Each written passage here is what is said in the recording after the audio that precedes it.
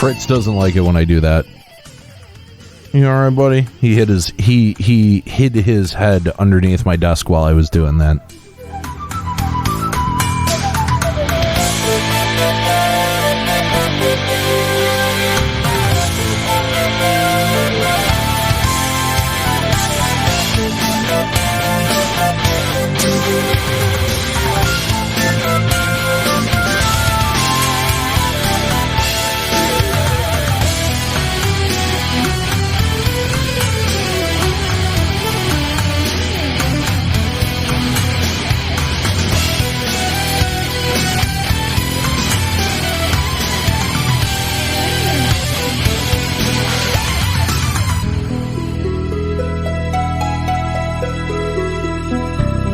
How we all doing tonight? Happy Thursday! Welcome, guys, to the stream.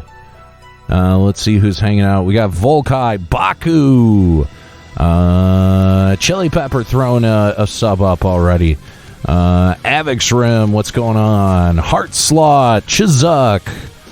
How you guys doing? Yeah. I don't think Quiznos is happening, man. I gotta be honest with you. It's an hour drive between here and there, and I'm not willing to do that drive, nor am I willing to ask Volkai to do it for me. So, I think we're gonna have to come up with a different plan.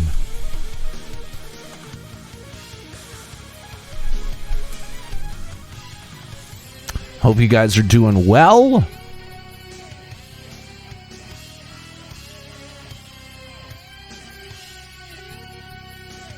Usually he wants something when he comes over and sits on my lap. What do you want? Oh, you're just being cute, huh?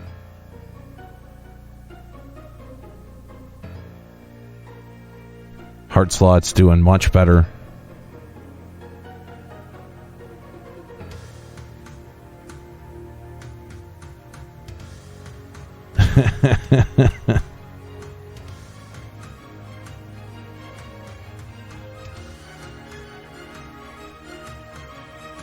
That's way too much, man. That's too much. That's too much gas to waste on, like if I went to like next Tuesday, I will be in my parents' neighborhood to vote. So I may take the time, because it's still fucking 15 minutes from my parents' house, and my parents are like 40 minutes from me. So, like, no.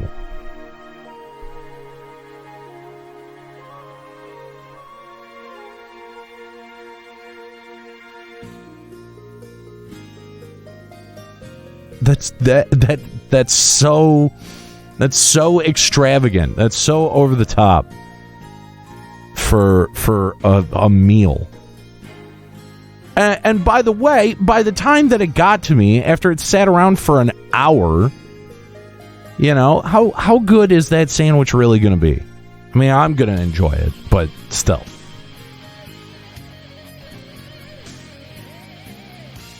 Hope you guys are doing well, man. Hope you guys are doing well.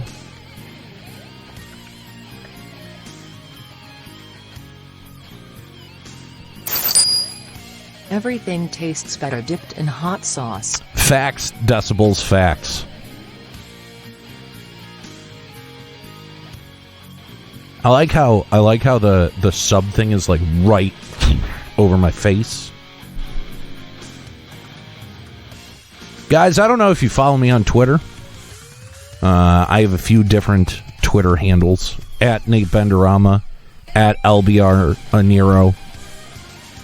But if you do follow me, you will have noticed that I currently have some misgivings about Final Fantasy XIV and Square Enix.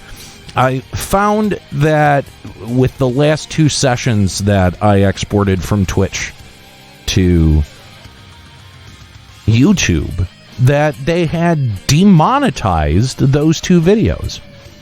Which I think is insane because, first of all, those two videos contained nothing except actual game audio.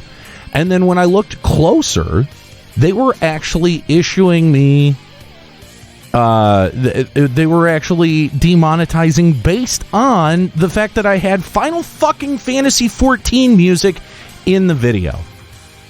How goddamn frustrating is that? And here's the thing. I have never, ever monetized the Limit Break Radio YouTube channel. So this is not an issue of money coming out of my pocket. This is a community issue. Like, I don't understand why anyone would actually, like, make content for this game. If you have no hope or no ability to monetize your content, like, what kind of bullshit is that? Again, this isn't some, like, personal axe that I'm trying to grind here, right? Like, I've the Limit Break Radio YouTube channel has a couple of thousand subscribers and maybe a few videos that have, a couple of thousand hits, but that was never our platform. That was never, like, where we sent people to go consume the show. It was always through our website. So, again, this isn't an issue of, like, oh, I'm not getting the money that I'm owed. This isn't it. Like, how much, how protective do you need to be of your intellectual property, Square Enix, that you're willing to, join the ranks of Sega and Atlas to be one of the few game companies that restricts or impinges people's ability to make content based on their game? It's free promotion for your shitty game, Square Enix. And that's what really pisses me off is, whether you're doing a YouTube channel or a podcast or a Twitch stream about, whatever game it is, whether it's Final Fantasy 14 or fucking Pokemon, you're promoting their product. You're using your, network and your audience that you've built up to promote their shit. And this is the exact same relationship that radio and the music industry has. Because the music industry, when it started, when it became no longer tenable for them to sell CDs at $19.99 a pop at fucking FYE, because, oh, fuck, I could just go download that on Napster at home. Guess who they came to with their hands open going, well, you owe us money now? It's the radio industry. The people who had been sitting around and promoting their products for the better part of 40 fucking years. Because guess where Plugola and Payola came from? That wasn't from products. That wasn't from, hey, we want to sponsor your program. Use some Bactine, on your next show. No, that was from the fucking music industry coming in and saying, hey, we'll pay you $3,000 if you play this record 7 times a day. And there were programmers and DJs who took that money and they took it gladly. And then Plugola and Payola became illegal. And what did the radio industry do? Did they go, oh, okay, well, maybe then we should try, to open up our playlists and play more than just the artists that are coming from the 5 largest record labels on the planet? No! They did the brilliant thing of starting to focus test music selection so that you're only ever playing the songs that the majority of people want to hear. Now, what does that do? That you are now serving the lowest common denominator, and so only the most popular songs, the most recognizable songs, are going to score highest on that data chart. So what happens? Do you get any insight on new trends? Maybe a little bit.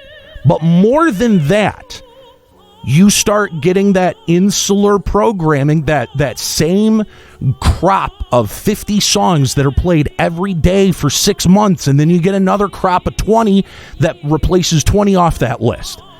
That's how it fucking works. And so the music industry came to the radio industry with their hands open, saying, listen, our content, our product makes up 80% of your broadcast day. Don't you think that that's worth something? Now, I don't know about you, but I know enough about the radio industry to know that if they had to pay to license every song that they played on their airwaves, they would go bankrupt really fucking quickly. Because they had to figure out how to pay for the licensing to stream that shit. Okay? Because radio is considered a public utility and the airwaves are owned by the public, not by private institutions, they said, nah, you know what? That doesn't pass. That doesn't pass the smell test. You can't charge radio stations licensing fees.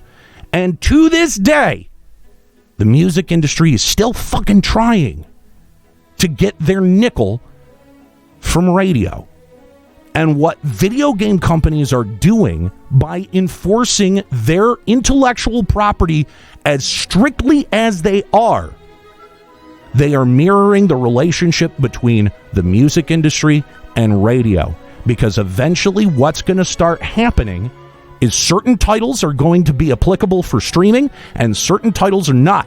That fucking Stadia guy who got dragged for his shitty opinion that, oh, listen, streamers should just be counting their fucking lucky stars that they're not having to pay licensing fees to play shit like Call of Duty or Final Fantasy or whatever. You know what? He's fucking right.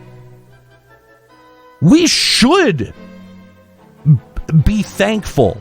We should feel lucky that we're allowed to do this, because at any point in time, any one of these gigantic fucking corporations with their millions and possibly billions of dollars could decide, you know what? I don't want my product on Twitch. Maybe they have some kind of disagreement with Amazon. Maybe they have some kind of personal gripe with Jeff Bezos. And they go, you know what? Don't want my product on Twitch. They control the levers to be able to make that happen or not. Because they control their intellectual property. And what Square Enix has done is said, we willingly join the ranks of Nintendo and Sega and Atlas.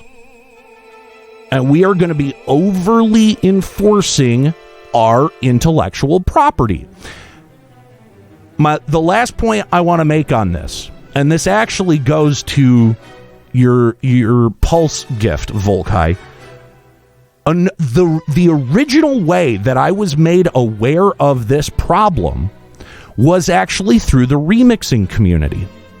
DJ Cutman had multiple remixes denied for distribution rights by Square Enix, which is a new wrinkle in that relationship. So over the last 6 months, Square Enix has been more strongly enforcing their intellectual property than they have in the past.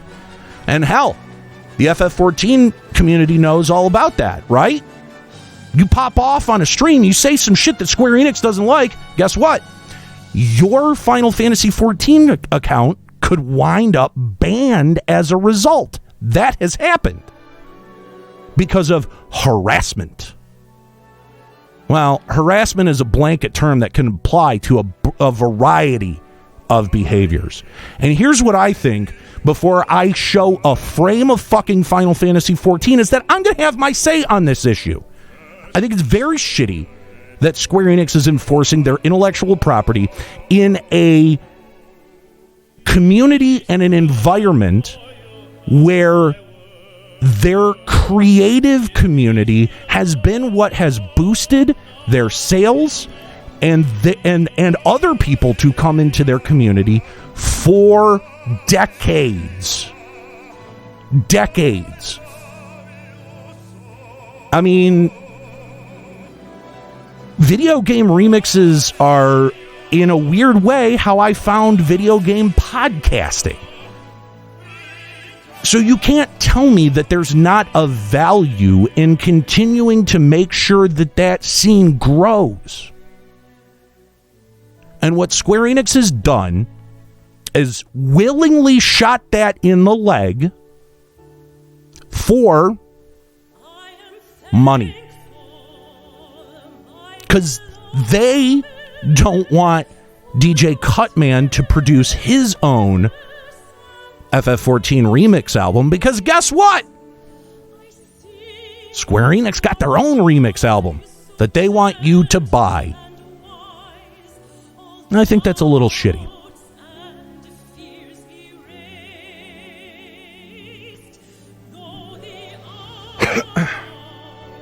So there you go. That's my say on this. Fuck you, Square Enix. I really think that is a shitty move. You greedy fucking pigs. How much more money, you fucking greed pigs, do you need?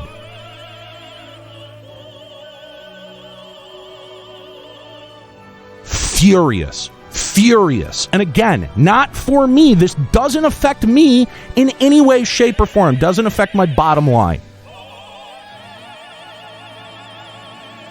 But you know what? I would hate to think that there would come a day where Square Enix decides that someone like Husky by the Geek is no longer worthy of doing the work that he does, or is no longer worthy of being able to monetize the work that he does.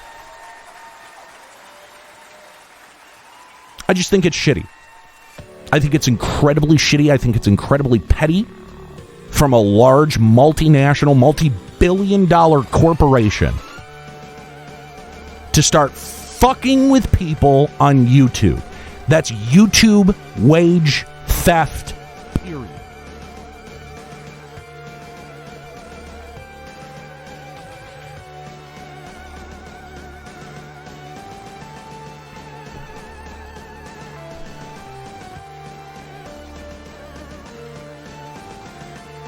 All right.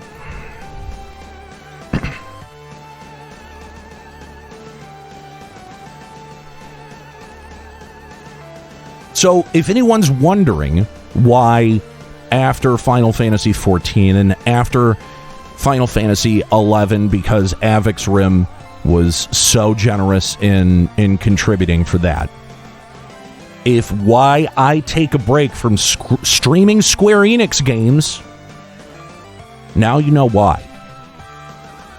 All right?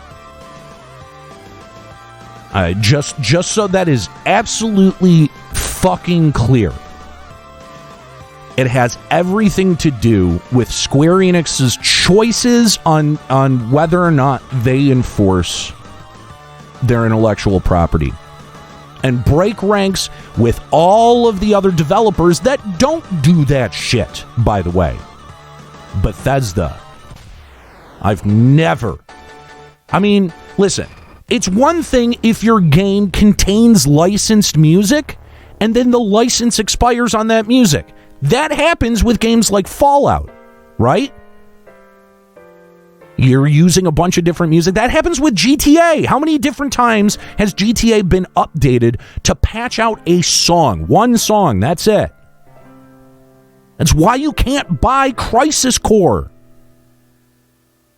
It's just not a thing. It's never been sold digitally because the licensing on the actual song prevents it. So, yeah, it happened with Tony Hawk. It's one thing if your game uses licensed music. That's forgivable. Okay? It is totally unforgivable if every iota of your music is original for your game. I just, I just imagine getting DMCA stricken for playing the Mario theme. Or just playing Mario.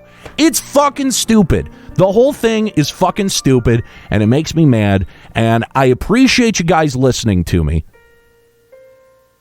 I appreciate you guys humoring me and my frustration with this issue, but again, if you follow me on Twitter, it peaked the other night and felt like I needed to address it. So, you know what? Fuck it. Maybe they ban my Final Fantasy XIV account for talking shit on Square Enix, and then I don't have to do this anymore. Just maybe. I don't know. All right. I don't know if I should do that or not. My shit's going to get demonetized now.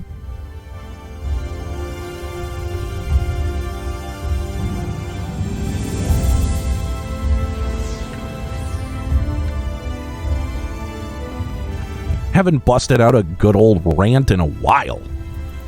All right, where were we? We have to go tell this guy we finished the role quests.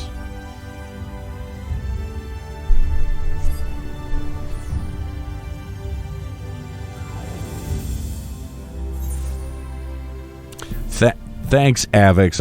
I do want to see this through, so,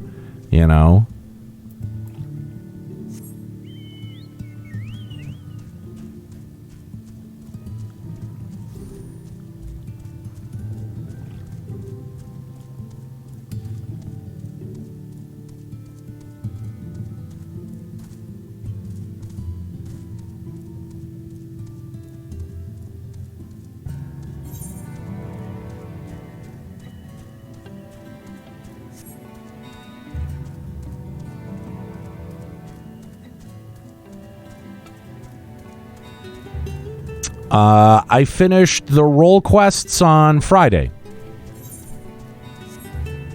Or the one role quest, at least.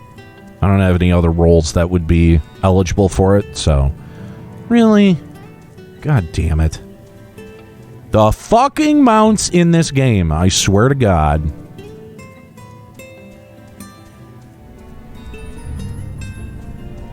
Yeah, I hope it's there. I haven't received notification that it's been DMCA'd, but you know what? You never know. Again, allegedly Square Enix is being petty enough to monitor streamers for what they talk about. So, I wouldn't be at all surprised if Matt Hilton was sitting around and just going, well, I'm going to wait until he crosses the line, and then I'm going to ban his account.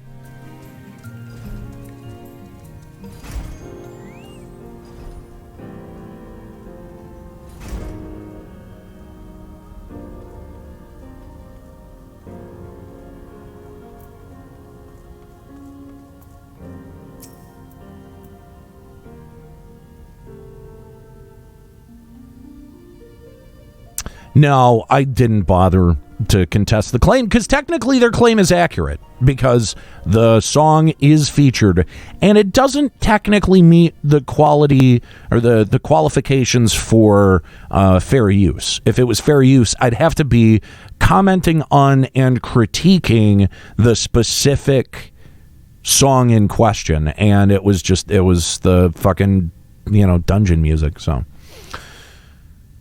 I've let the Ondo down, but more than that, I've let myself down. Might as well go back to mending kettles.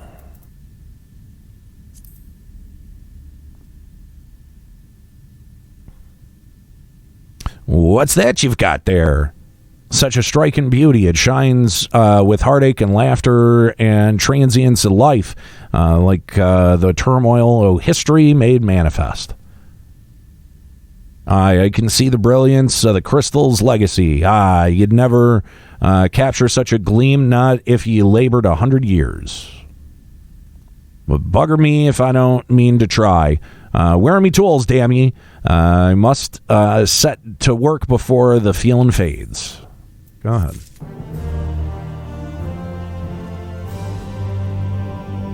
Oh, Volkai, he had me blocked on Twitter for quite a long time. So, yeah, I'm pretty sure I'm on Matt Hilton's shit list. Midstream cuts to black, just disconnected from server. That'd be fucking hilarious. I can feel it, a vision forming in me mind. Step aside, lad, and let me itching hands get to work.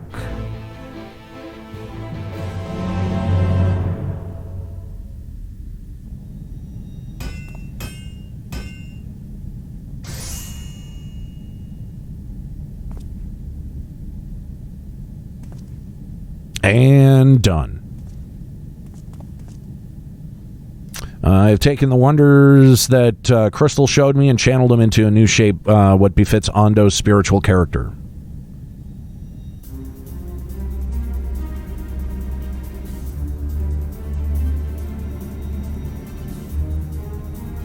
Not a bad job, if I do say so myself. And to think I was this close to hanging up me hammer after studying the craft of them ancients. I've been across the length and breadth of Norver and gobbled up every scrap of craft and wisdom that I could find. But no matter which technique I tried, me work was just no comparison. I couldn't even figure out how they put the damn buildings together. A mystery for the ages. That's what drew me here in the first place. I built me workshop, got the forges burning, and then lost me bleeding will to craft. Thank the gods that crystal of yours, for that crystal of yours, or I might have never gotten it back. I won't pry into your business, but I reckon your little miracle has been through the kind of journey that they sing songs about. The echoes of memory, it just holds to, it holds just to speak directly to your heart.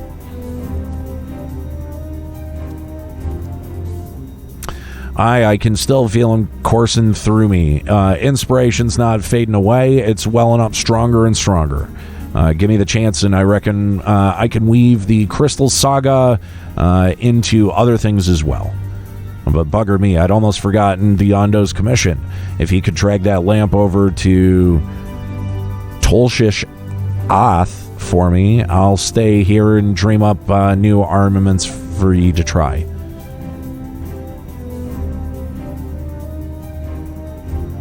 Doesn't necessarily mean anything except fuck Square Enix and their stupid ass. Yeah. I have access to his forge, whatever, who gives a shit.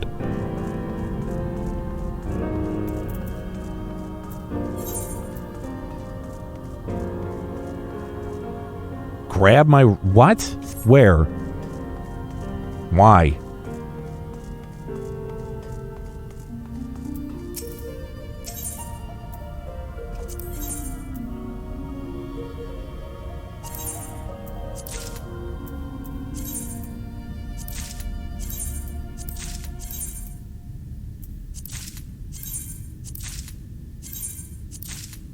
There.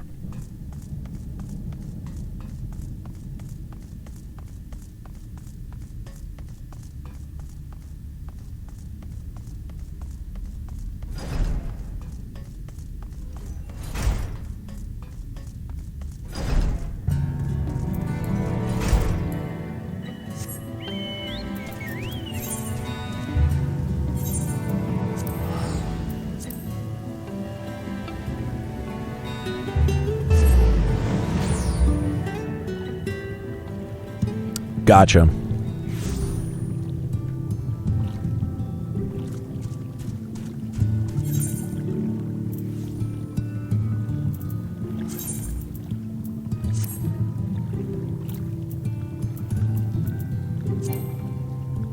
Oh, God damn it.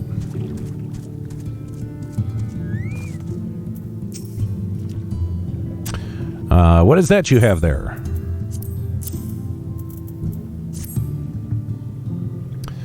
The sacred lamp. Then the finless one has kept his promise. My people tell me of the many deeds you have performed in the name of aiding the cups, and now you come to me bearing the light that we had almost surrendered hope of ever seeing. We can doubt your purity no longer. Your arrival was the will of the ancients. And the time for fear has passed. We shall take the lamp and unveil its austere illumination upon the walls of the Forgotten. To gather there with your companions,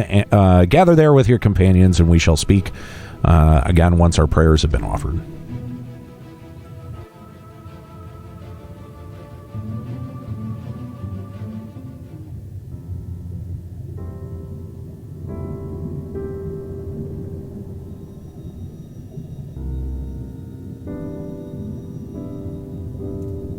O stewards of the Ondo, we offer up our light in answer.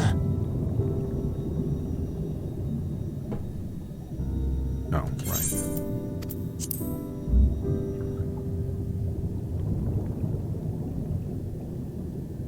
That crystal you showed the artisan. Did it belong to one of my friends?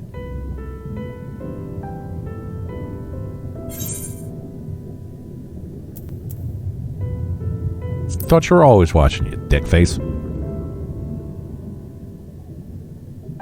I tried to give you a measure of privacy. No one wants a spirit looking over their shoulder every moment of the day. So tell me, if you would, how did you come across that crystal?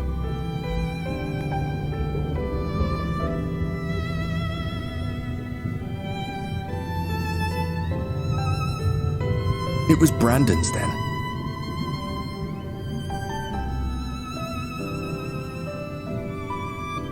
Strange that I should learn such things now, after they're long gone. They were fine friends, every one of them.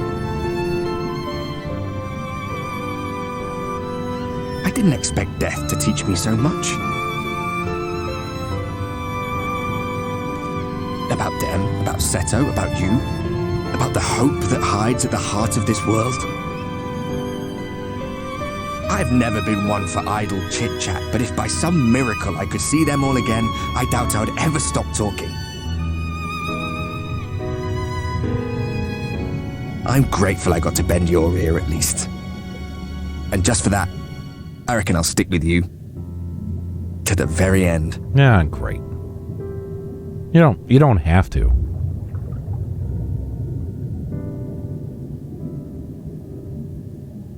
Apologies, we were a little late to the gathering.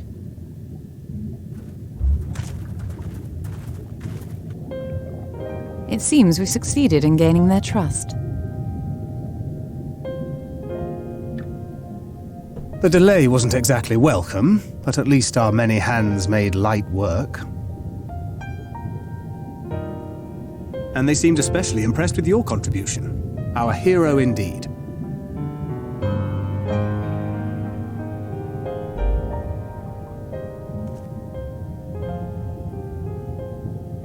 Y'shtola was telling us those structures may date back to the age of the Asians.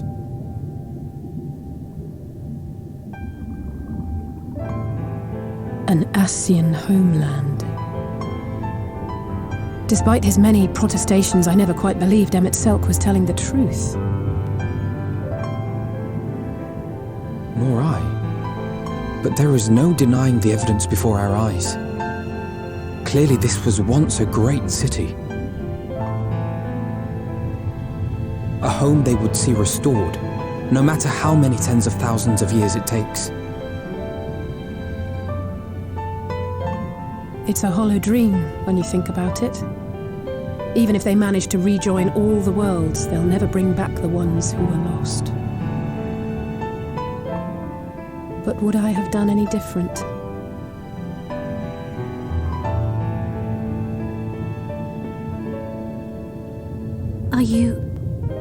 How are you feeling?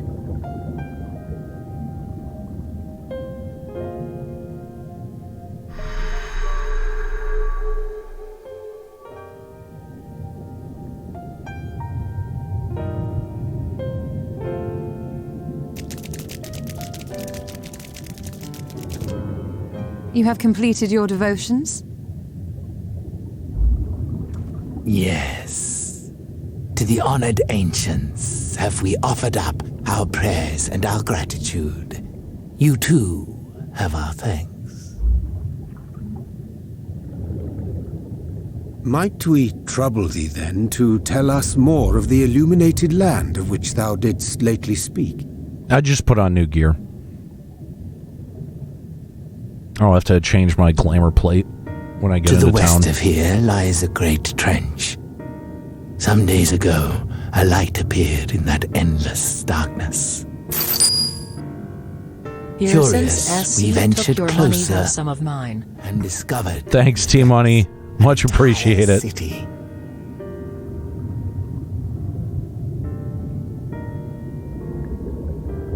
The buildings we spied were akin to our own everlasting abodes. Impossibly so. We understood at once the ancients had risen. There could be no doubt. Taken with terror, we retreated to the cups, and I decreed that none should enter the trench until such time as we received a sign.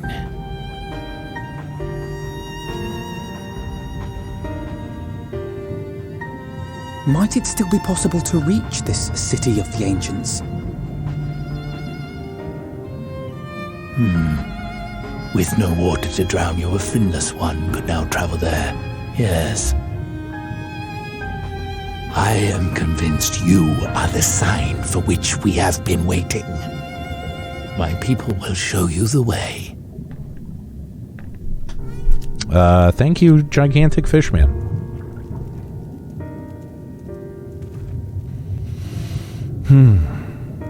Shall we?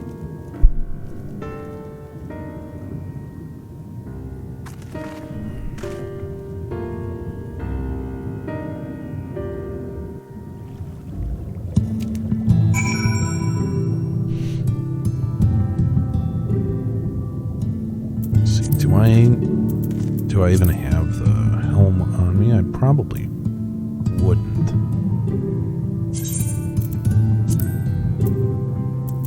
No.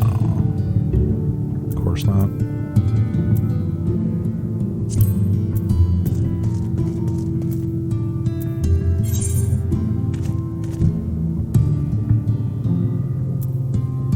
Alright, since y'all want to complain about it, let me...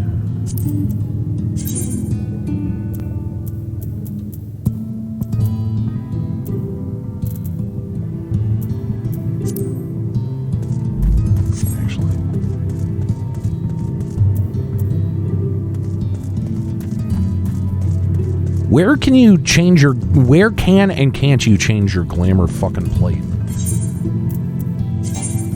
Yeah, I've already got that. Can't do it here. It has to be in a city area, right? So, fuck it. I'll just go to Crystarium.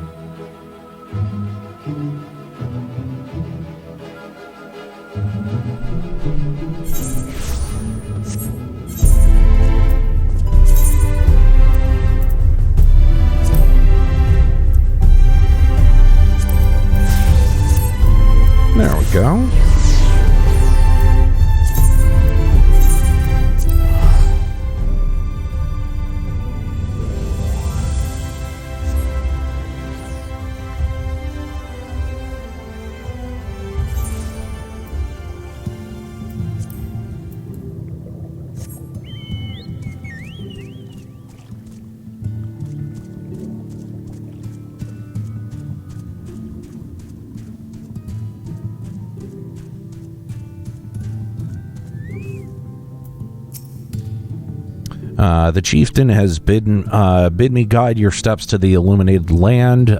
Come, the way lies downward. Follow the path of coral and rock, and join your comrades below.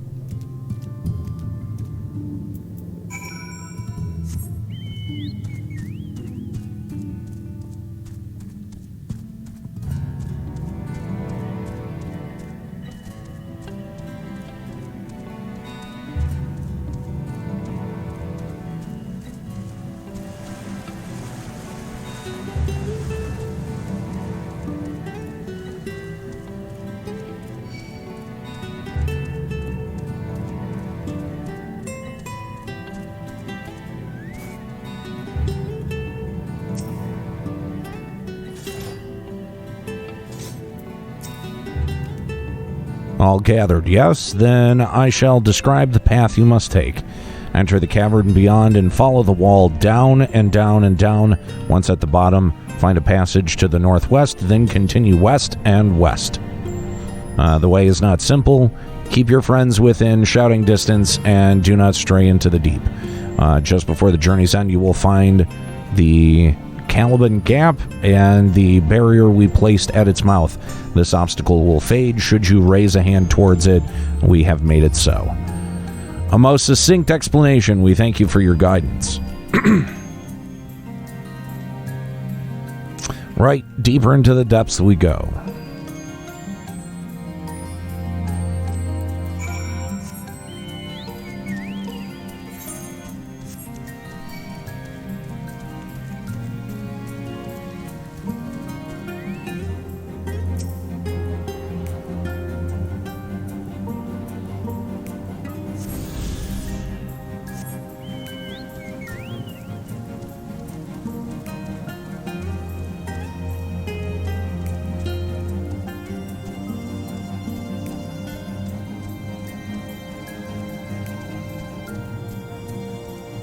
What's going on, Mars Blood?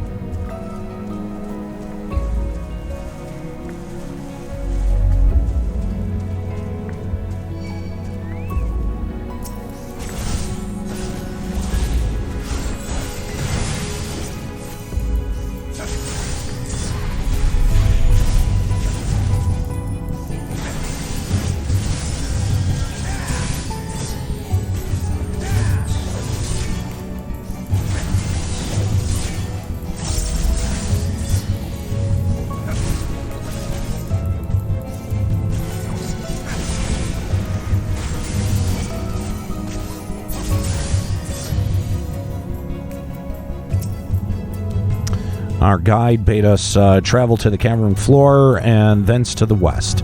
Yet, 'twould seem these twisting tunnels defy such simple instructions, rather rely on direction alone. I suggest we scout with care and rely on the path ahead to those who come behind. Relay the path ahead.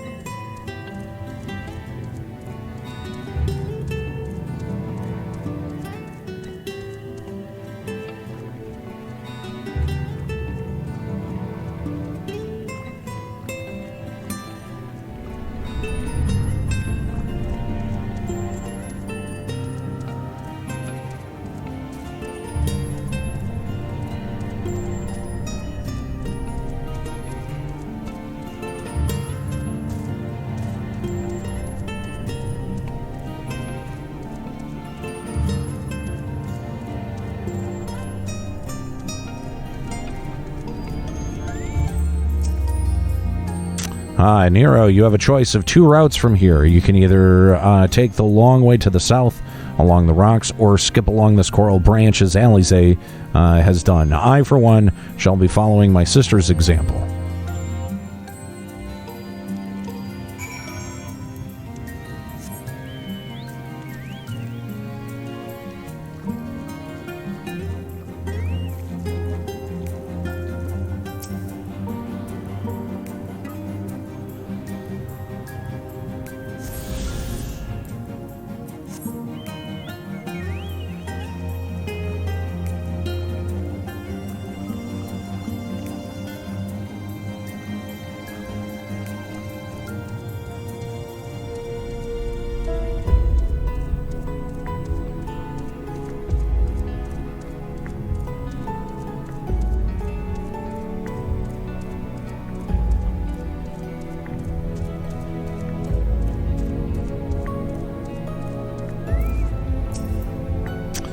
There you are. Come on, I think I've found the tunnel that we're looking for.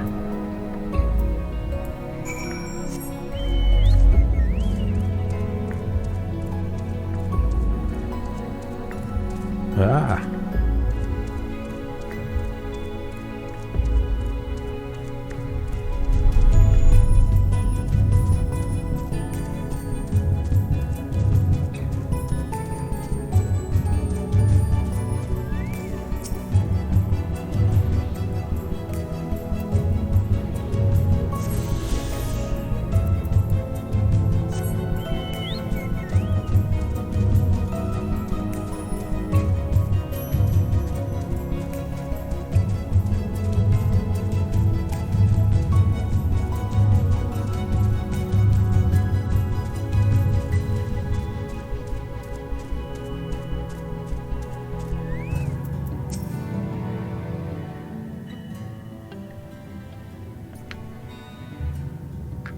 Here, this must be the barrier that the Ondo spoke of.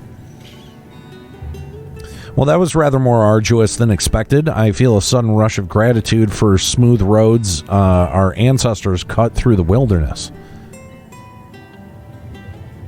'Twas a treacherous path indeed. Now I believe one of us needs but raise a hand. Oh, shit. Aniero, I elect you to do the honors.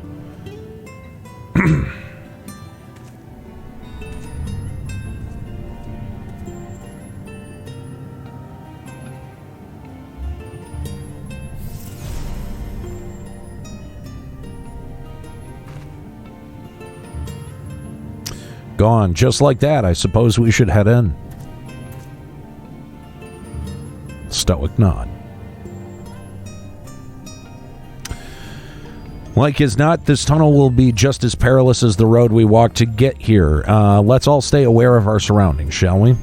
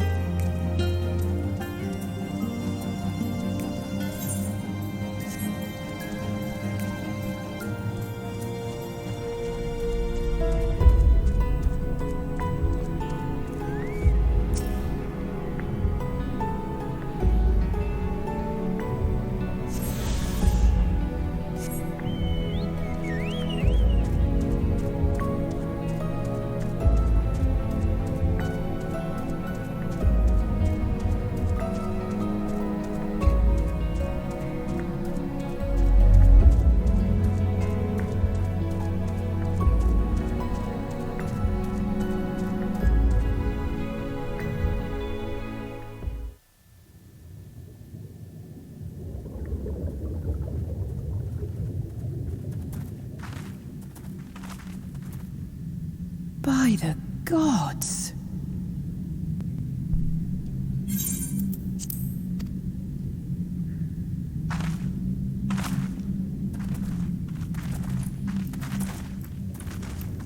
Jesus.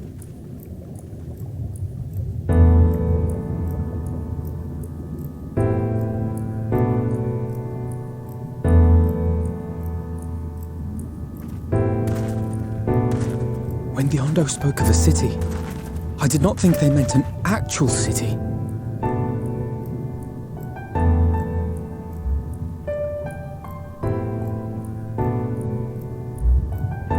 Then we are seeing the same view.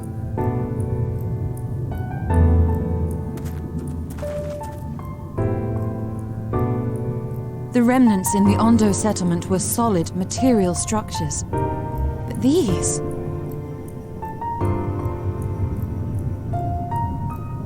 everything here pulses with ether. 'Tis an enchantment on a monumental scale.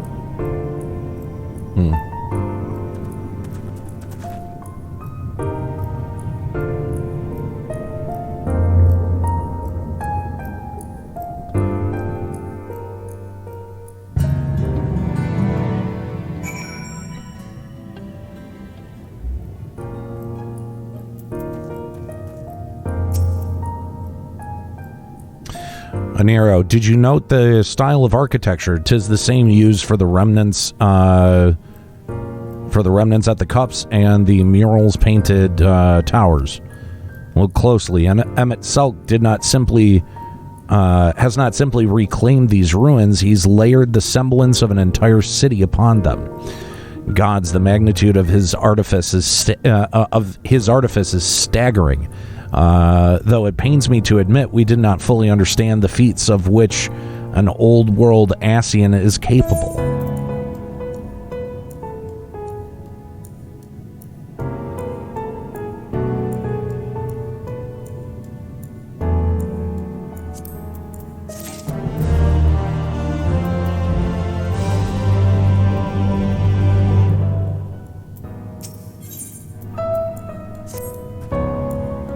Intimidating, yes, but we have to start somewhere. Why don't we have a closer look at that tower to the southeast? We might be able to reach it from the edge of this trench.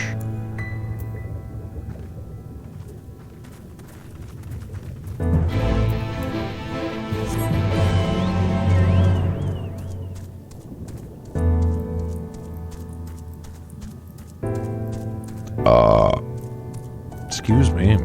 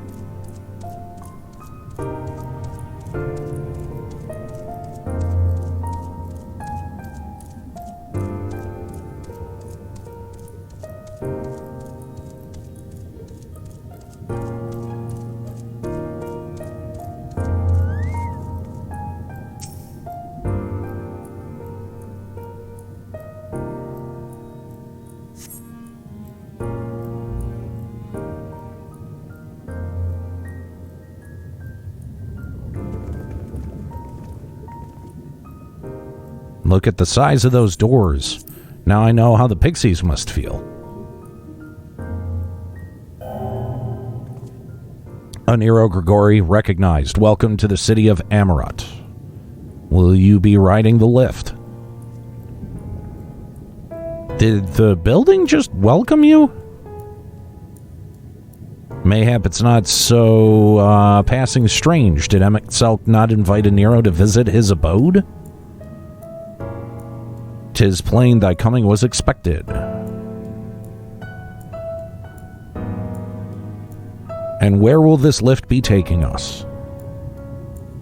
The lift services every level of Ancora Heights, but is presently configured to convey passengers directly to the ground floor. Well, there you have it. In the absence of a few hundred yalms of rope, we have little choice but to accept the offer. With emphasis on the we, I'm not about to let you walk into this place alone.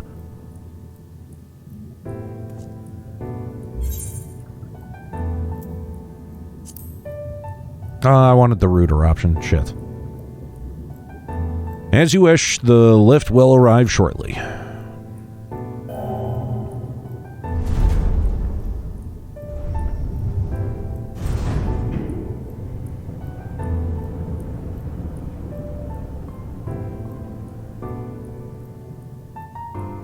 Next stop, ground floor. Facilities include Bureau of the Administrator, Bureau of the Architect, and the Capitol.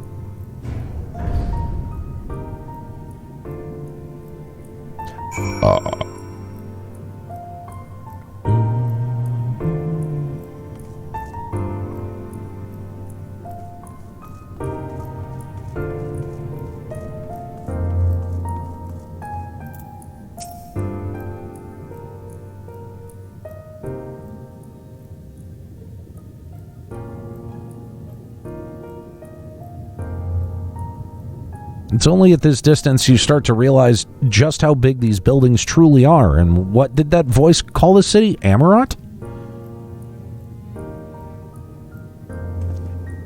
Look, over there.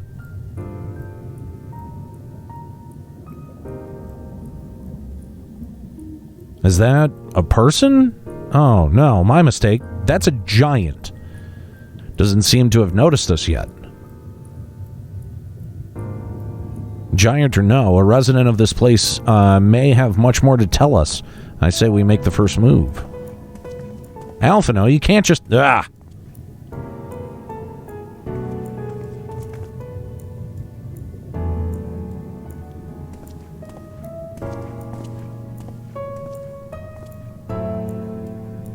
Pray excuse my boldness, but may I ask you a few questions?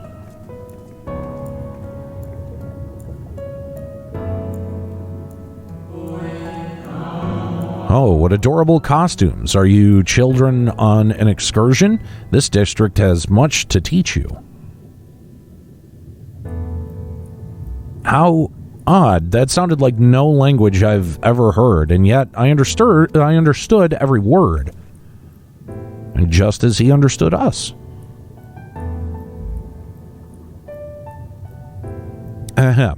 And which district is this exactly? You must be lost, poor things. You stand in the polyritrate district, wherein the institutions most vital to the management of our star.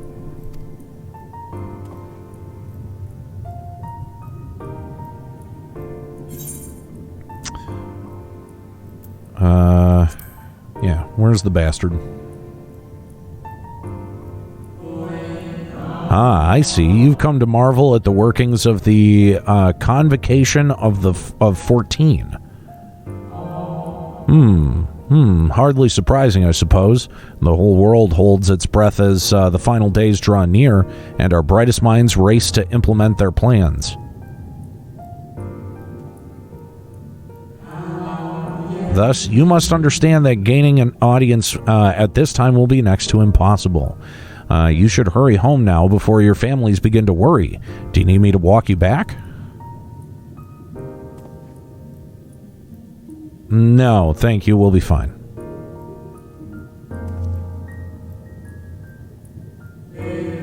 Very well, then. Take care, little ones.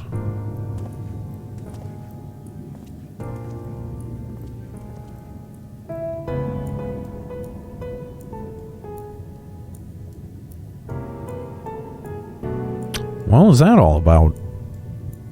To my eyes, these people appear as arcane entities. I suspect emet-selch wove them from aether as much as he reconstructed the rest of the city. The final days.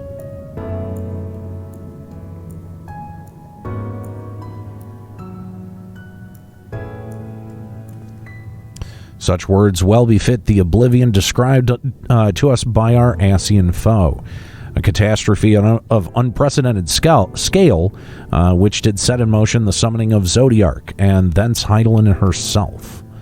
But that all happened centuries and centuries ago, didn't it? That man spoke as if they were rushing to avert disaster here and now.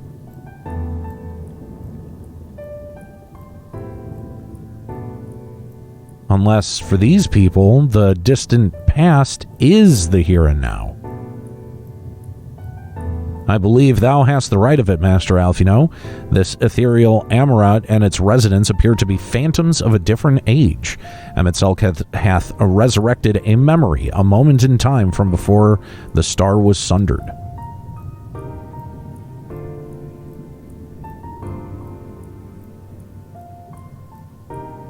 So we find ourselves in a long-destroyed city inhabited by the long-departed. An unusual situation, to be sure, but at least we're able to parley with these ancients. In fact, they seem downright eager to chat. I say we use this to our advantage. Split up, strike up some conversations, and see if we can't learn the location of our quarry. And while we're at it, it wouldn't hurt to wheedle out a few more details regarding the conviction of the 14 and their impending disaster. Stoic nod. To mingling, then. Let's meet back here when our jaws start aching.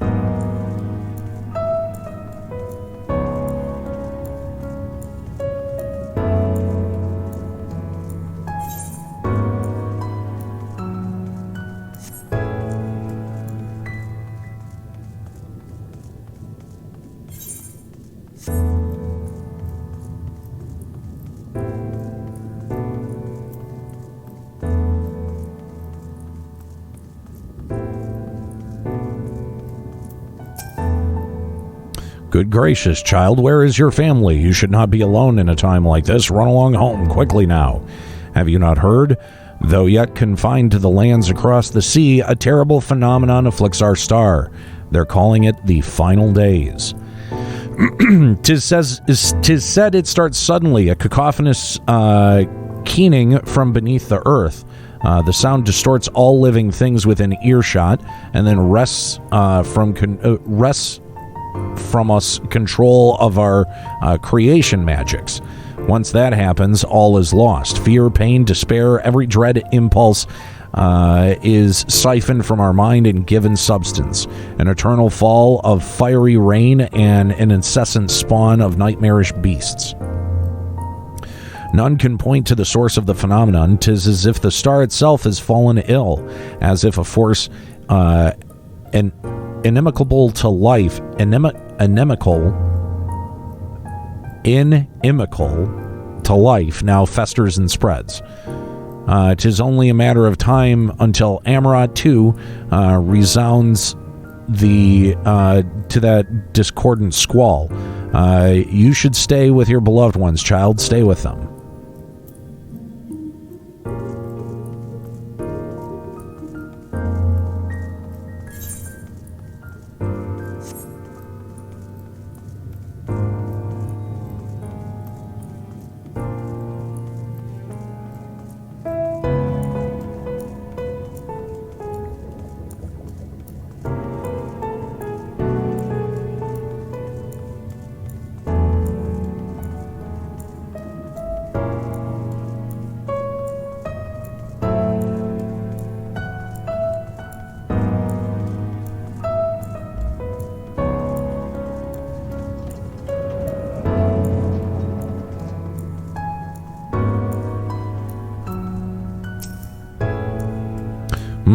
Twould seem the hall is a host to most precious visitor this day.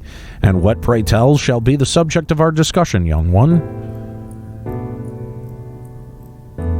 The conviction and their handling of the coming peril. 'Tis only natural that you should have questions. Shall we begin with the members themselves? As all know, the 14 are the wisest and most puissant among us. They are the stewards of order and responsible for decisions which keep this star turning season after season.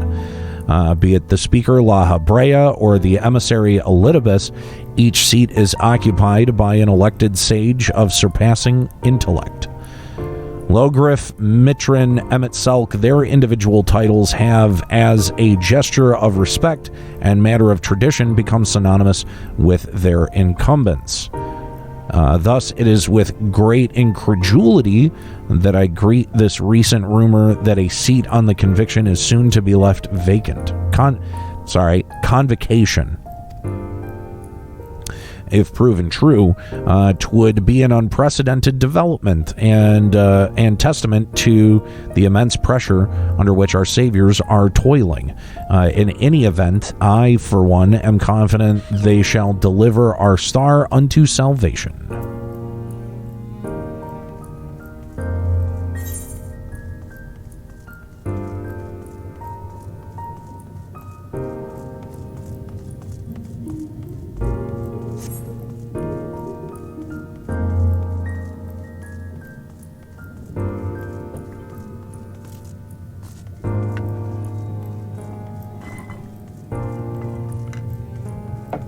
Gonna have to get more tea in just a second here.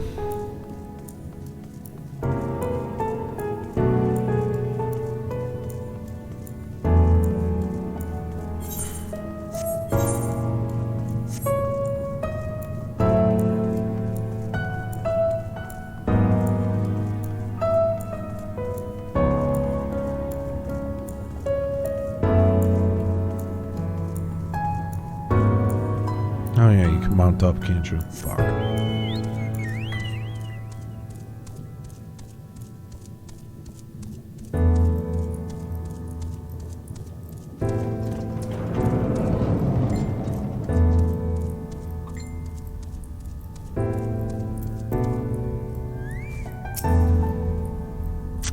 An audience with emet-selch, I'm afraid you have the wrong office, little one.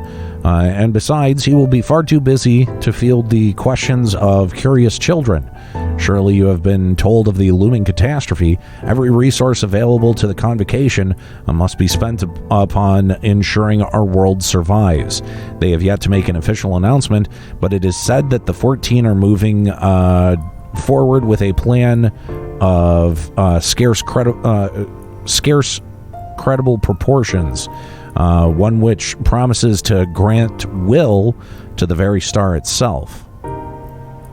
They will invoke our mightiest spells of creation to birth an entity of all-encompassing magnificence, and then they will rewrite the laws of existence. 'Tis a huge undertaking, and it must be completed ere the corruption spreads this far. Thus, I say to you again, do not hold out hope for an audience.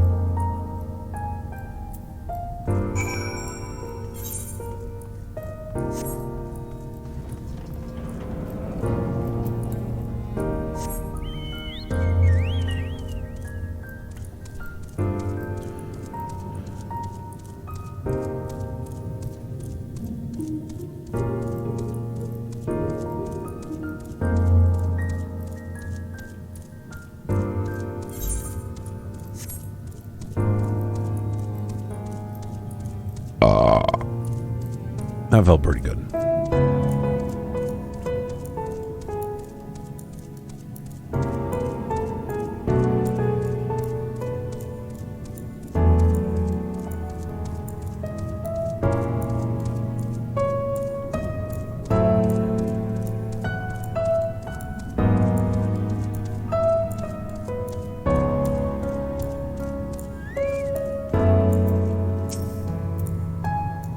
Aniero, if I was not certain before than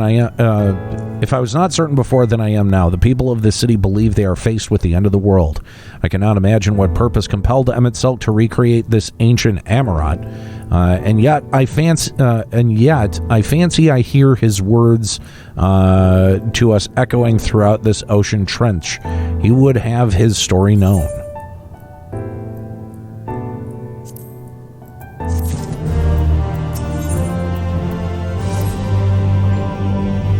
We can compare notes once the others return. Hopefully, then our next move will become clear.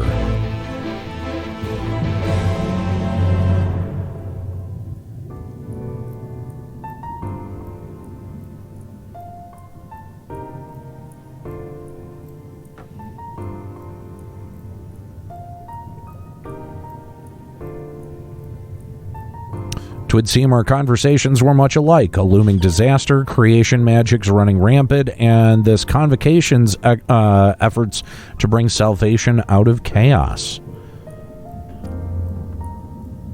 I suppose there was talk of little else in the time when these events came to pass. Urianje, if I may, what are your thoughts on the ancients' art of creation? A fascinating discipline indeed. The mind can conceive, may be rendered in reality. All that is required is a clear concept upon which to focus one's will. 'Tis not dissimilar to the primal rites taught by the Asians, wherein ritual ceremony breatheth life into figments of myth and legend. I see we arrived at the same conclusion then. The people who lived in the age before the Sundering were blessed with vast reserves of mana. No matter how draining these creation magics must be, it seems they paid the cost with not more than a fraction of the aether which coursed through their own bodies. If we were to attempt the same, such spells would soon deplete our energies and then seek to draw the balance from elsewhere, from a hoard of crystals mayhap, or from the very land itself.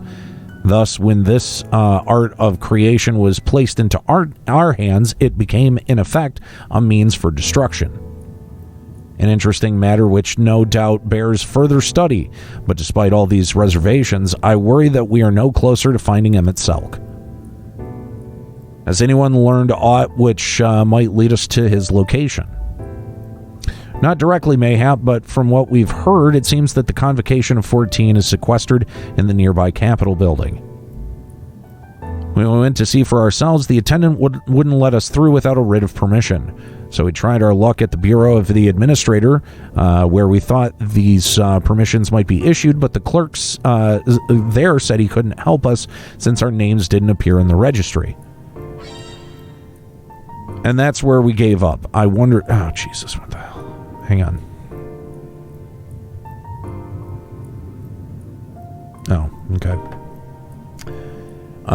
And that was where we gave up. I wonder, though, Aniero, could you be eligible for one of these writs? The voice lift seemed to know who you were. It might be that your name is registered at the Bureau as well. Worth a look, I'd say. Meanwhile, I'll head back to the Capitol and search for a less official point of entry, just in case. Pray allow me to accompany thee on thy reconnaissance. An arcane perspective may prove useful indeed. Yeah, whatever. What the fuck?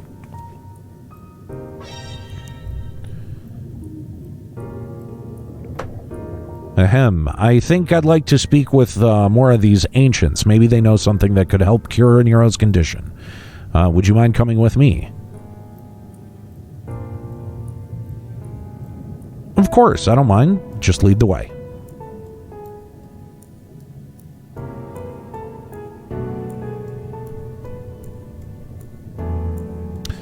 Then Y'shtola and I will busy ourselves with further exploration. There is surely more intelligence to be had. So we part ways once more. This time, however, let us reconvene in front of the Capitol.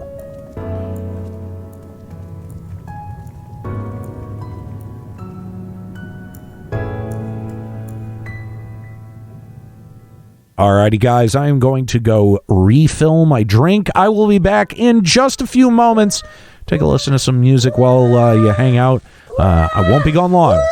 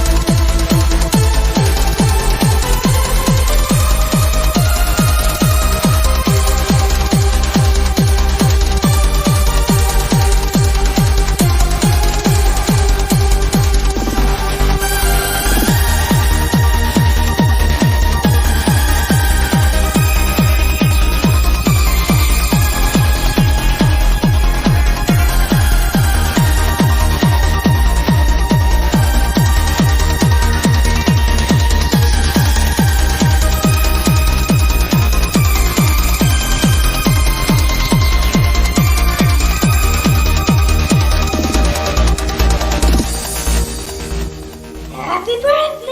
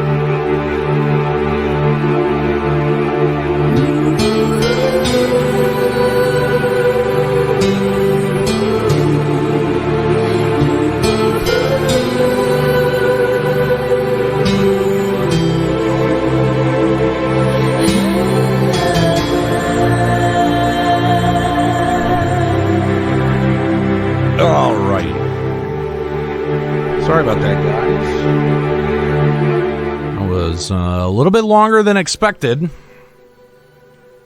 because I decided to make a burrito.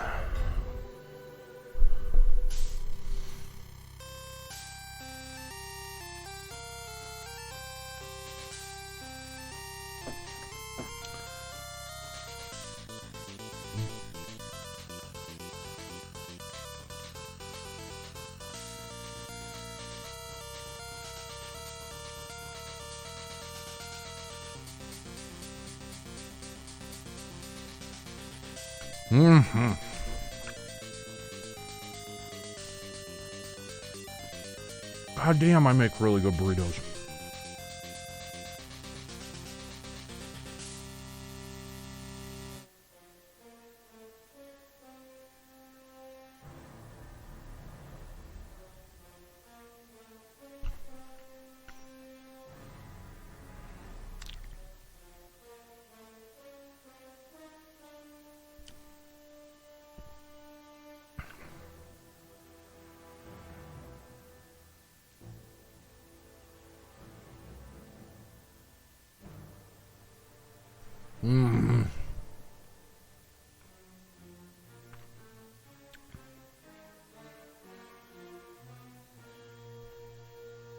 I had to make this quick, so I didn't actually make it as good as I normally do.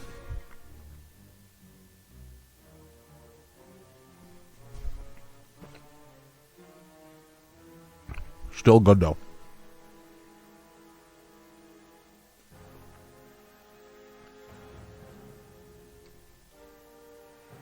Dude, breakfast burritos are a thing of fucking glory. Love breakfast burritos.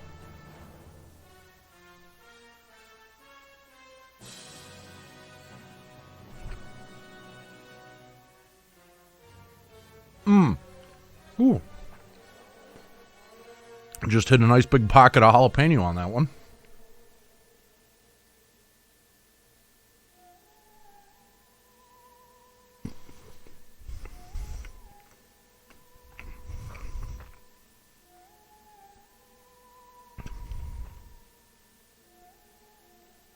What's depressing about it, T-Money?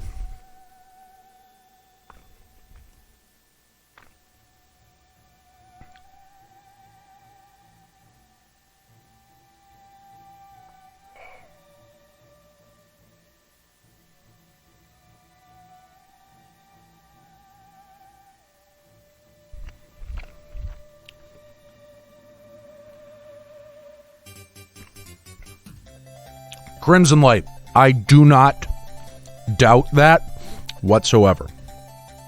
The best. And I mean the best burrito that I've ever had in my entire life.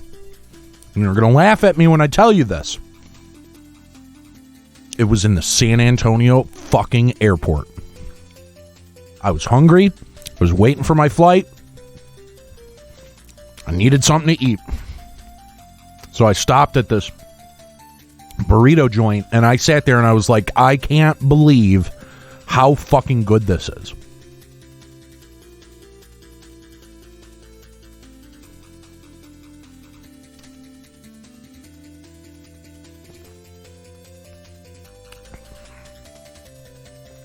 Oh, what are we doing here, Crimson?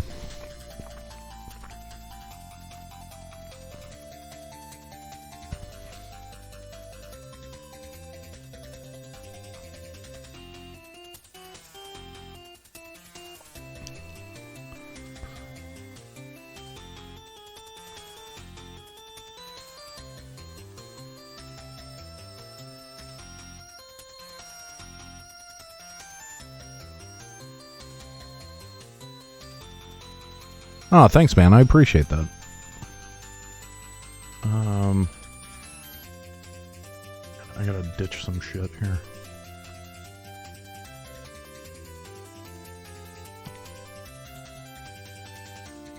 Thanks, man. I appreciate it. Oh. All right.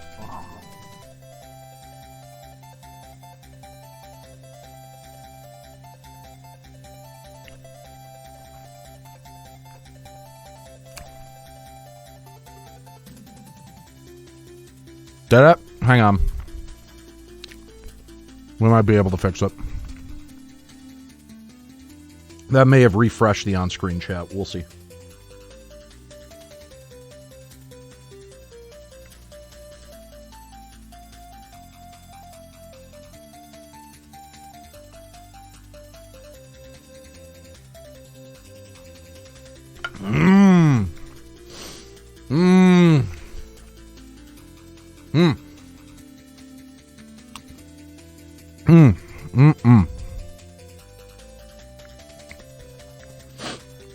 Like I said, I make a damn good burrito.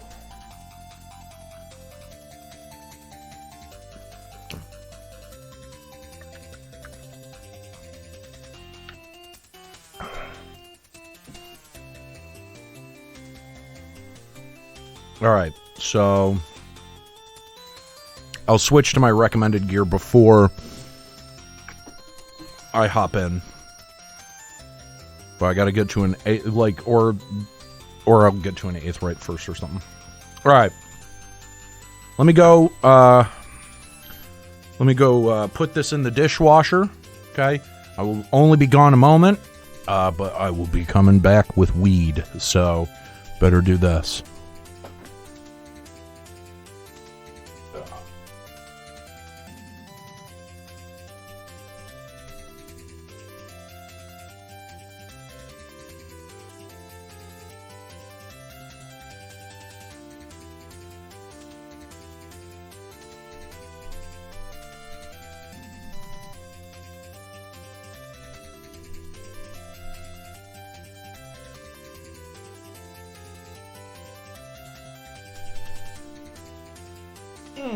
Right. All fucking right. Woo! Yum.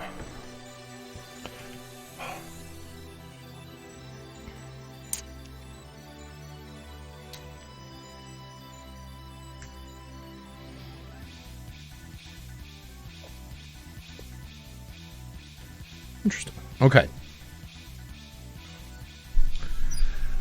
All right, so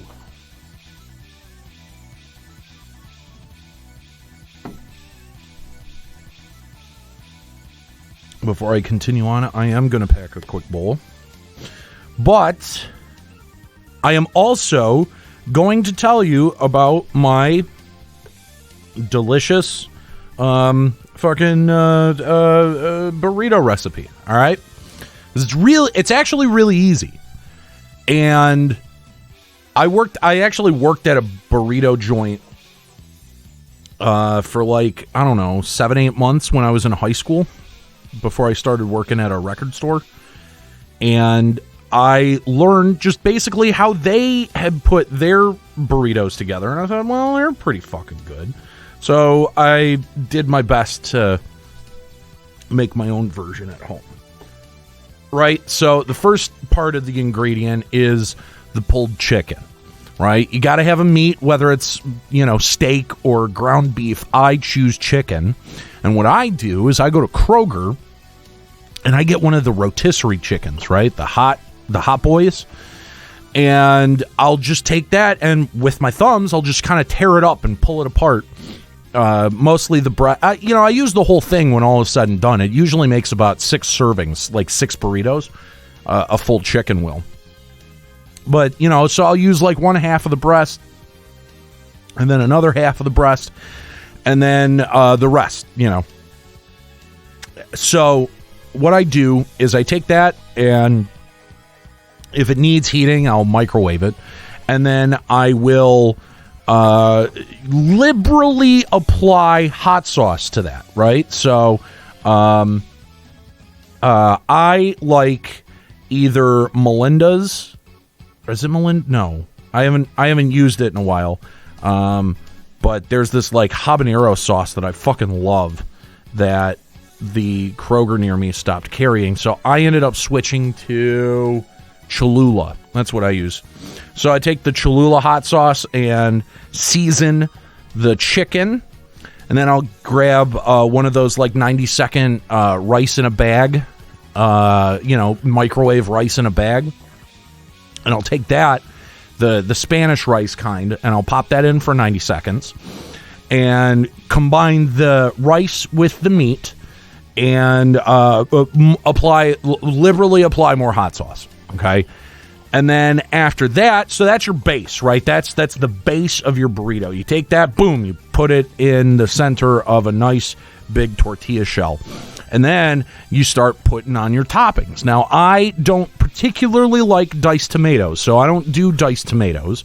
And I don't tend to like pico de gallo, so I don't do, like the diced tomatoes or pico de gallo. What I like is the fresh hot salsa. So, whether it's Jack Special, which is, I think that's a Michigan brand, or whether it's the Kroger specific like hot salsa, the fresh hot salsa, that's what I get. So I top it off with the fresh hot salsa, and then I'll dice some onions and put some diced onions on top of that. And then I like to buy, because I cook with chopped onions, garlic, and jalapenos the most. Those are the 3 ingredients that I cook with the most. So I usually have a jar of one of those, like the Del Monte or whatever the fuck the brand is, but they're diced jalapenos. So I take the diced jalapenos, I take the diced onions, and I put it on top. And I put the cheese on top of that, and I throw it in the microwave for like another 25 seconds just to get the cheese all nice and melty. And then you roll it up like a fucking burrito. And yeah, there's a bit of a technique to that I'm, that are us burrito makers in the biz. We call it the burrito biz. We don't share that technique with just everyone, so I'm not going to be sharing the technique with you here on the stream, but there is a technique, and that's it. Now, if you really want to get fancy, you can get some sauce and top it, right? Like you can do a nice fucking traditional wet burrito.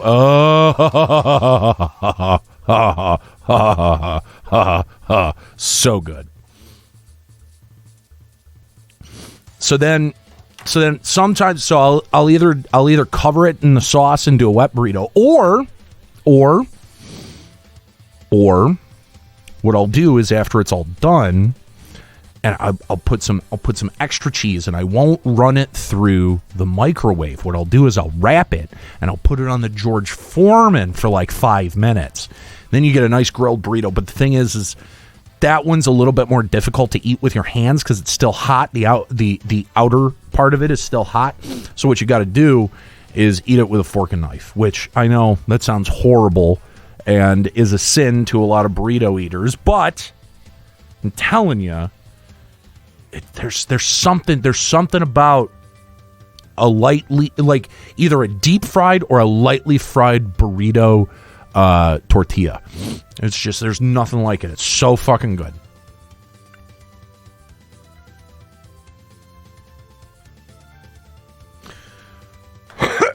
Excuse me. Alrighty, so let's kill the music here. I apologize if I'm sniffling a little bit. I didn't have any salsa, so I just put an extra handful of the diced jalapenos on there to kind of offset, and I think I put a little bit too many jalapenos on there. Now, like there were a couple of pockets where I was like, Jesus fuck. Man, oh man.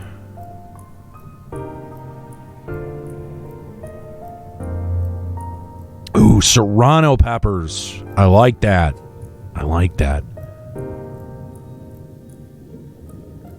I'm actually, here's a fun tip. I'm actually not that bad of a cook.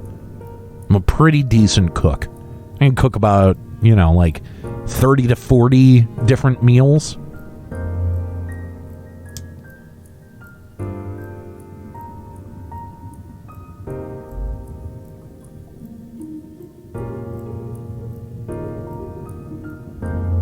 All right, there we go. I got a hit in me. Which means that I will probably smoke the rest of this bowl during a cutscene. Excuse me. All right, where am I going?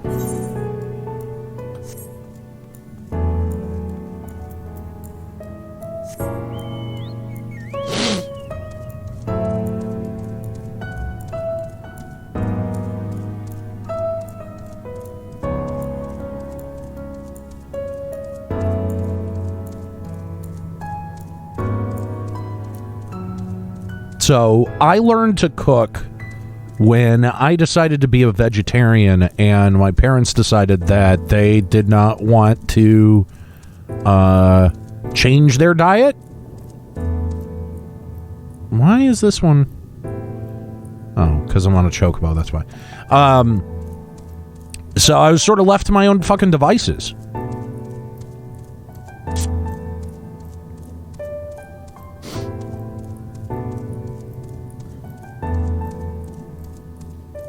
And then since I started eating meat again, I've kind of learned how to barbecue. I don't have a barbecue. Like I have like a electric grill here at the apartment, but like over at my parents' house, they've got a gas grill, a propane grill, and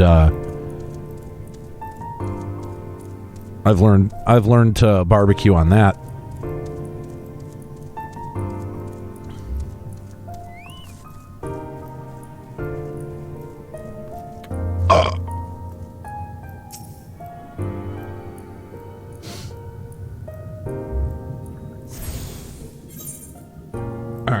So, real quick.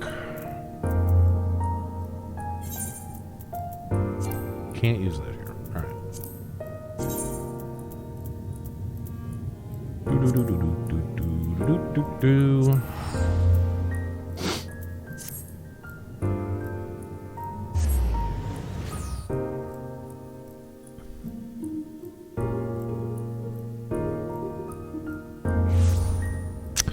Yeah.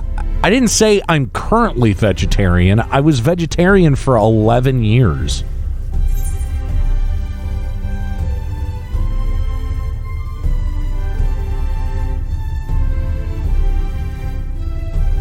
Oh, that's right.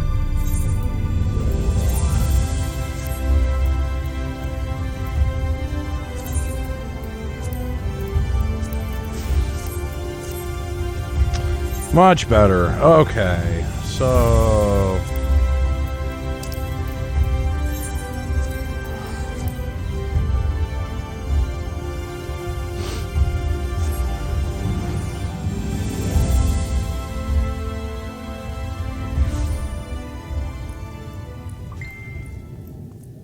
Who is fucking messaging me?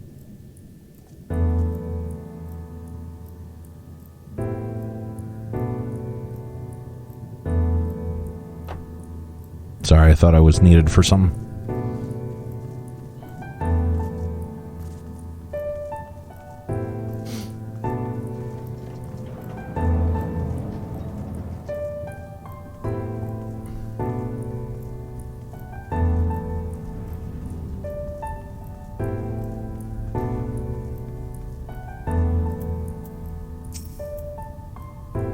Visitor's writ? Yes, I can assist you. Full name, please. Aniero Grigori. Please wait near the counter while I confirm your details.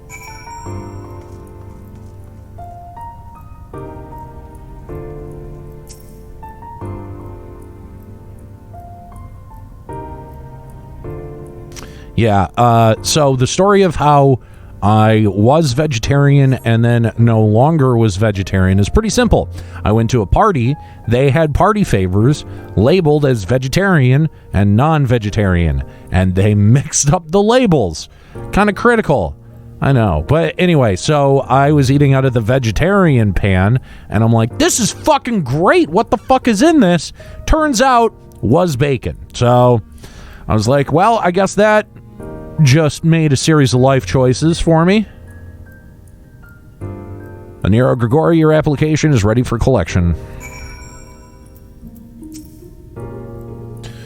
As your residency was approved by emet-selch himself, further forms of identification will not be required. Here are your application documents. Submit them at the Bureau of Secretariat, and the clerk will issue you a visitor's writ for the capital. Yay, fucking bureaucracy.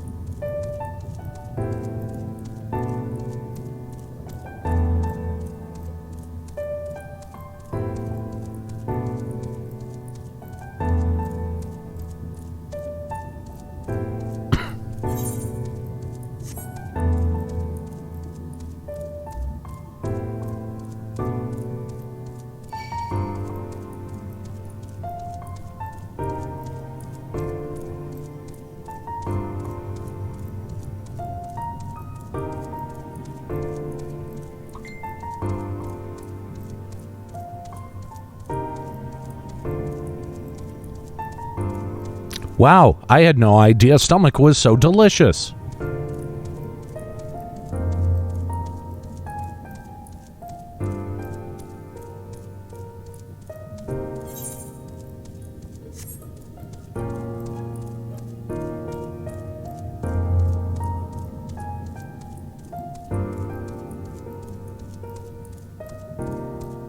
I mean, at that point, you know, like, what's the fucking difference? If you're eating fucking... if you're eating intestine or the muscle. Like, who fucking cares? You're eating a dead thing either way. If you're grossed out by stomach, well, fuck. I don't really know what to tell you. Haggis is actually really fucking delicious.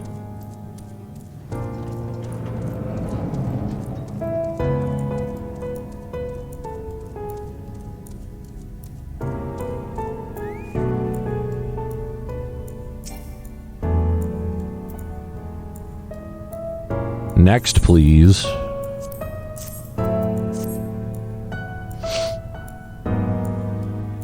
Visiting the capital, are we? Please take a seat. Your name will be called once your application has been processed.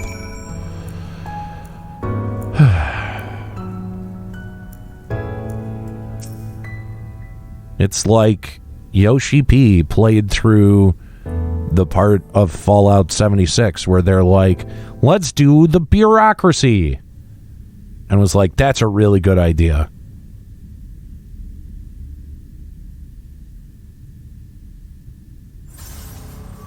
Marr!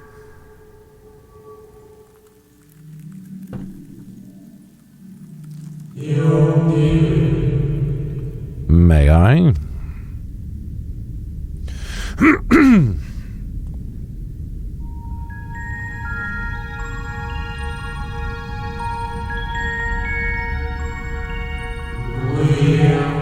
I think you, I think, are from a time beyond ours. Have you followed in the wake of emet-selch? Nay, there is no cause for alarm. I am simply a shade, here and not here. I know only that my name is Hythlodeus, and that this city is a recreation, a phantom moment plucked from the well of history. Why does he know and nobody else does? These others seem unaware of their pale existence, but I wonder if emet-selch's mind was distracted when it came to my reconstitution. A stray thought would have been enough. Hythlodeus will realize the truth, for example. We were close friends once, you see.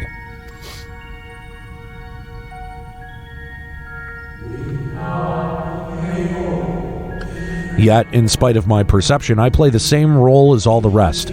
A bit part, meant to bring color and noise to this well-crafted stage. Too much scrutiny and we shall burst like the fragile bubbles we are. Thus I tell you again, my presence is not to concern you. I wish only to share your company whilst we wait.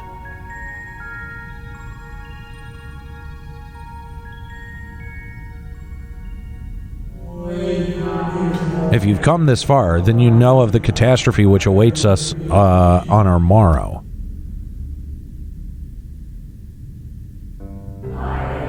The final days, what began as isolated incidents, soon swelled into a world-spanning threat. Dude, fucking really? I really don't want to have to turn off my ringer.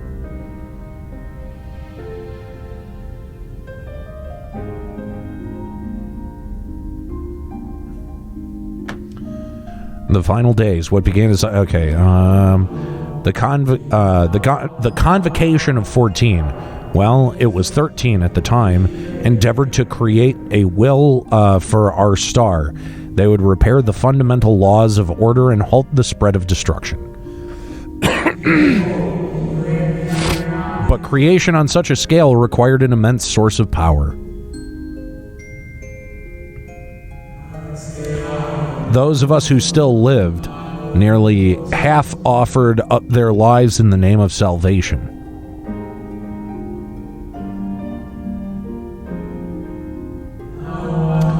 And from their sacrifice, Zodiac was born, just as we had hoped. He reached forth and halted the march of oblivion. Yet, oh, how the star had suffered. So many species lost, the land was blighted, the waters poisoned, and even the wind had ceased to blow.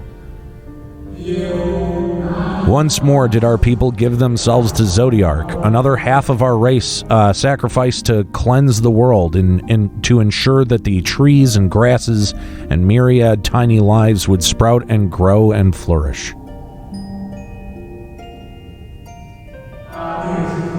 The cycle of life had begun anew, and we reconsidered the means by which we might protect it. The convocation decided thus: we would nurture our world until it was bursting with vitality. Then, when the time was right, we would offer some portion of its living energy to Zodiac. In return, he would restore us those brethren whose souls had fed his strength, and together we would resume our role as stewards. There were, however, those who disagreed with this plan. They argued that enough had been sacrificed to Zodiark, and this new world should belong to the lives newly born. These dissidents surrendered their life energies in creation of Hydaelyn, an incarnation of their opposing belief. And for the first time in history, our people stood divided. Know you, then, how this conflict ended?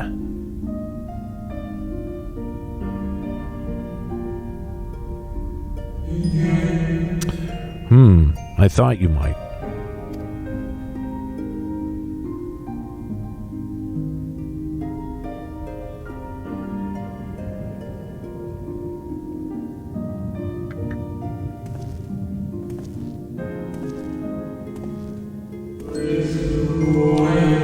Emet-selch has ever been a champion for the will of Zodiark. The original plan may have been set back by millennia, but he will never. But he will have not abandoned his course. He will pay the price for our return by whatever means is necessary. And though he may carry himself with a certain glib ease, Emet-selch is not a man to bear his burdens lightly. In fact, I imagine they have only grown heavier with every passing century.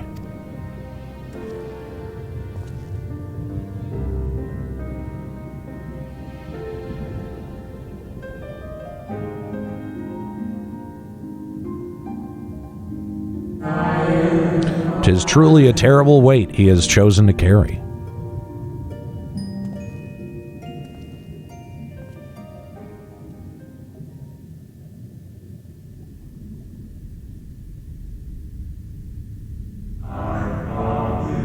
Aniero Grigori.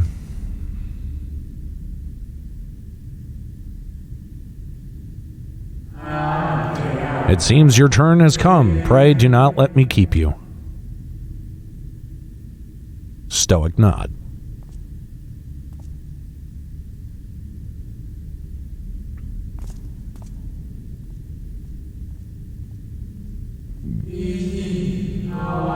There was one last thing.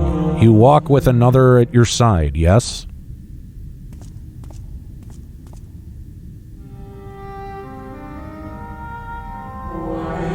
Nay, I see no definite form, but the faintest suggestion of a second soul. I doubt it visible to anyone but me. Otherwise, I assume only you can see and hear this ethereal companion.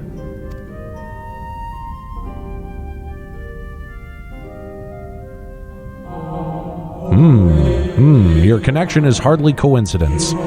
In our time, the two of you were one. The color of your two souls tells the tale.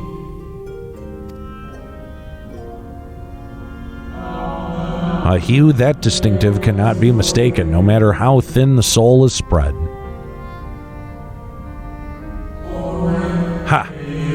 This is just the kind of fate I might expect for one such as he. Surely Emet-selch has recognized the hint of him in you. Aniero Grigori. Fare you well, my new old friend. May you find what it is you seek.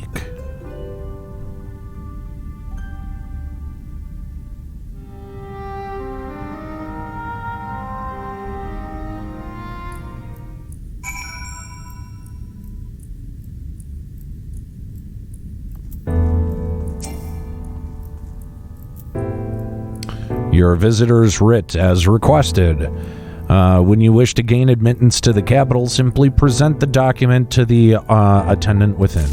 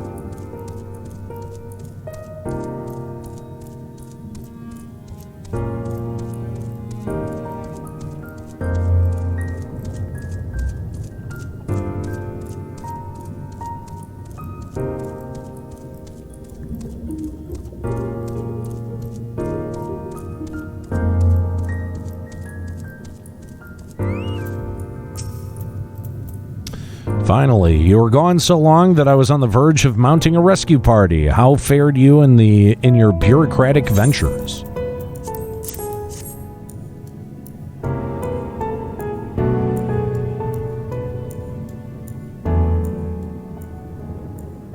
I see my instincts were correct. And a good thing, too. Oriange and I weighed our chances of breaking into the capital, and an official entrance is by far the more attractive option. The capital boasteth not a single armed sentry. 'Twould seem that that in their time they did not deem it needful to post guards.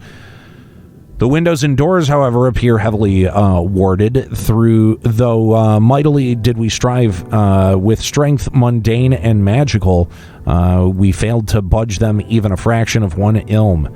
Mayhap 'twas simply the case that emet-selch's recreation did not extend to their usual function. We didn't try everything, of course, but we thought it best to conserve our time and energy. Why are we discussing this? I don't need to know. I got the thing. Fuck. Speaking of which, Reen and I tried asking about a cure for you. The problem is, these ancients didn't exist beyond Amarots today. They will happily tell their own tale, but whenever we attempted to explain our situation, the conversation quickly became muddled.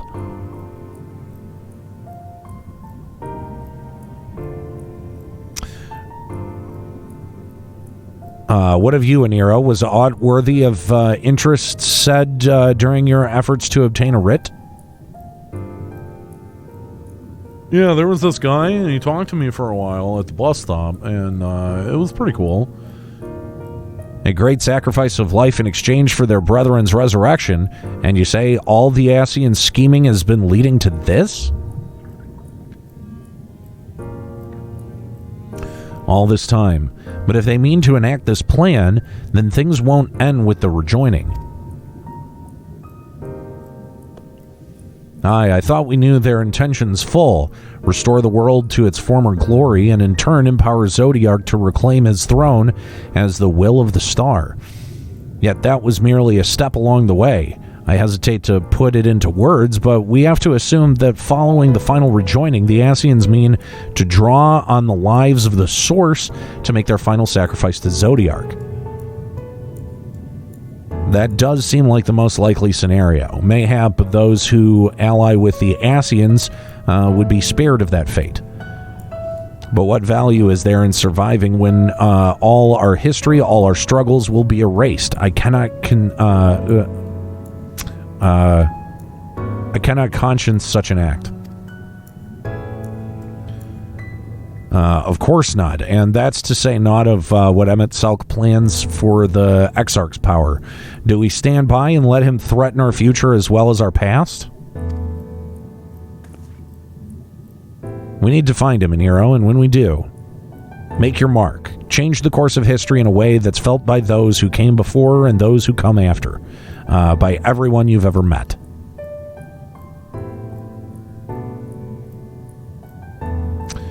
Change things so that even my other self, dying somewhere in that future calamity, will smile and say, I knew you would win.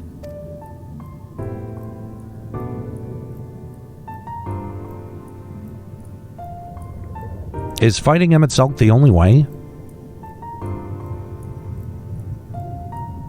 He created an entire city. It will take everything we have to defeat him, if we even can. And if you push that hard in your current state, the light will break free. The decision to press on lies with you, just as it lies with each and every one of us.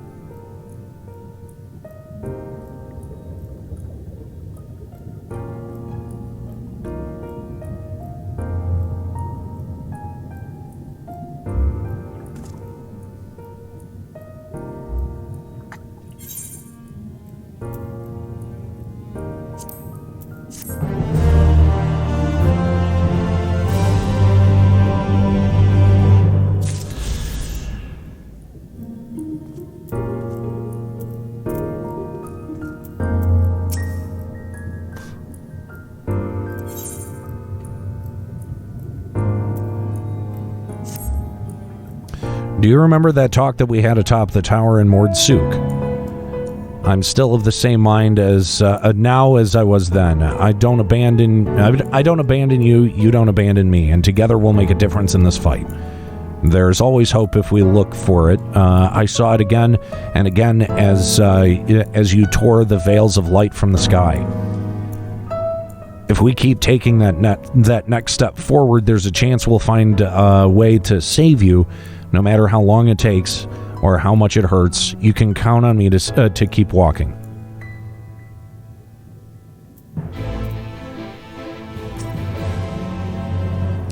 Vothri spoke of the disaster we would bring upon our own heads, the ceaseless conflict. Imagine how he would sneer to see what's become of the first, not to mention your perilous predicament. And yet, who can defy the fire your deeds have ignited in people's hearts? You achieved what logic and ideas never could, uniting desperate peoples under the banner of hope and common purpose. Without you, that giant Talos would have never raised its head.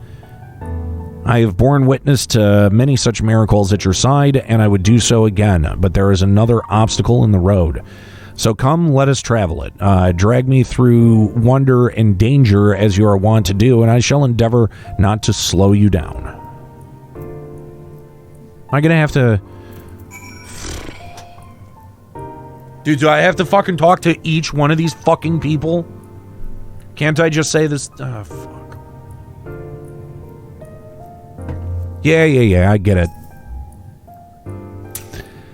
As well thou knowest, if we are to usher emet-selch unto his rest, we must needs bind his Ascian soul, then shatter it with overwhelming force. The former task requireth an oracite, and such have I prepared upon the exarch's asking, no less, though 'twas ever mine intent to provide said boon. The future whence our noble friend doth hail is a world fallen to Ascian artifice, and he would not see such grim history repeated. In a sense, emet-selch's destruction will be the culmination of the exarch's effort, a reward for all he hath endured these many years. And even as thou stridest into the jaws of peril, forget not but his fondest wish, and that of many other besides, is to see thee survive unto the morrow. Jesus, fuck! 'Tis in pursuit of that happiest of outcomes do I pledge to remain at your side. Go away!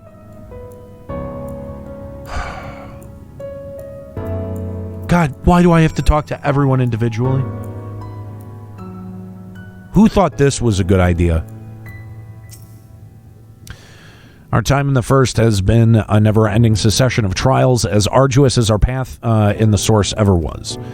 Yet, through all our journeys together, through that deep and foreboding wood, you have helped me stay true to my convictions, and thus I would return the favor, do as your heart decrees without hesitation or regret, and that is all I will say on the matter.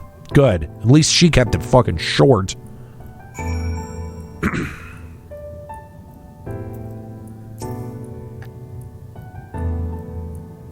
Dude, I know how to fill time and be interesting. Whoever fucking wrote this, I swear to God, they had to have been paid by the word like Melville. For fuck's sake, why would you make this wordy? Good God. Well, this has put everyone in a solemn mood, hasn't it? Honestly, we're not even sure that this will be the end of it. But I suppose we should speak our minds when we have the opportunity. You taught me that much in Amarang. So forgive me this moment of sentiment, Aniero. By dragging me into this sorry mess, you've given me the chance to think and act as I should have, for Reen's sake. Words cannot express how much this has changed my life or how grateful I am for your support. So I shall express my gratitude through action instead. No matter where you decide to go, I will be there guarding your back. I do not care. Whatever you have to say, skip it. Unless this is voice acted, in which case, whatever. No. Fuck. When Minfilia entrusted me with her power, she warned me that no matter how strong you become, you can still fall victim to despair. You can still feel powerless. And she was right. After you collapsed on Mount Gulg, my hands wouldn't stop shaking. If I had made a mistake, if I had failed to bind the light within you, I was terrified you would die. Even now, you could be moments from turning, and I wouldn't know how to save you. You, Thancred, the others, you've all been there when I needed help. Minfilia surrendered her life to me, her legacy. I should be ready to do the same for you, and I want to, but I'm not good enough. She told me to follow your example, and I've tried. I've really tried.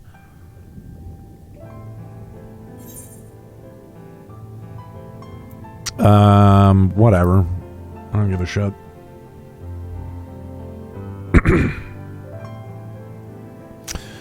I shouldn't. Oh, God, don't make me say anything else. This fucking kid.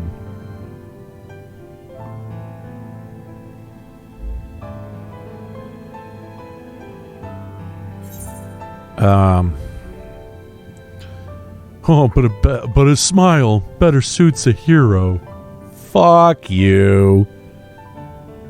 You know what? I'm just not going to say anything. Read into it what you will. I don't give a fuck. I see. If I'm to become what I wish to become, then there are some answers I need to work out for myself. No, nothing will come of brooding here in self-pity. I've made my decision, Aniero. I'm going with you.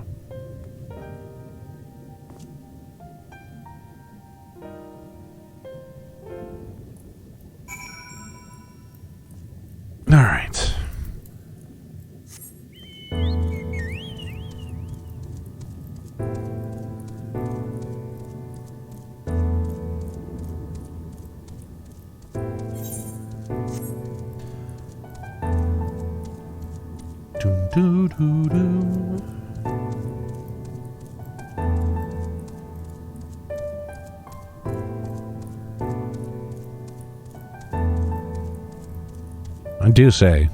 I will say, I do like this music.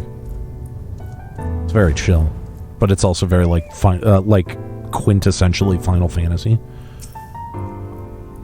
Welcome to the capital. All visitors must present an official writ of permission before admittance will be granted. Thank you for the host. Who was it? Marcus Kyler. Much appreciated. Your documents appear to be in order. You may proceed into the capital, but any guests you may choose to bring with you may remain in your vicinity at all times.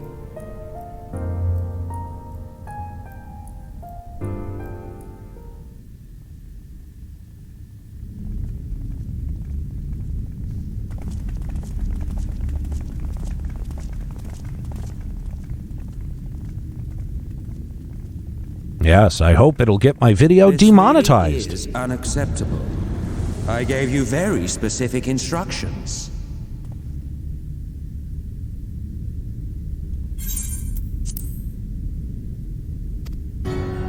Emet-selch.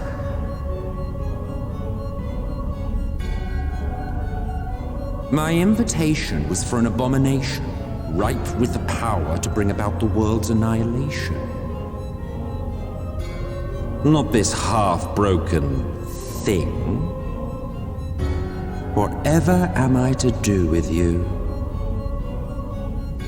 And I see you insist on keeping the same familiar company. Are you so lost without them? It is not he who is lost without the familiar. Not content with remaking an entire city, you aim to fill it with the reconstituted souls of the dead. I may have gotten a little carried away in my attention to detail, added a few unnecessary flourishes. Well, there's no point trying to hide it. Yes.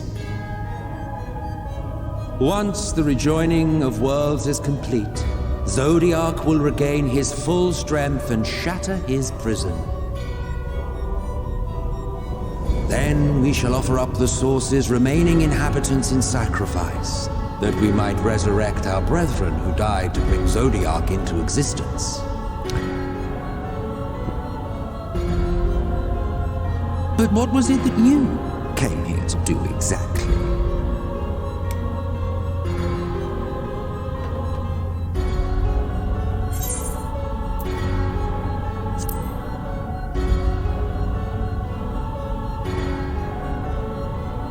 Well, you can't have him.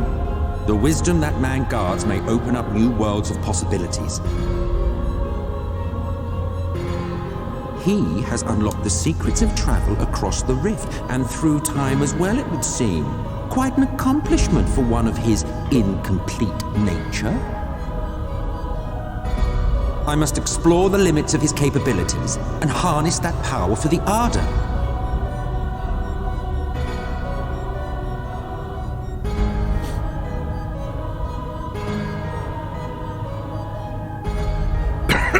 Even now, after everything, you refuse to see reason. You think it unfair that you are subject to suffering? That your lives will be sacrificed for the Ancients? Look at me! I have lived 1,000 of your lives.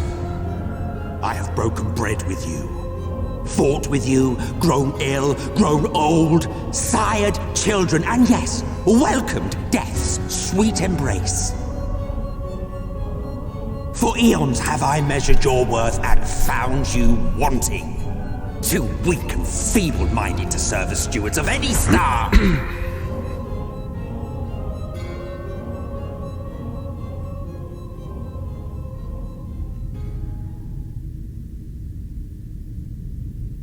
Have your recent spats with Vorthri and his Sin Eaters taught you nothing?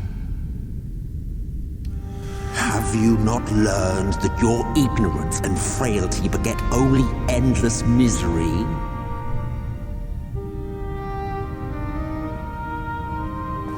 How long do you mean to perpetuate this farce? How much more must I endure your bumbling interference?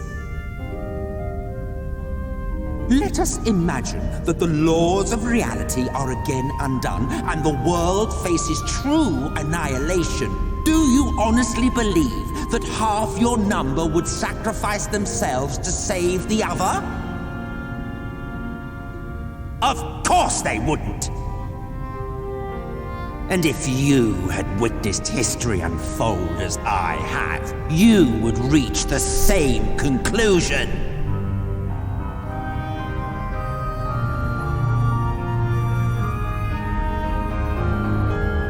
You cannot be entrusted with our legacy. I will bring back our brethren, our friends, our loved ones. The world belongs to us and us alone.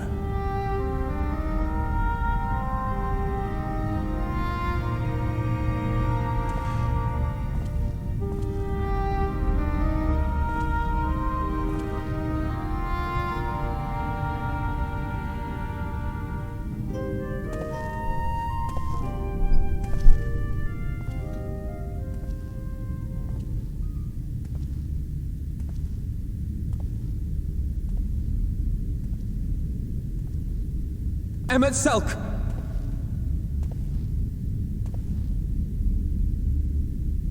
We understand, truly, but it makes no difference. The ones you love are in the past,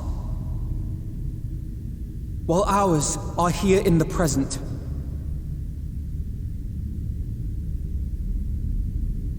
One day, we too will be ashes and dust, but not today. Our time is not yet finished.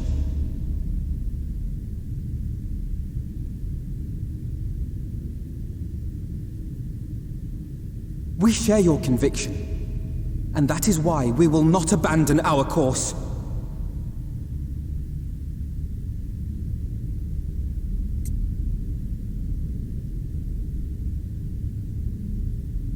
You think us the same? You think your tattered soul of equal worth to those I lost? Then come, earn your place. Prove yourselves worthy to inherit this star.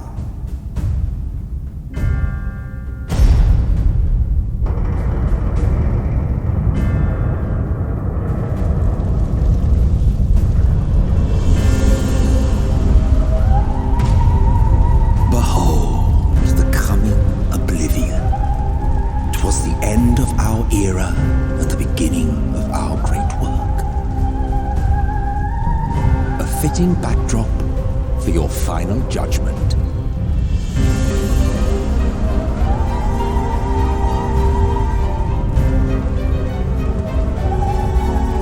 I shall wait within, but do not spend too much time on your preparations.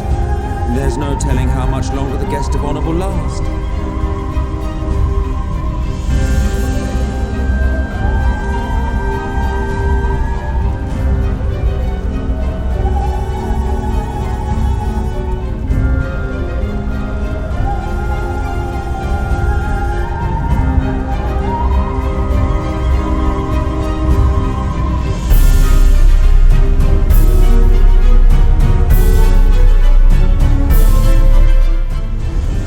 Interesting that it seems like emet-selch is a pretty good example of the sunk cost fallacy, where he's like, well, you know, we sacrificed all our family and friends, so let's keep on sacrificing. That seems like a good answer. When it's kind of predicated on this lie that he's told himself that, you know, Zodiark or an entity like that can even be reasoned or bargained with. I don't know that that's true.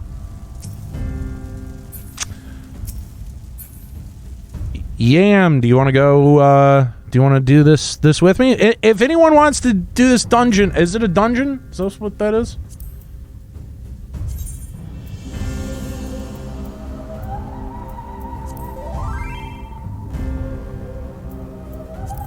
All right, I got waffles. I got yam.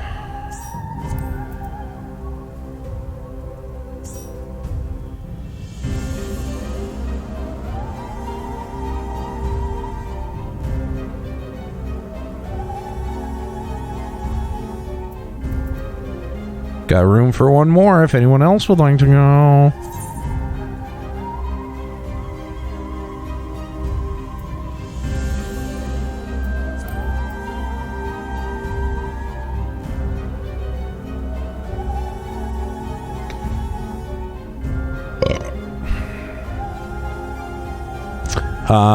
T-Money, I think both you and Yam can flex, so it's cool. Okay, Crimson, sweet. You got the last spot. I'll wait for you.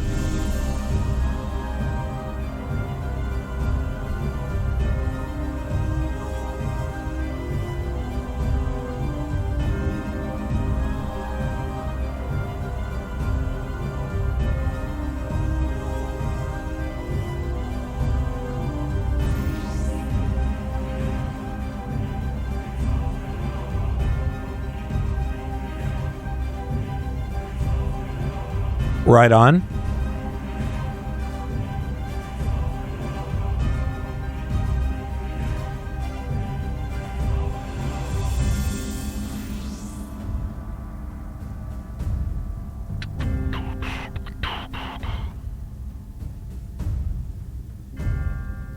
Don't worry about it, Dark Flux. We're good. Crimson's gonna be the fourth.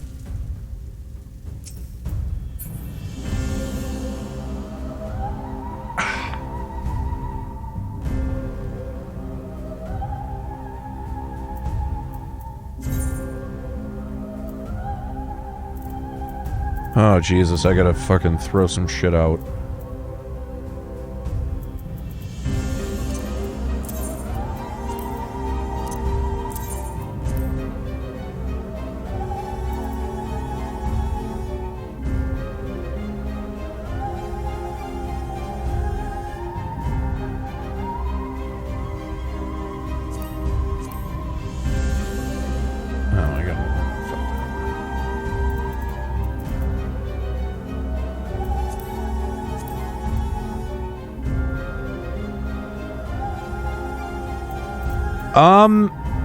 I think my exact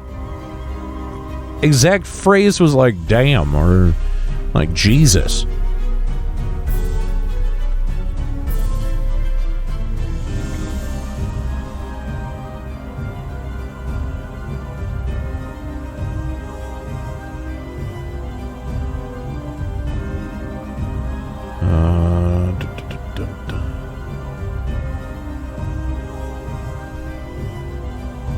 I mean, proportionally, it's pretty neat. Like, it's fucking huge and everything is gigantic because all of these motherfuckers are big. I like it, you know, like from a design standpoint, I think it's pretty fucking cool. Crimson, send me a tell when you get in.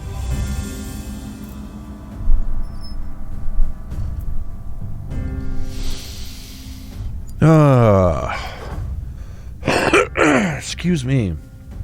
Sorry for doing that right into the microphone. That was no fun.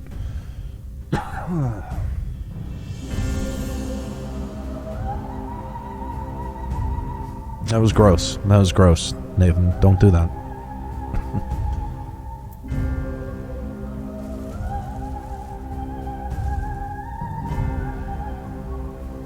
It's all good. Just send me a tell so that I can invite you easier. Perfect.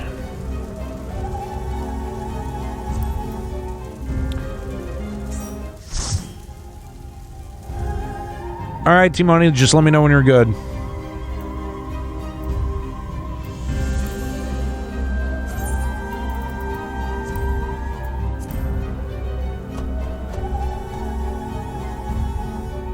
All right, cool. Here we go. Wait, hang on.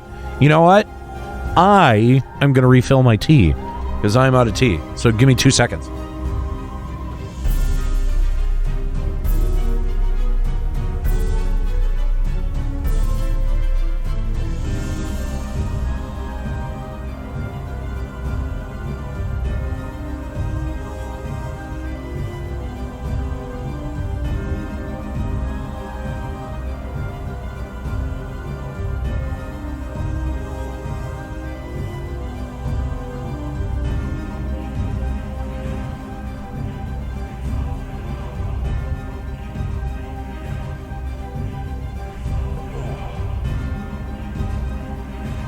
All right.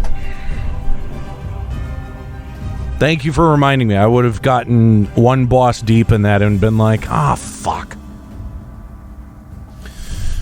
All right. Here we go.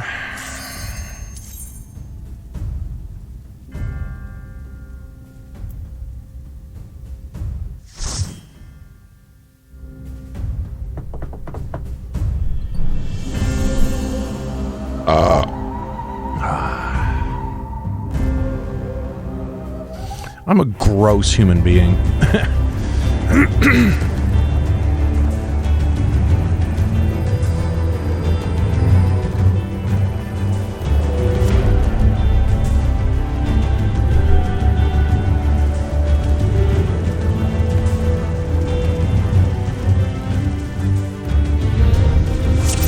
Welcome to the final days of Amarok.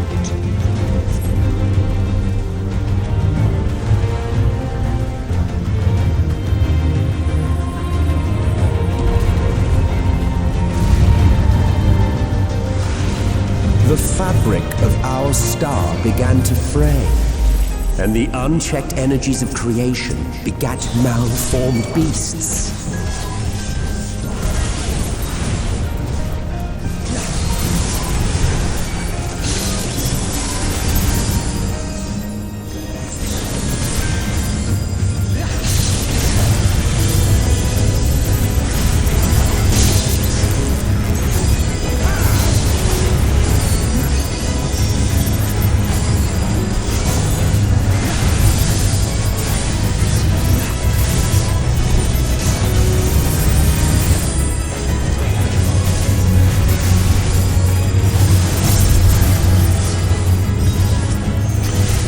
Oh, Lloyd, you're gonna have to go back to the beginning of the session and hear my fucking lecture, brah.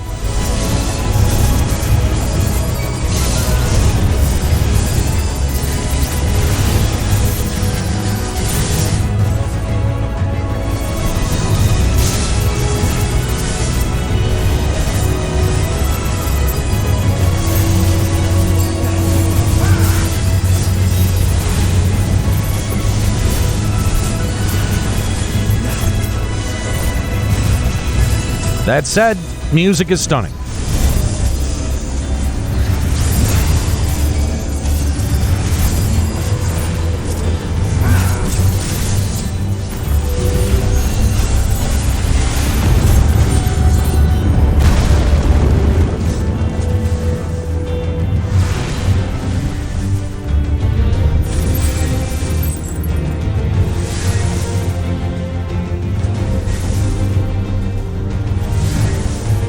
Goddamn right.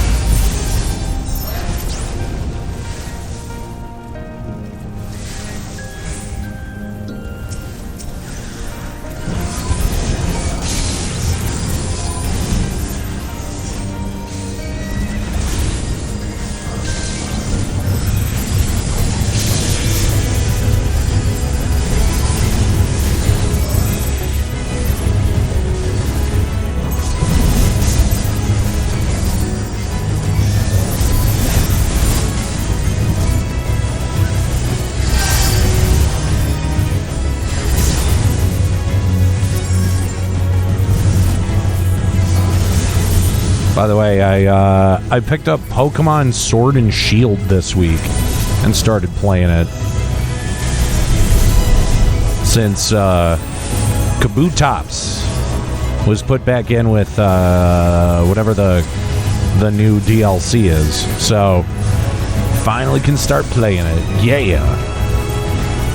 Just as prayer gives rise to primals, our dread may manifest our deepest fears.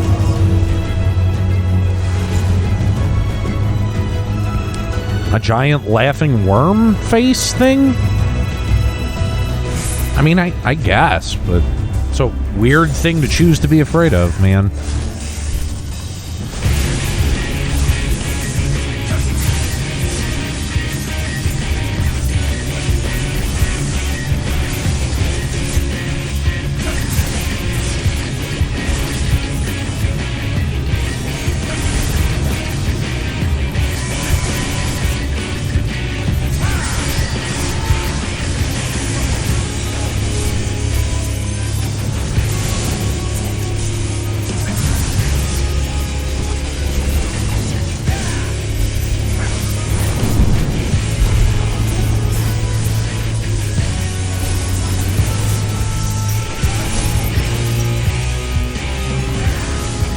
Oh, shit.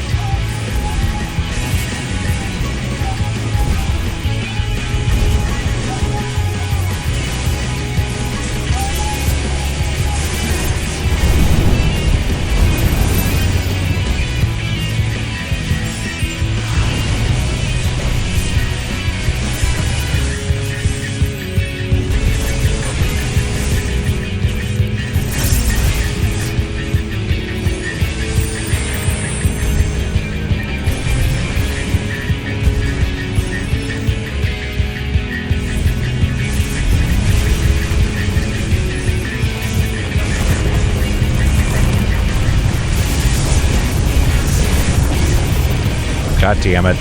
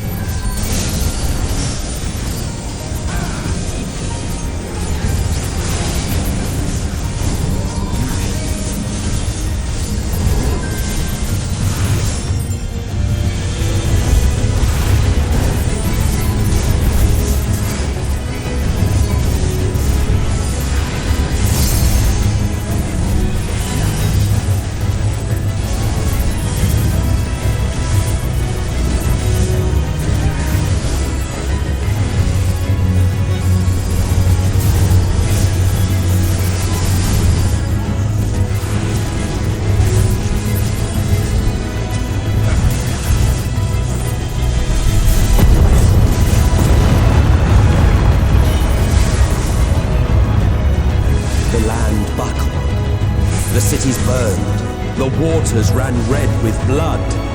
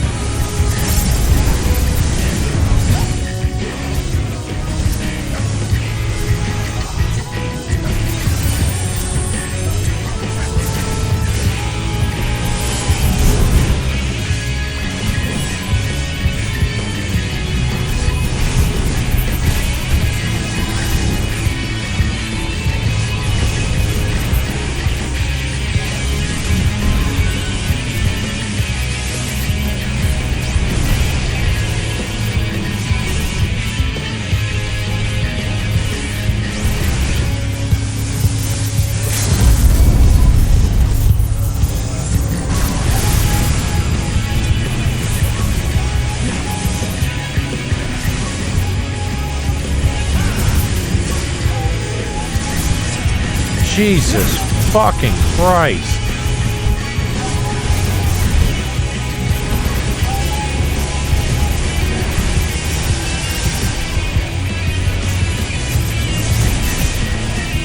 All right, dungeon, you made your fucking point.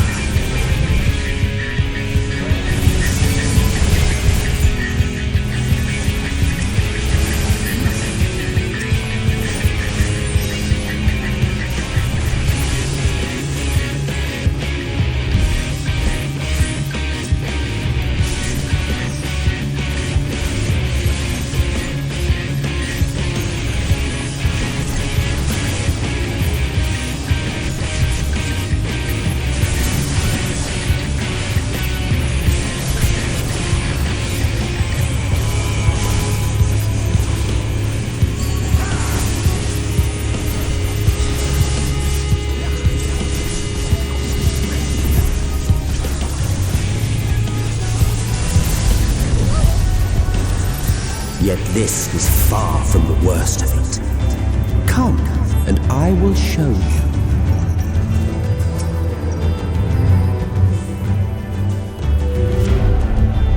Pinello, so far so good. Further.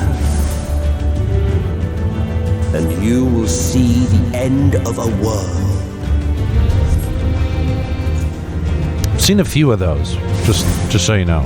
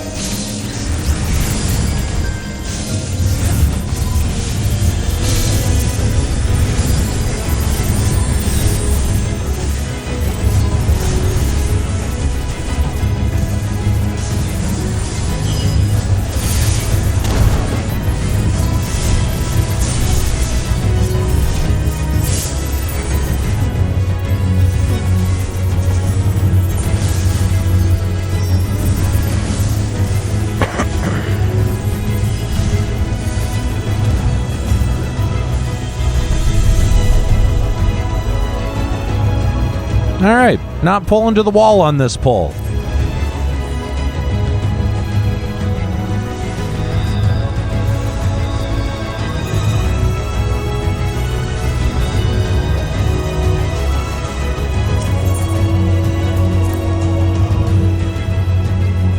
Okay, we're not doing any more wall pulls, Waffles.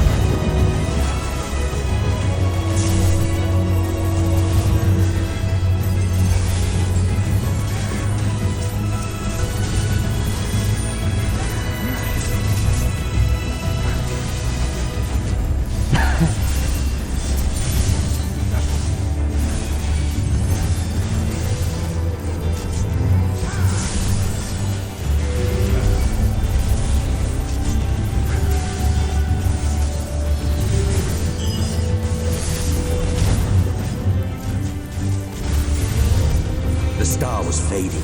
We saw we had to weave its laws anew.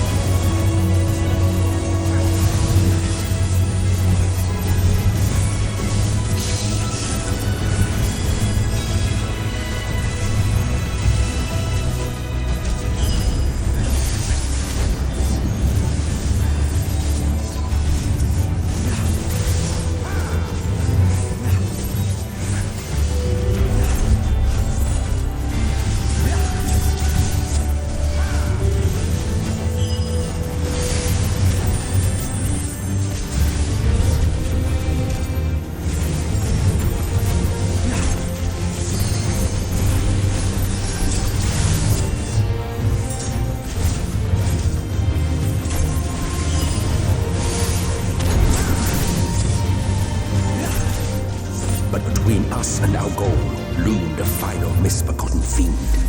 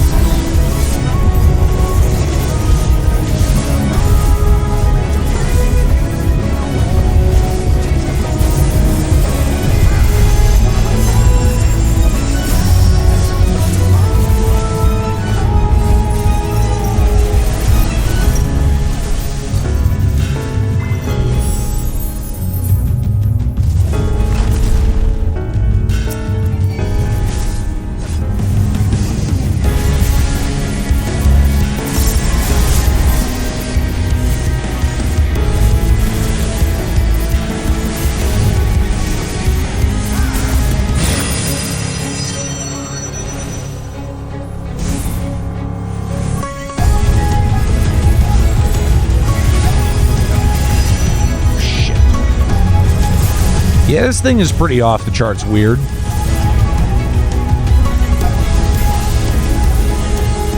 It's like some fucking aborted Evangelion design.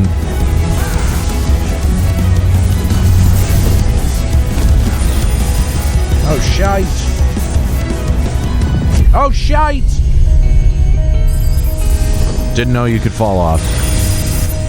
Whoops.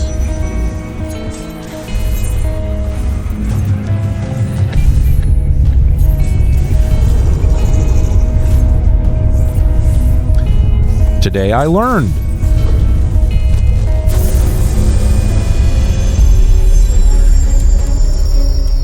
And it does kind of look like a 13 boss.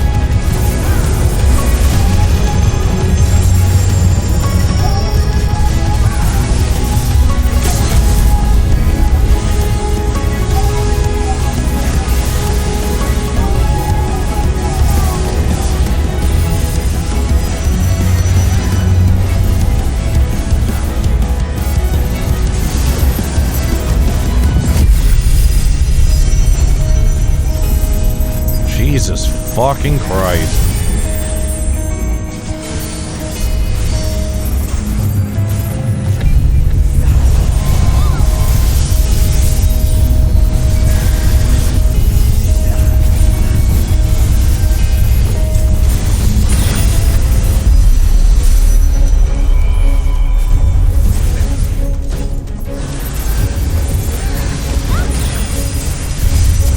Jesus. So extra.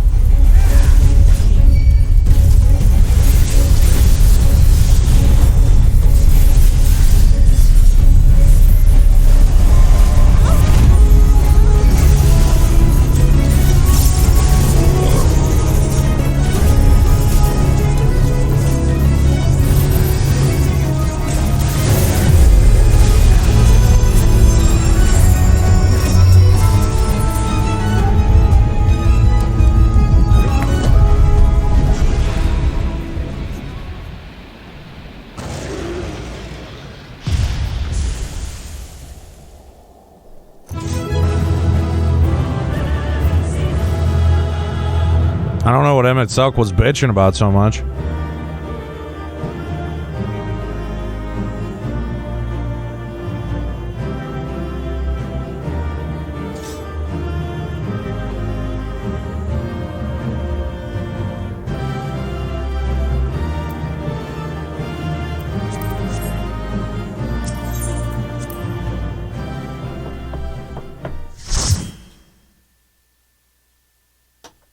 Thank you guys for the help. Much appreciated.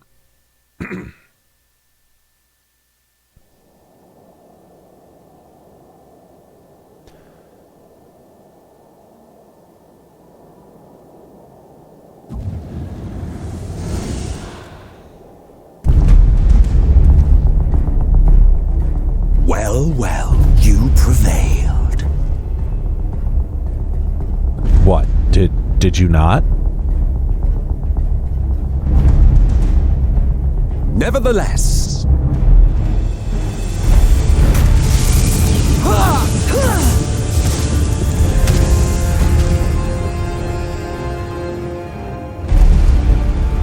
your performance was underwhelming, and I remain unconvinced of your worthiness.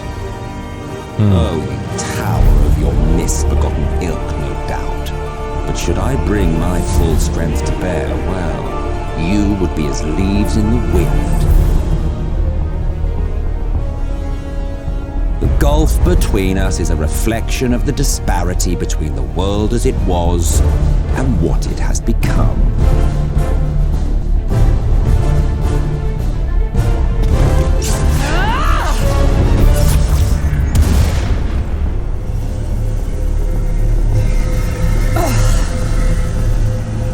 Our worlds may not live up to your lofty standards, but they are our worlds, our homes, full of life and love and hope. And we won't stand by and let you destroy them!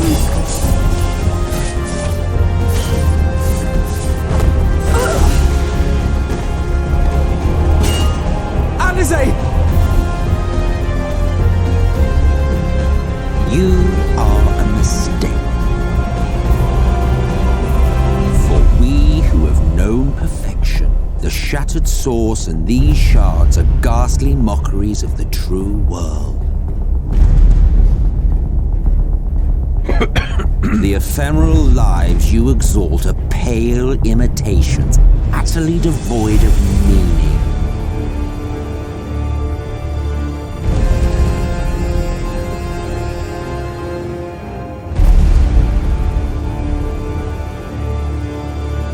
Belittle us all you like, but we will rise again and again, and give the lie to your insults through word and deed.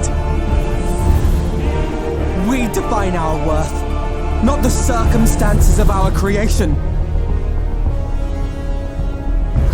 More prattle.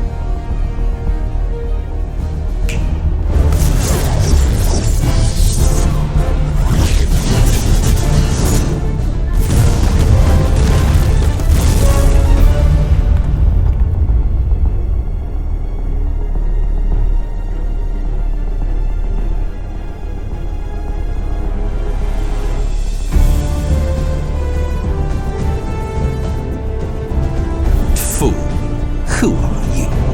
No one, nothing. Once I have reclaimed my heritage, my first act will be to expunge your stain from history's weave.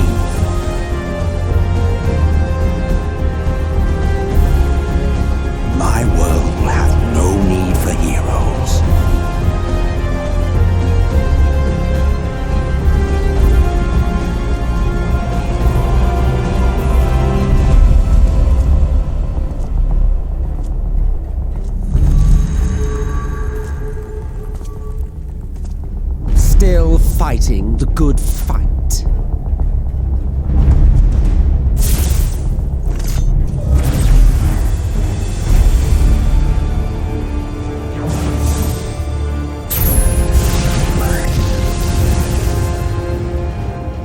It is true that all we hold dear is fated to fade away.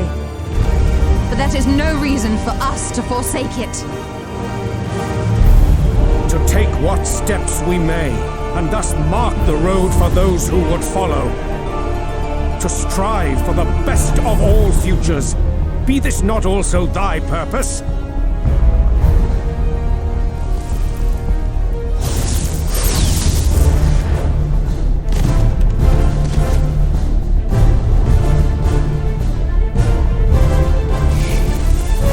Do not presume to speak of my future.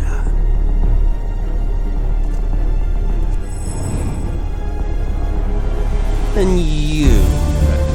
Why waste your final moments in futile defiance? Weary wanderer, you've no fight left to fight, no life left to live.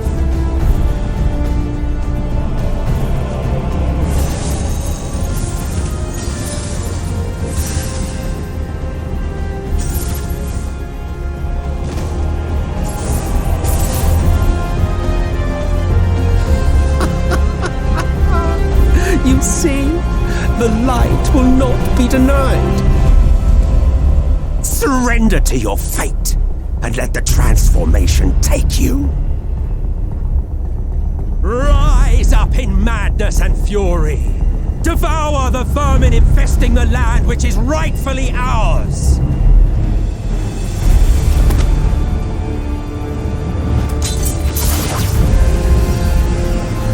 Now, Reed! Now!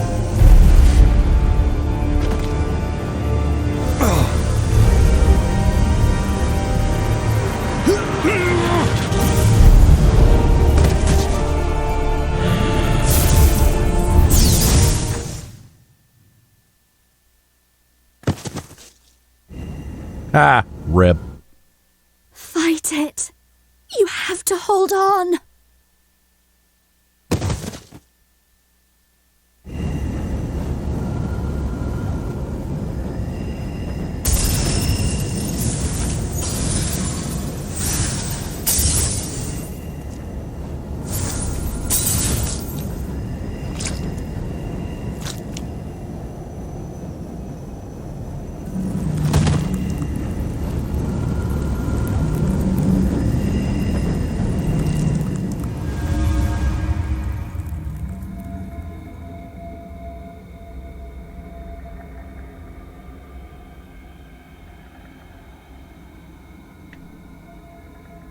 Well, now it has just become End of Evangelion. What the fuck? To take another step.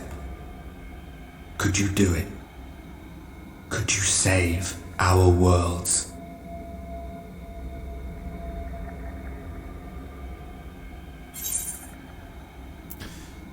Sure.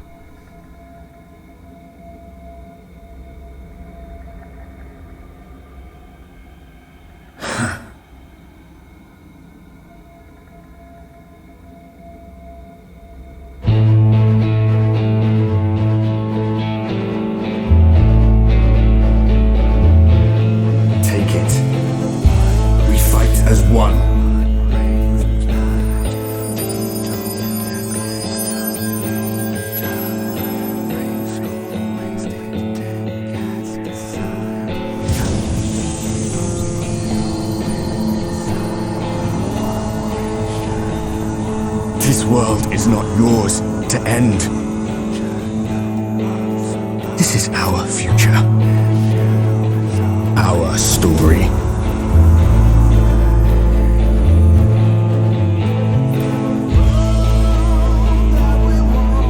No, it can't be.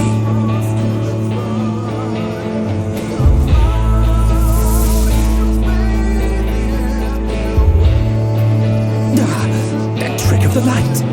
You are a broken husk, nothing more. How can you hope to stand against me alone? We stand together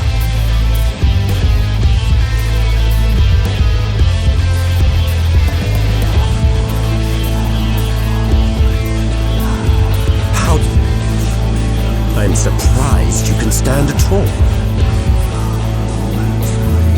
I could not well leave matters half finished. Let expanse contract, eon become instant.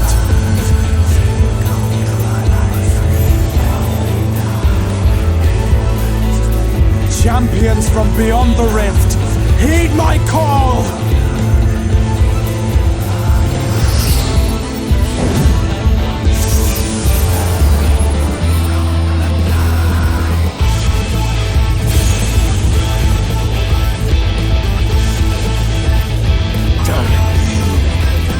Damn you all!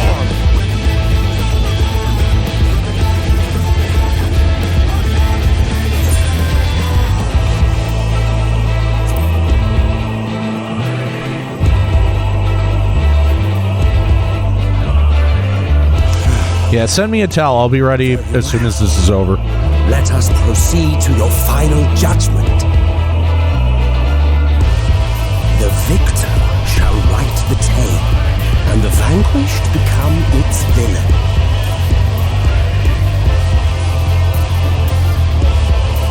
But come, let us cast aside titles and pretense, and reveal our true faces to one another.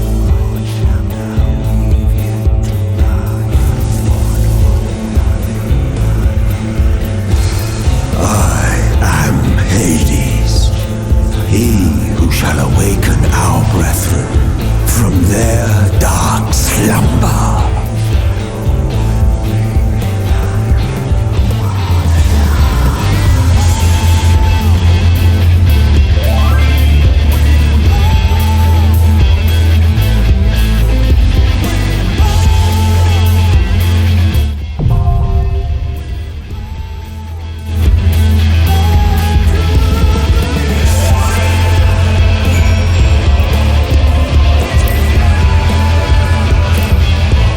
All right, I got Sevo. I got Dragons.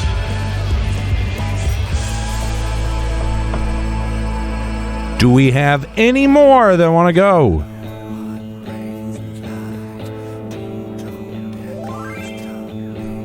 All right. Invite. I think we just got room for one more if anyone else wants to go.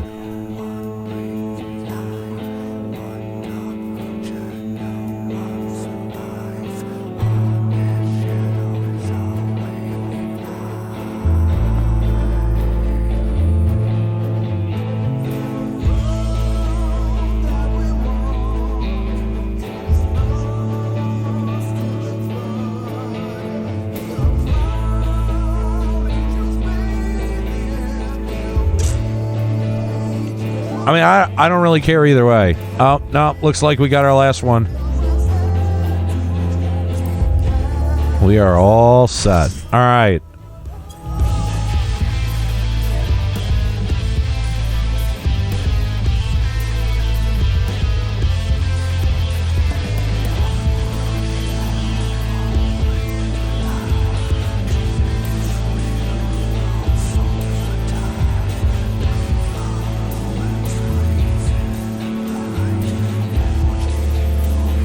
Appreciate the 63 of you hanging out with me tonight.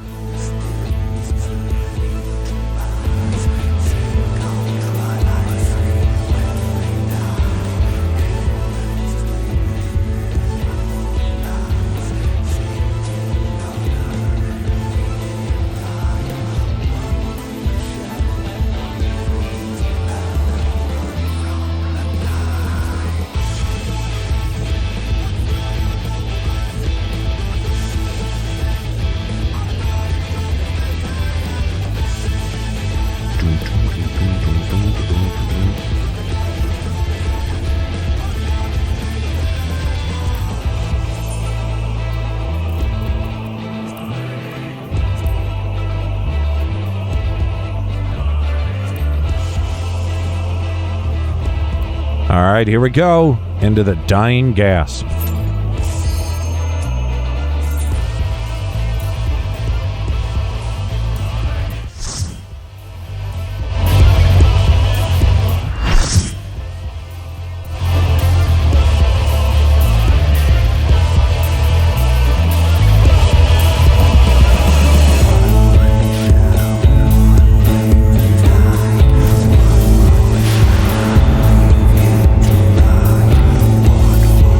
Jesus.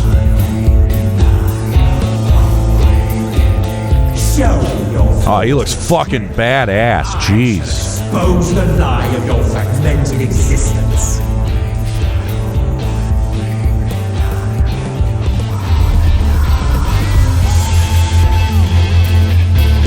Spectacular character design there.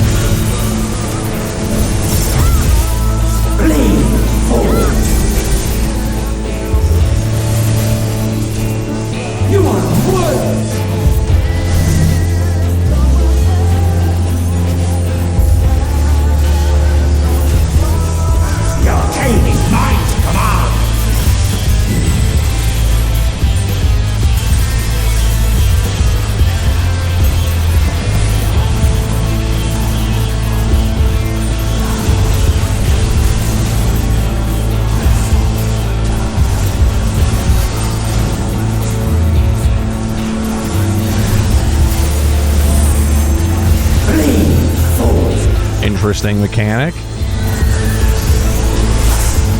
Scurry and scatter.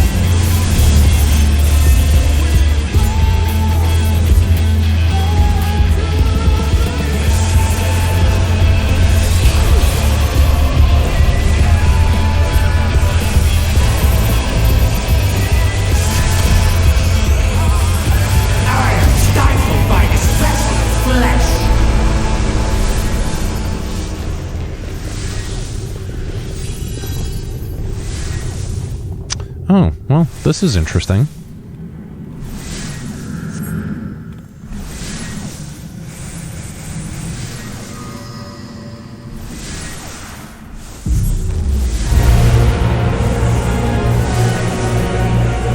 What the fuck? The future of this house will be shaped by my hand.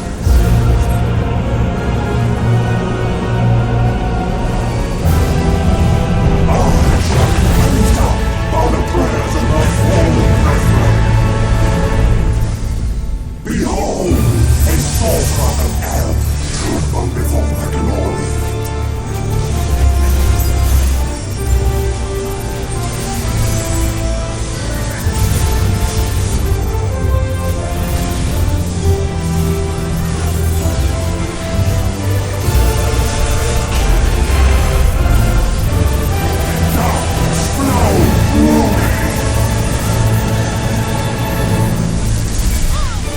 Ouch.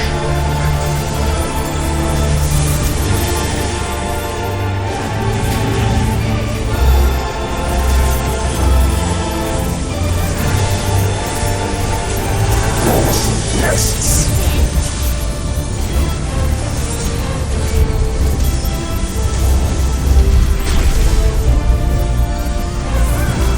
I am endowed by cosmic law. Thank you, whoever pulled me over there.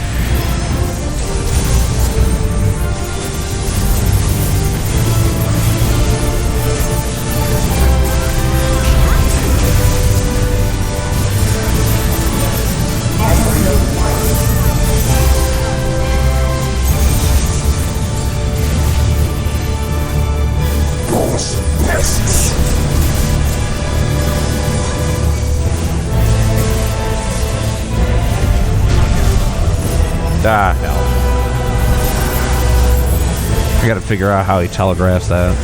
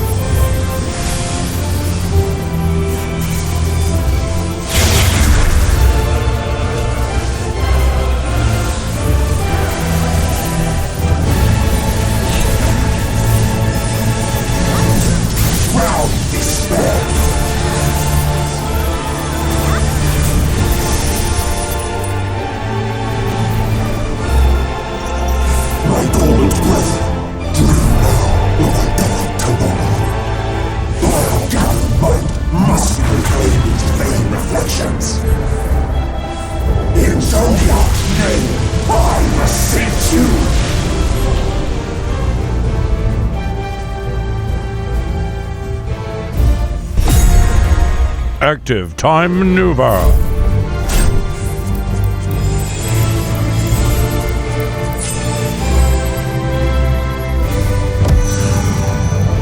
Was the war designed by free? No. Damn you. Damn your blessing.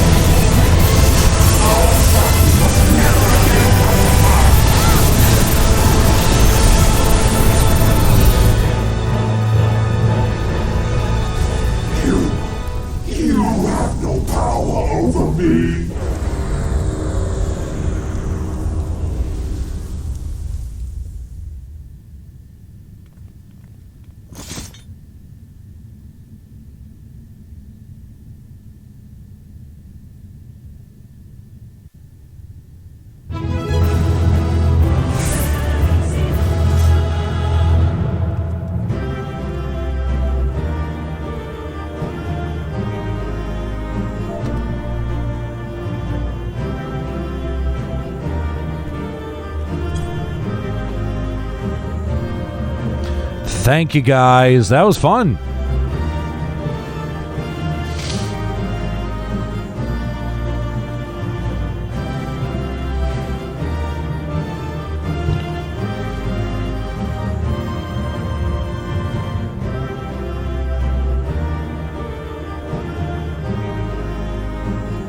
All right. Here we go. Apparently this is a lengthy cutscene, so...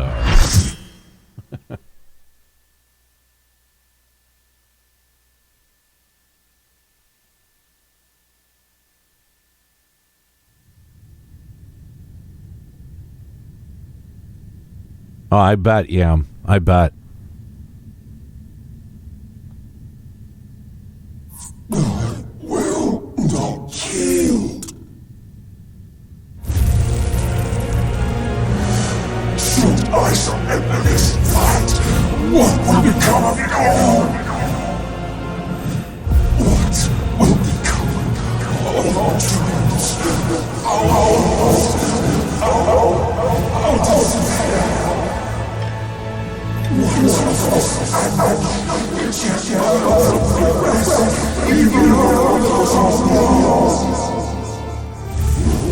Echoes a little bit much.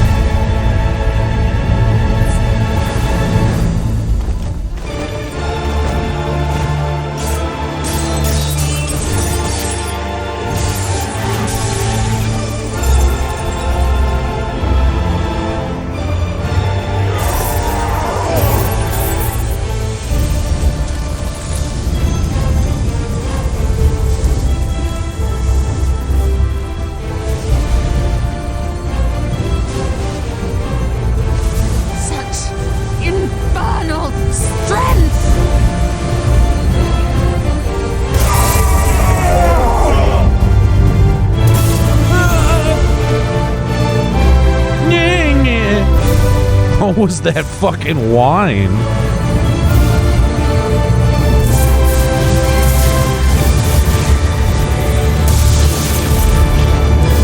Now! Strike with all thy might!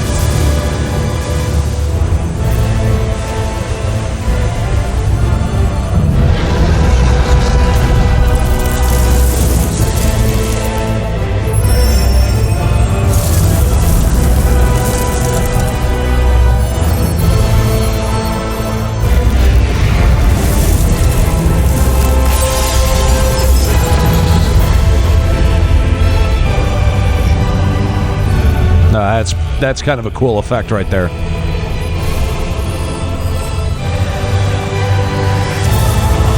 And my axe!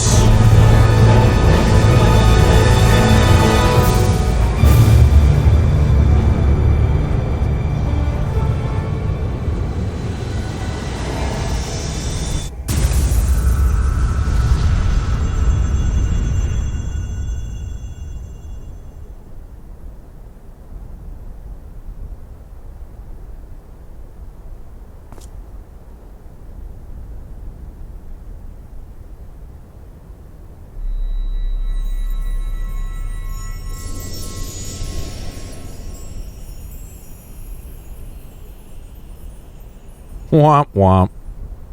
That's a pretty big size hole you got in there, Emmett.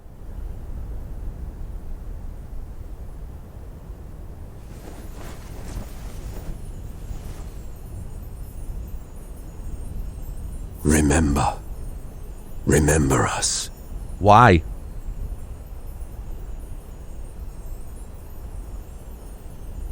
Remember that we once lived.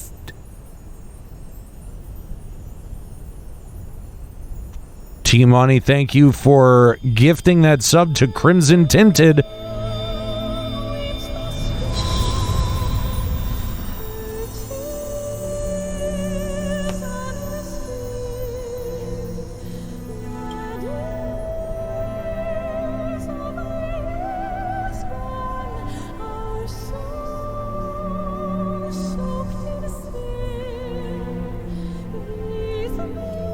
It's over. Emet-selch is no more. Nice, Dark Flux. More importantly, how do you fare?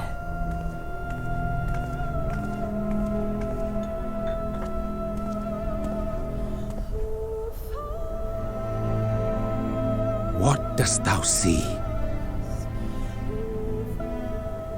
His ether.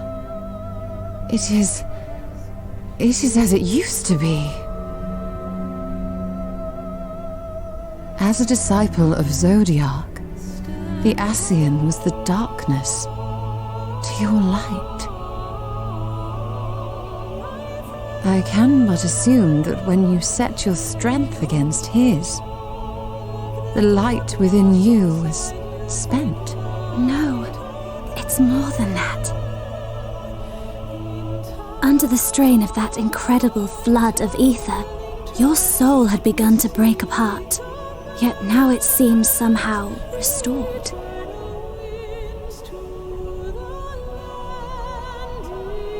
Suck it, I tried Emmett. to help you before the battle, but emet-selch stopped me. So, how did you... Exactly what did you... Can you tell us what happened?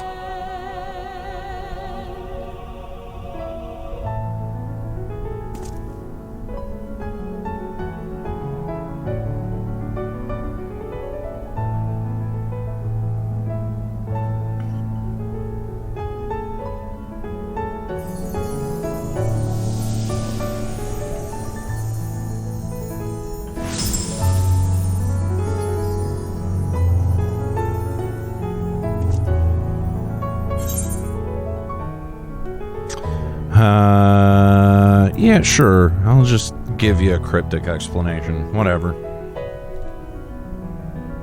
I see. No, you don't.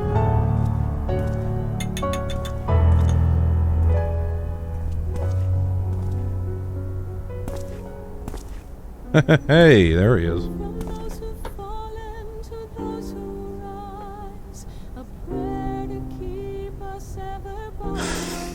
Where to start? I believe I owe you all an apology. And you, most especially.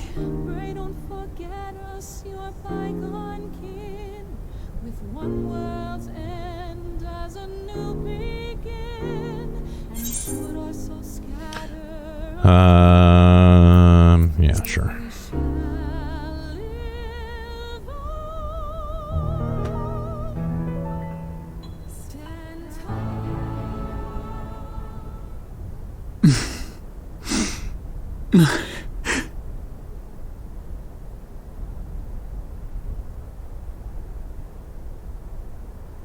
Well, 'tis good to be awake.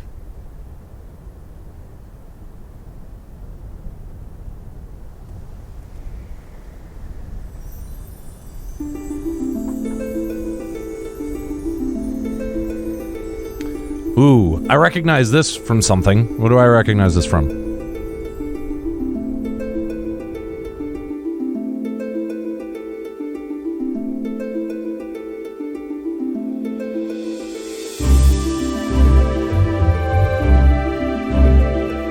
Ah, thank you guys.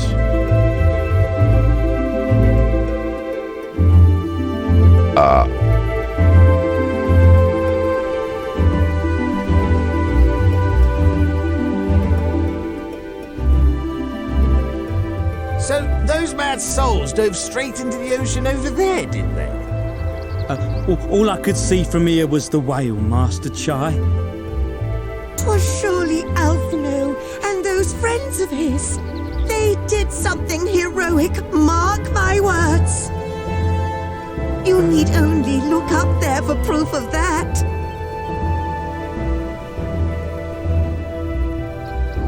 As you say, my love. They're sure to be back any moment now. Any moment.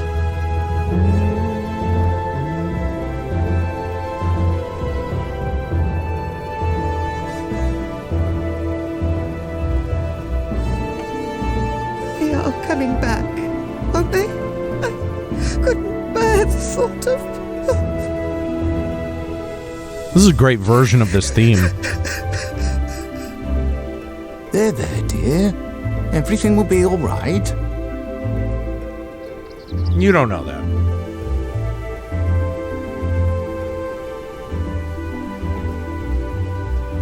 There, look! Over there, over the beach!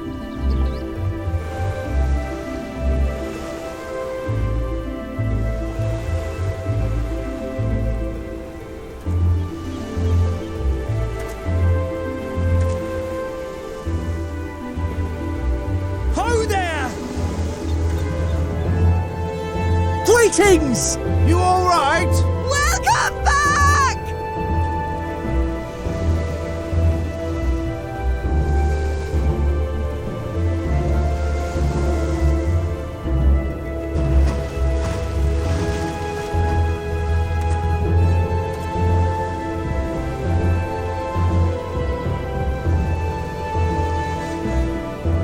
I didn't think we'd be swimming the whole way back. Heavens. Take me. Alphino! Oh, hells.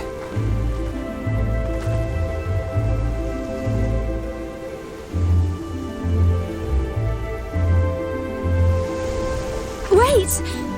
Where's Urianger? Who cares? He must have fallen behind. But shouldn't we look for him? He'll wash up sooner or later. I like how everyone's like, no, don't look for him. Who cares? Welcome back, dear ones!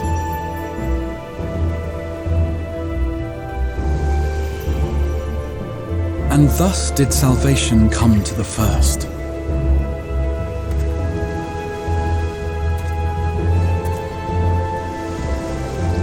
The lamps of Amarot will fade along with Emet-selch's enchantments, and the depths shall be as once they were.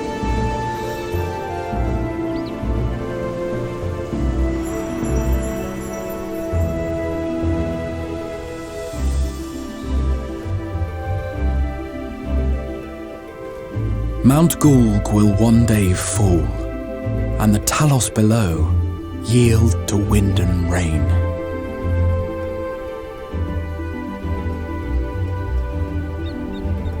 This tale, too, will fade with time, passing into legend as the world heals and moves on.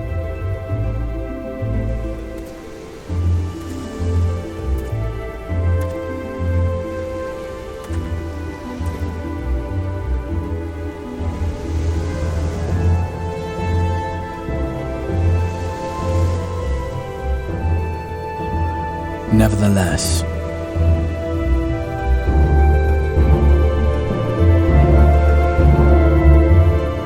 nah.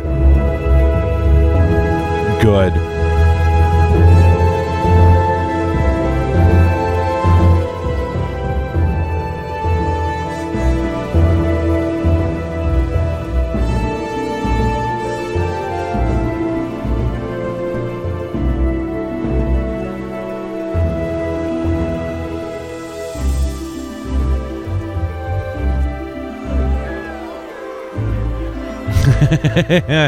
I agree with Lloyd.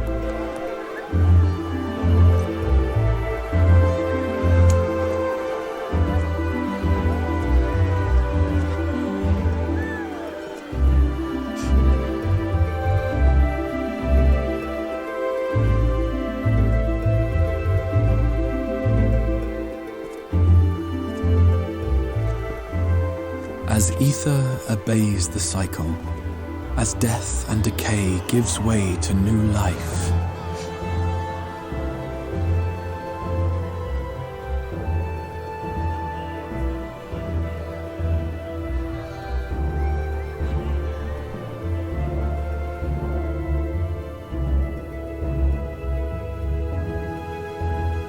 so too do the memories we share inspire others to rise to greatness. For we who walk before may lead those who walk after. Ah! Your road goes ever on, as does your story, as does your legacy.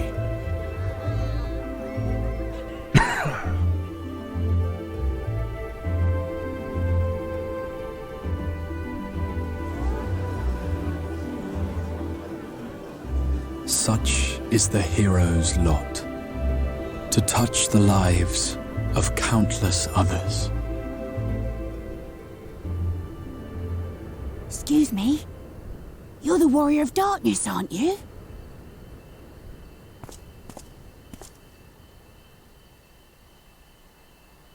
Fuck them Where are kids! you from, really? And how did you get to be so strong?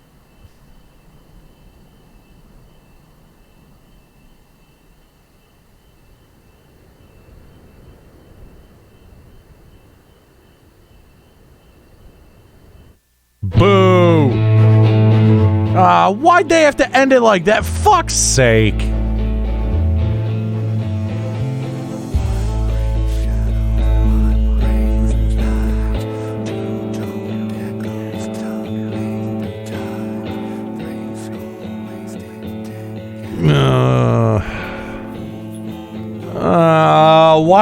Why'd they have to end it like that? That was very good up until the last 30 fucking seconds. God damn it.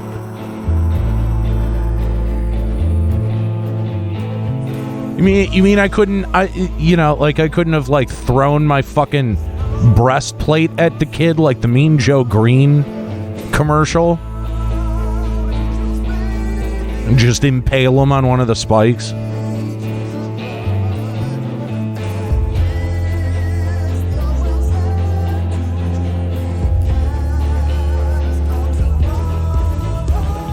Like literally, you go through this whole thing, and then they end the whole fucking thing on the Bret Hart promo, where the kid's like, Bret! And he gives him the fucking sunglasses. Like, fuck me. What? That almost feels like a waste. You know what? I take it all back. I shouldn't have done shit for any of you fucking people. I shouldn't have killed any light wardens. You should still just deal with the flood of light. Fuck all you people. Fuck all of you.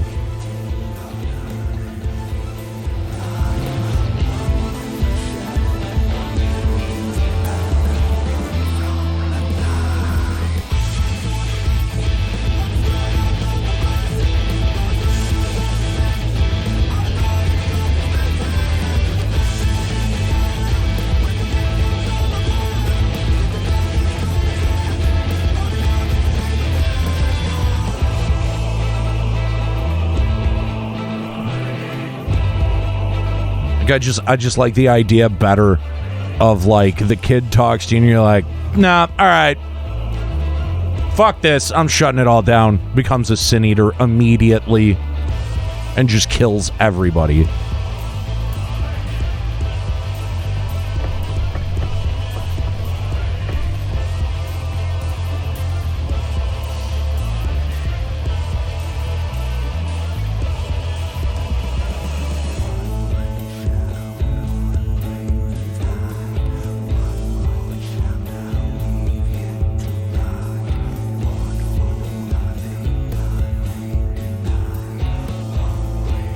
All right. Okay. So, someone remind me, because it has been a very, very, very, very long time since I've done the Crystal Tower storyline.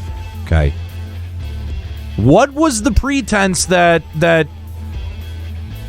fucking Graitia comes to you to investigate the Crystal Tower from the very beginning?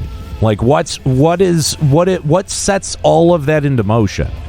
I know that there was the excavation team that was like studying it,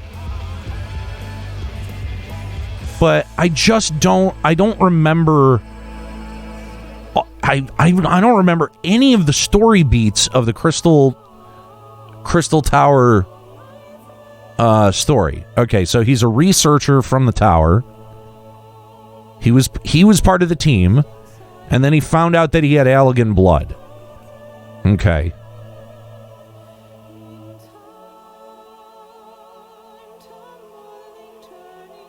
Right. Okay. Yeah, he just showed up, right. And we're like, who the fuck is this guy? But then, like, it was the fact that he had what he thought was Allegan blood, or half Allegan blood, that got him in, right? Okay, so...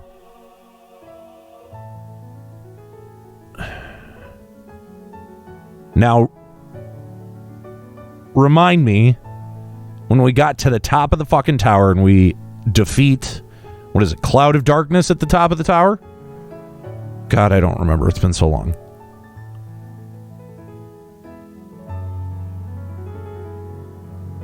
Oh, okay. Zand. It was Zand. Okay. And then you go into World of Darkness and fight the Cloud. That's right. Okay, so... But it's Cloud of Darkness that doesn't... Cloud of Darkness, isn't that who snatches... what is his fucking name? Somebody had put it in the chat. Graha. And we're like, well, what the fuck was that about? And then we just leave, right? What the fuck? No? Okay. I'm remembering that all wrong. He seals... he snatched Nero. Right. Okay. And he said he seals himself inside to protect the tower. Okay. Snatch. Okay, so...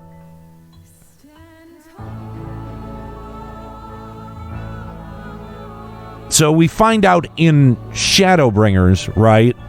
I'm just trying to follow this shit because it's very convoluted. And there's a lot of twists and turns. Just trying to fucking remember. So he said that he was from a time in the future. So are we to believe that he sealed himself inside the tower and then, like, someone explain that part to me, because now I'm very confused. There's two timelines. Oh, fuck.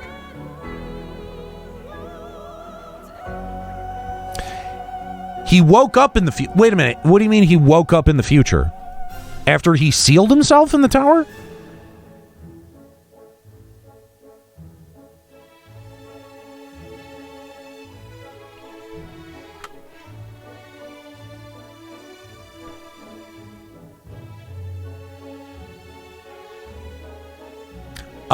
Okay.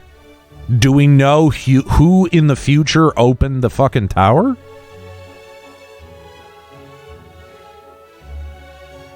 Okay. All right.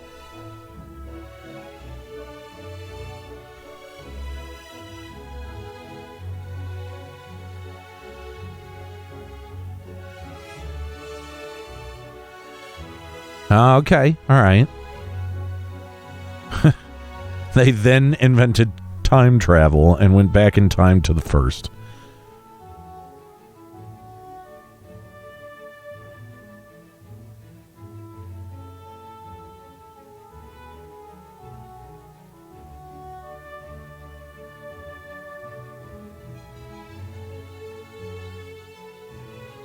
Okay. All right. Oh, okay. All right. If I'm hitting spoiler territory, you can tell me to shut up.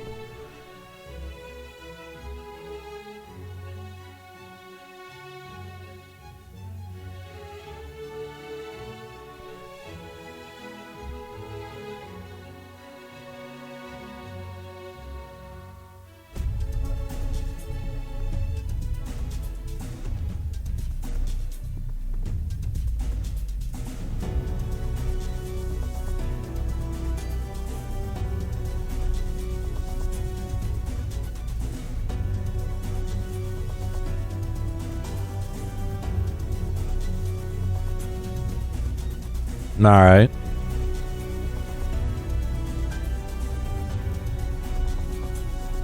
Do the twinning dungeon for the music alone. Fair enough.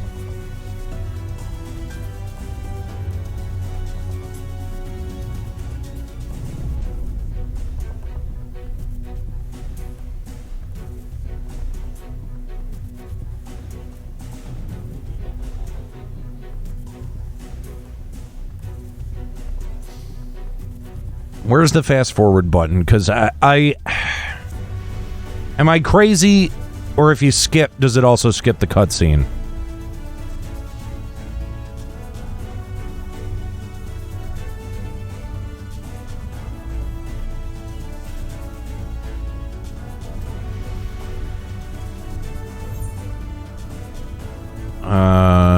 Let's see.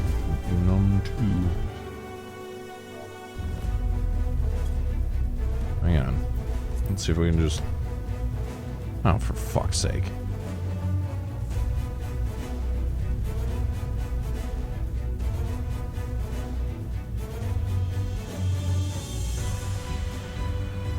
It's not much of a sped up. It doesn't skip the cutscene? Are you sure? 'Cause I've heard this lie before. It's really, yeah, that's not much of an option. It's just faster and just, God. All right.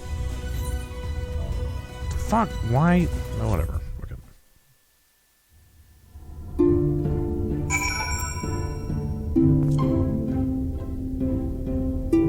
Was there supposed to be a cutscene? I don't know.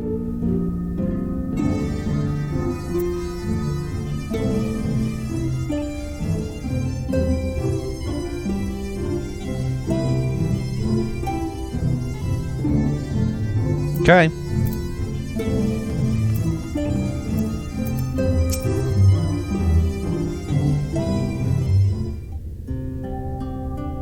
Because in every other expansion there has been.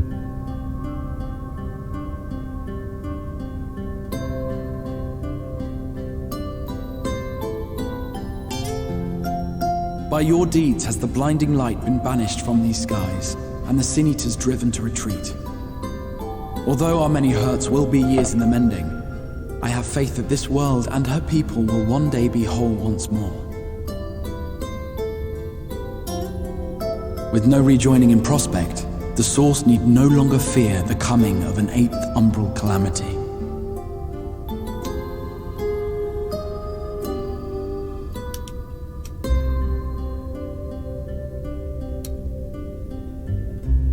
And with that triumph, the future from which you came will no longer come to pass.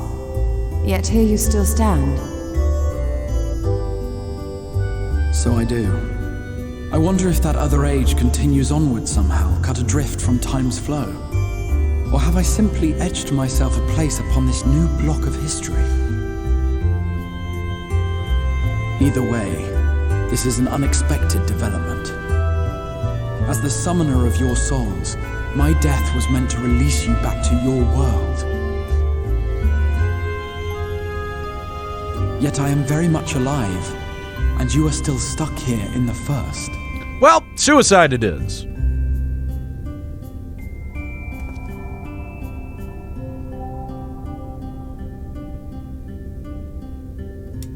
I believe I speak for us all when I say that we are happy to postpone our return if it means your life is spared.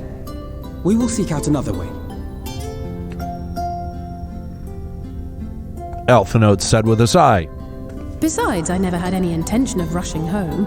There are people here I still need to thank, and this means I might actually have time to do so. Yeah, there's not like a war or anything happening. Yet we dare not neglect our comrades in the Source. Mistress Tataru, to name but one, will be most anxious to know how things stand with us. Oh, yeah. Fiery battlefields, but it's Tataru you're fucking worried about.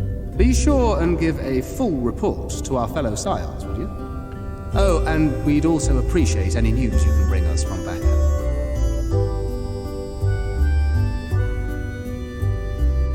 Then I see no reason to delay. I can open the path from here.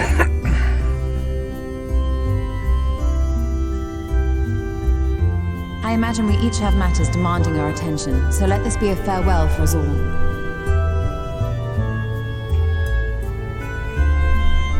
Send word when you've resummoned our friend. Oh, and do try to ensure he arrives within the city next time. Of course. I shall strive for utmost accuracy. No strange forests or unplanned passengers, I promise.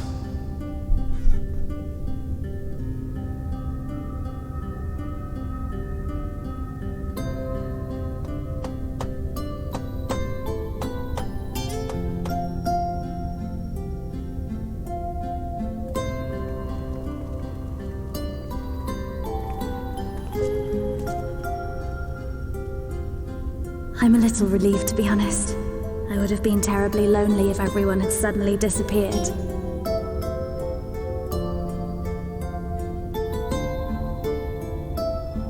But I understand that you have to go. Safe journey, warrior of darkness. I hope to see you again soon.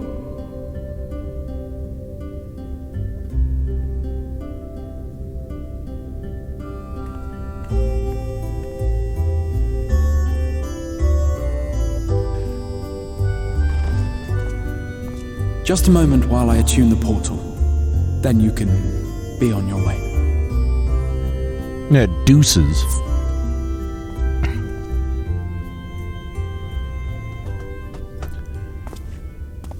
When I was a boy, many long years ago, I yearned to stand tall as the heroes of Eld. But like a fool seeking to pluck the stars from the heavens, my every attempt to reprise their deeds fell short. And then one day, an all but forgotten dream from my youth stood before me in the flesh.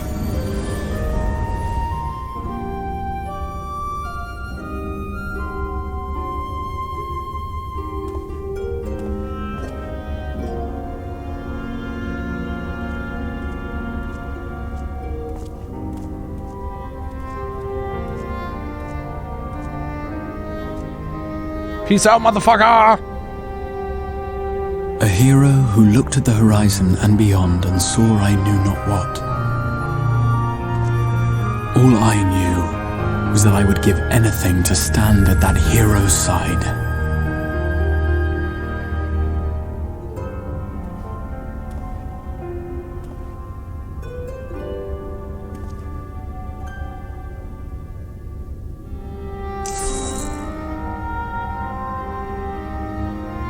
Would that it was so easy.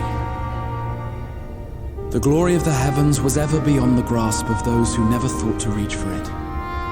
But if I have gained anything from all of this, it is the courage to stretch out my hand.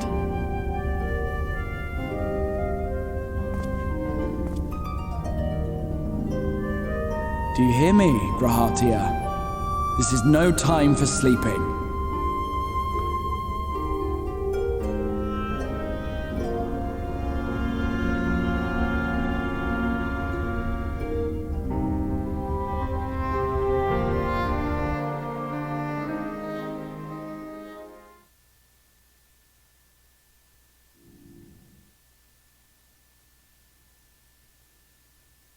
Meanwhile...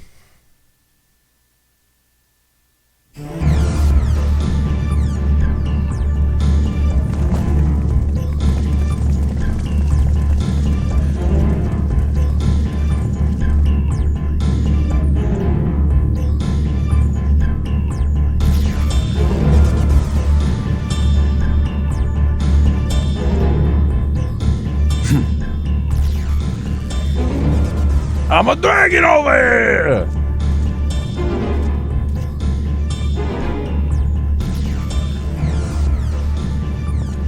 To the west gate. I want to know what's happening there.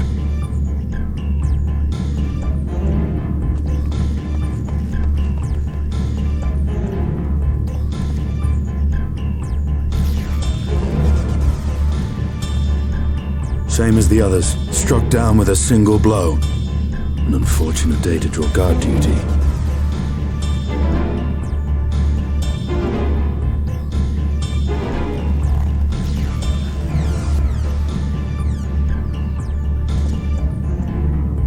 Forgive me.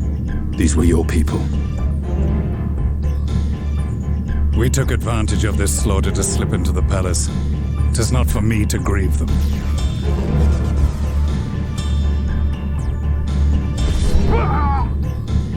That was the Emperor!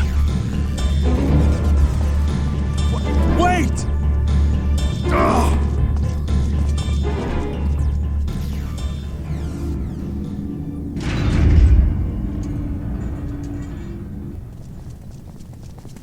Your Radiance!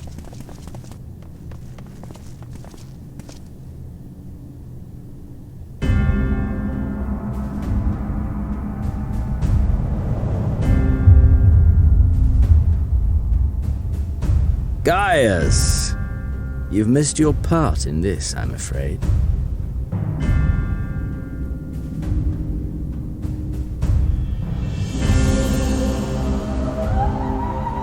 Identify yourself, demon!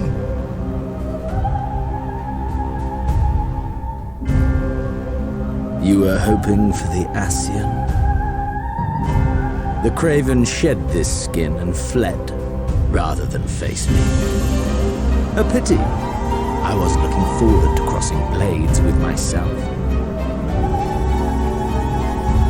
But I cannot deny the feeling of satisfaction. Body and soul reunited at last. What now? The game continues, but the pieces have changed. Only if we trust in a paragon's words. A mistake I do not intend to repeat. Gaius! He speaks the truth. Elidibus is gone. Tore a hole into the rift.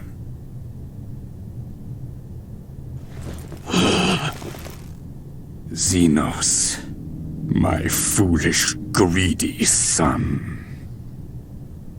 Was a second life not enough? Was the Empire too rich a prize to ignore?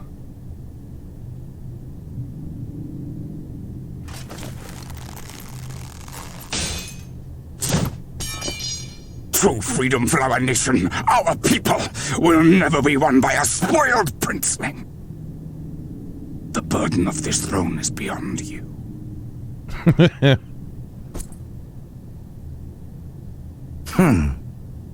'Tis you, father, who have struggled with this burden. Simply holding the Empire together has occupied your limited faculties. But you may take comfort in knowing that I have no intention of pursuing your tedious agenda. Nor am I interested in ruling over the Empire's lands. I came only to remove that which ruins my sport. I will not have my prey stolen by your petty wars and cowardly weapons.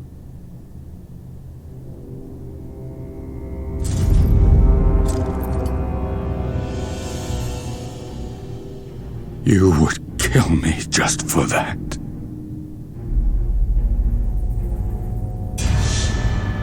I need no other reason.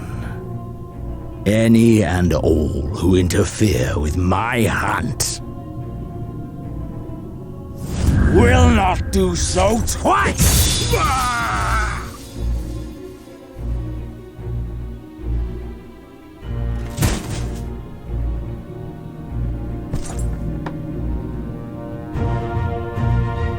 I heard the Ascians speak of Zodiac, an Eidolon. Even the will of this star is but a construct of our own making. We shall gorge upon their strength, and then, my friend, our contest shall begin anew. Xenos!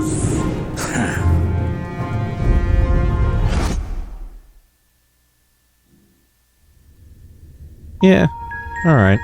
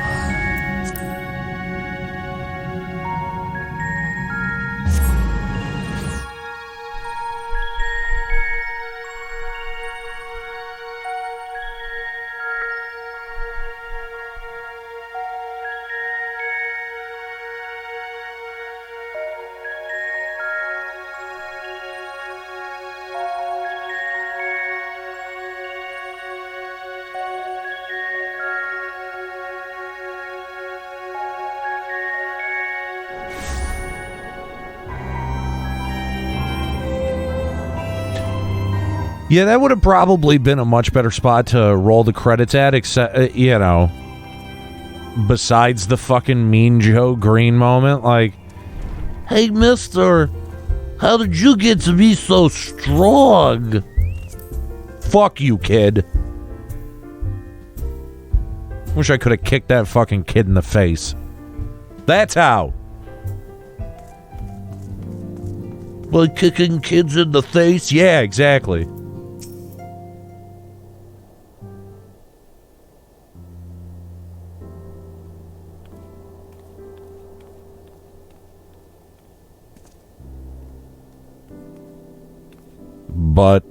But, Aniero, is it really you? Yeah, it's me. But how? When? We didn't think you'd be back for ages.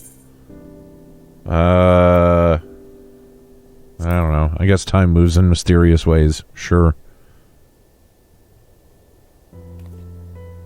Right, so it does. The reports you had delivered by that excitable little pixie said as much. Oh, yeah. I forgot about that. As for the situation on this side, the Imperials are still eyeing our forces from afar. From what I'm told, the Garlean armies have been slow to react and seem reluctant to commit any large-scale engagements. It's an odd sort of stalemate. Excuse me. Hey, what's going on, cats? Otherwise, we've yet to see any sign of that awful Black Rose weapon we were warned about.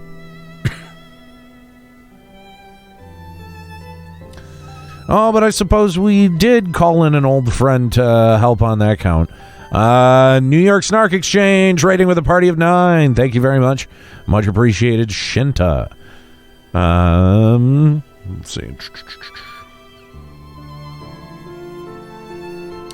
Kryle and I had a terrible time tracking him down, though it'll be worth it to see the look on your face when you find out who it is.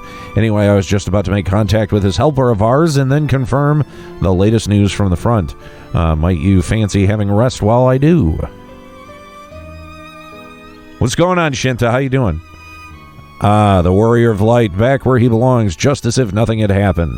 Though you do seem different somehow. You'll have to tell me all about your adventures when we next have a spare moment. Until then, welcome back.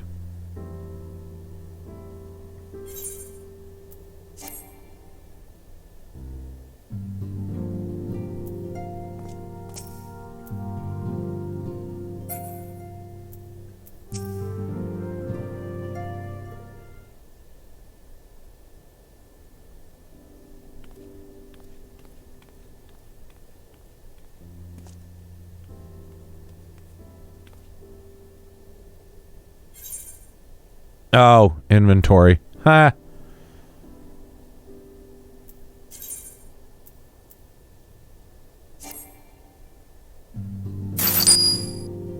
Inventory is full. Thank you, Diamelos. Yeah, I should just probably empty my shit.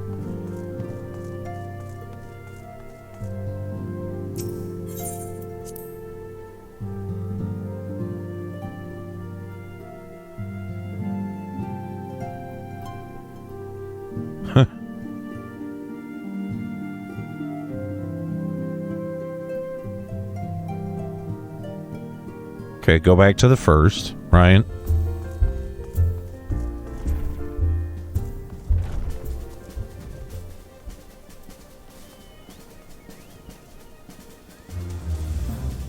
Okay. Where's the fucking... I forget where the... Oh, there it is.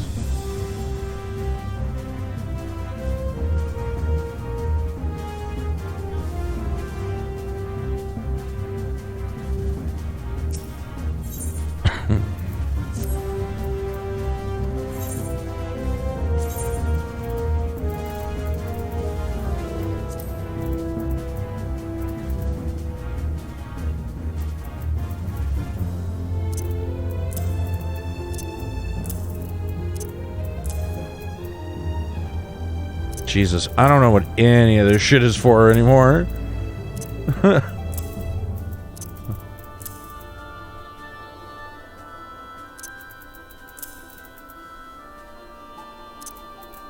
Sweet fucking Christ.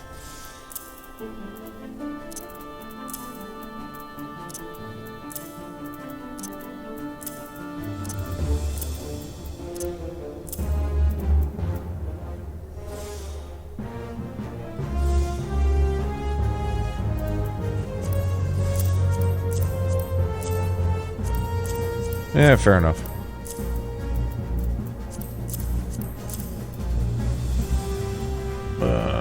I literally don't know what any of this shit does. Fuck it all. I'll keep those, I guess.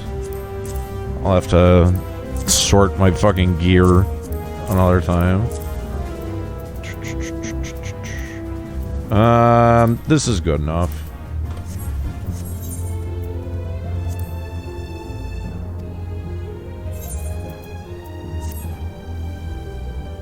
Yeah, I'm not gonna bother to sell anything on stream because it's fucking boring.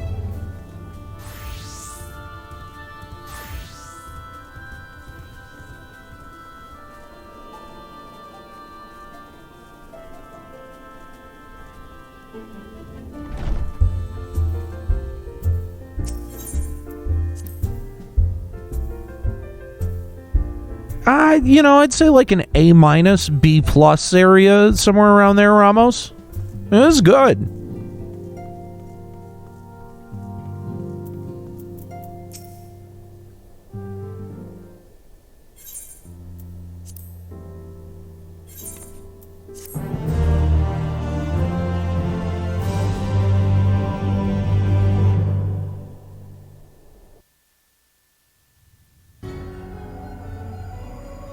Oh, more moon stuff. Why are we on the moon?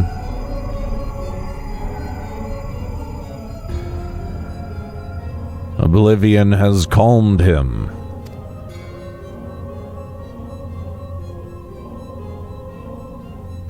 Emet-selch gone, La Habrea gone, I alone remain, the last of the unbroken. Once more, I am moved to reevaluate the potential of these tattered souls.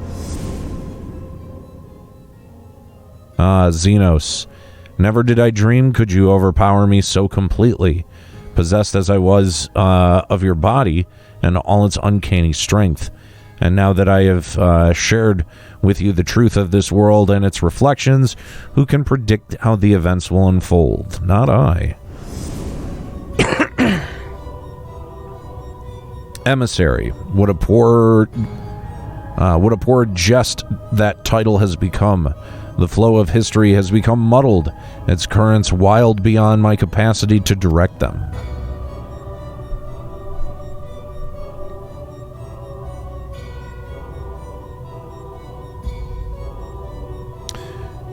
You have wrested the advantage, Heidelin. The thieving hands of your disciples tighten their grip around our star. The origins of the world remain hidden and its inhabitants ignorant of their broken existence, just as you and your creators desired. They celebrate the gift of imperfect life, uncaring, unknowing, as we weaken and fade.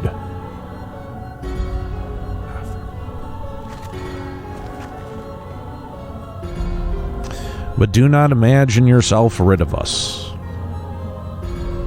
Though your champion has indeed proven most egregious obstacle to our ascendance, a barbed thorn in my side, he may yet be removed and cast into the abyss. Yes, it can be done. I will keep these heroes mired in the first, and victory will be ours at last.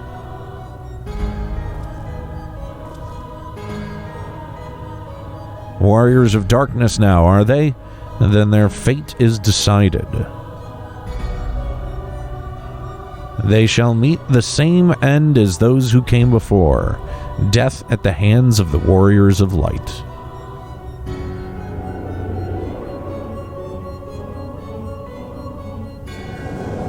Didn't we do this once already?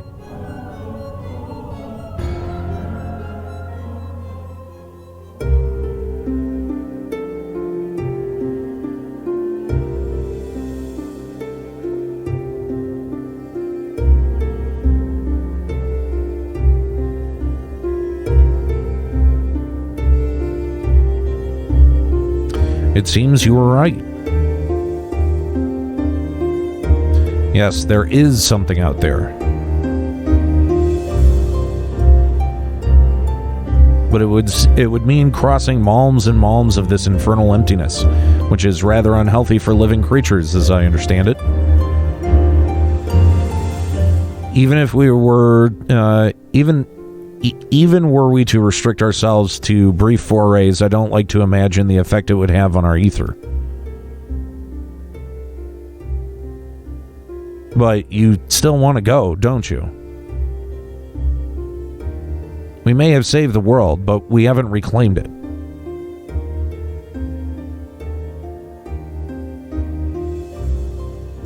When you put it that way.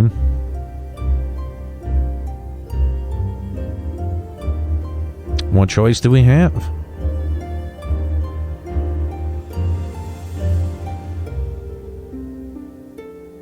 Well, of course I'm going with you. That's what family is for, isn't it? Come, let's head back. Let's head back and prepare for this mad journey of yours. Thank you, Thancred.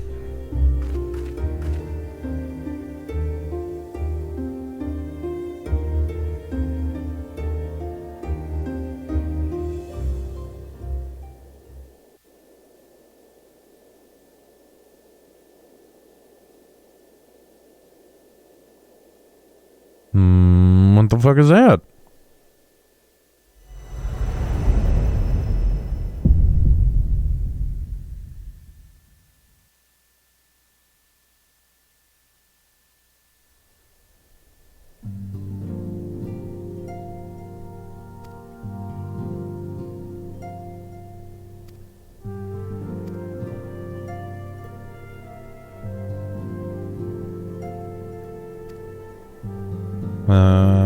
Okay.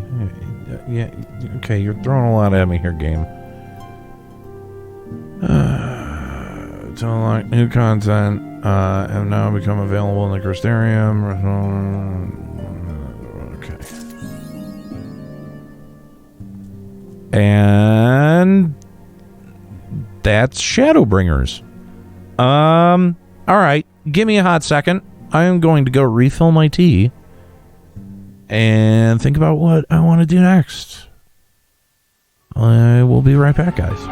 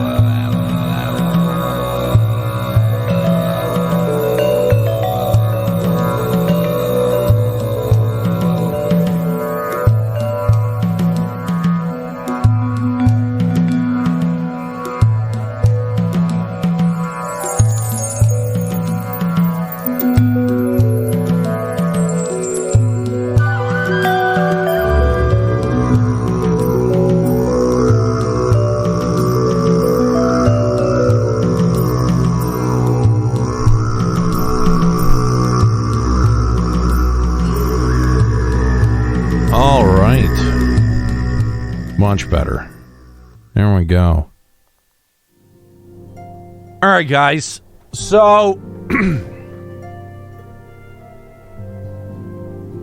all right. All right. I'll do the minion thing.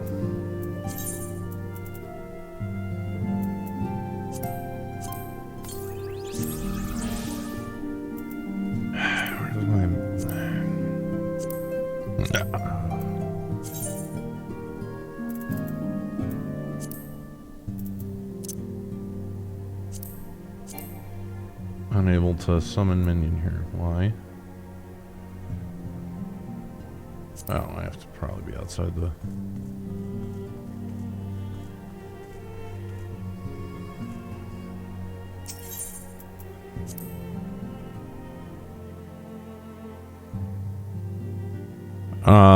Okay. Okay, RD. I believe you, but I'm probably not going to get to that today. So, alright. So you guys kind of know, you know, like, how this goes. So, like, should I start 5.1 or should I call it and leave that for next time?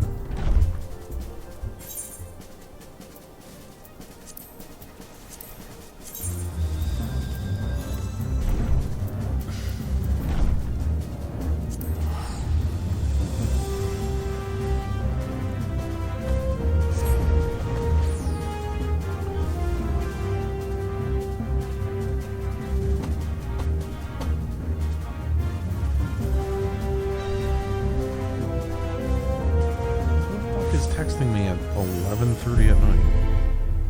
Oh, right.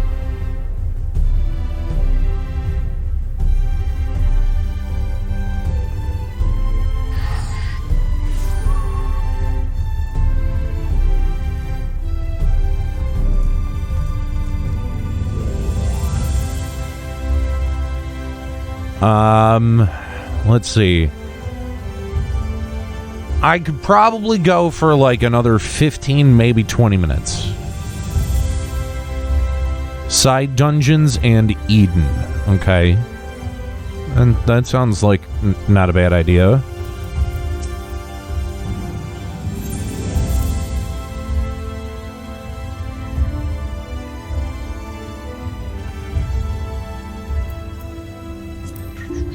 Party. What is the thing? What?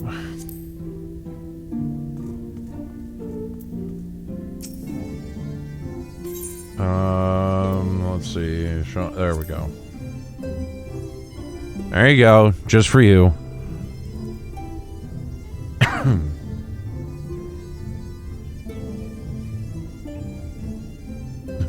What in the world is this? A gift from Tataru, you say. A mammoth inspired by a certain archon created to fund the expedition to Circus Trench. Passing strange. I never had the pleasure of meeting Tataru. That being the case, I can only assume the idea for the subject matter came from another. Could it have been from Master Galuf or Kryl, perhaps? No, wait. Rambros. Must be Who the fuck is Rambros? Behind his somber countenance, there hides a playful streak. I can fair see him grinning as he imagines how I would react to stumble on this mammoth sometime in the future. If truth be told, I know not how to feel when I behold it, but if nothing else, it tells me that they are well. Rambros and everyone else, and for that I am glad. What? Why was that necessary? Okay. Yeah, I don't remember any of that shit at all.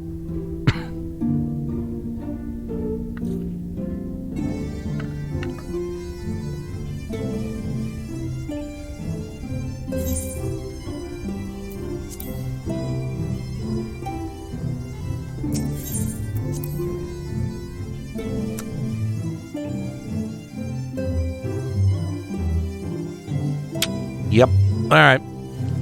Well, That's what happens when you do that, then.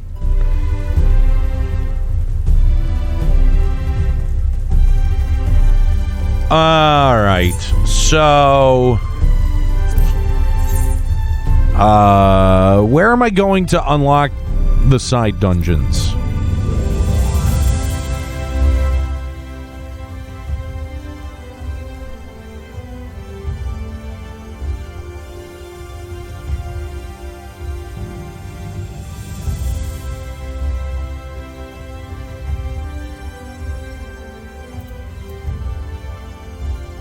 Going to map. Oh, there's one in here.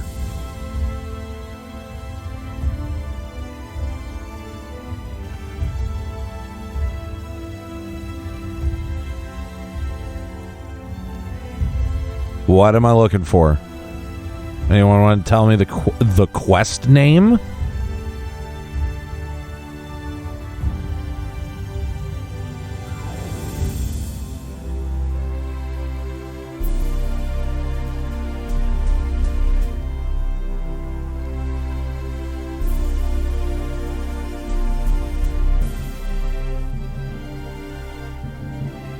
For fuck's sake.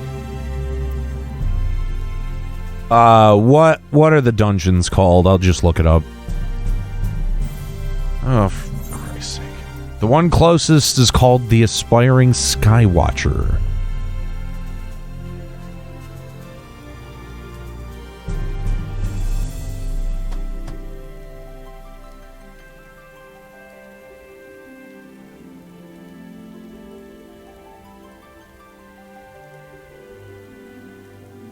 Later, Marcus. Have a good one. Okay. All right.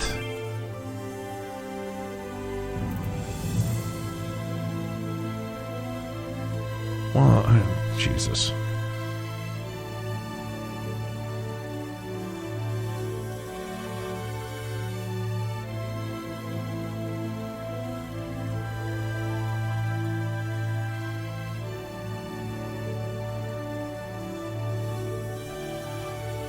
All right.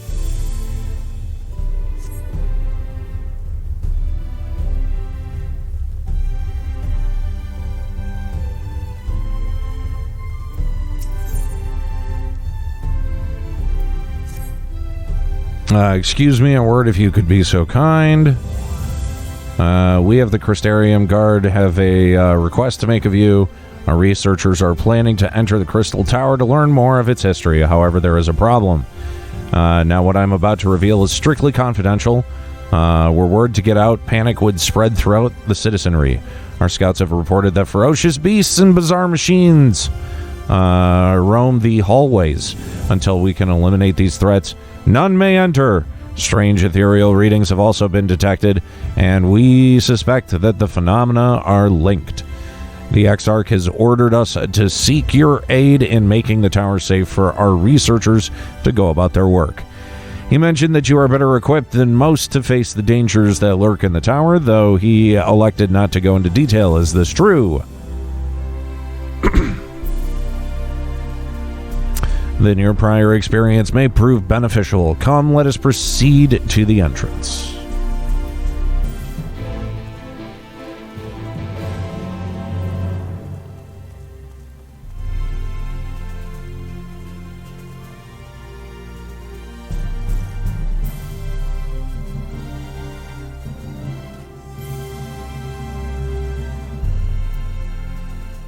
Thanks, Jinx. Wait, aren't you? Yes, I thought so. Aniero Grigori, correct? You've been keeping very busy if all the rumors are to be believed. Well, why are you staring at me with such intensity? Pray tell, have I said something to offend you? Yeah,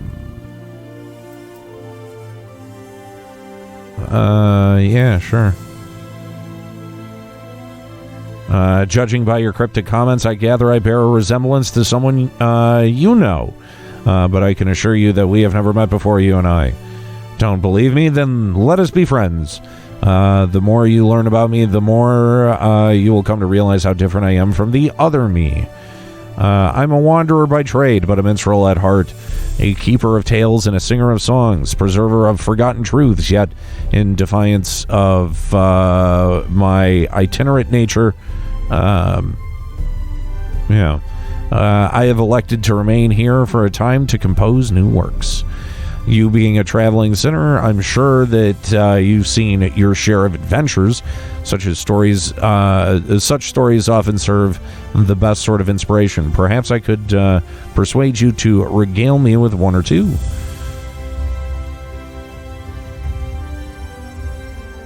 I'm sorry, what?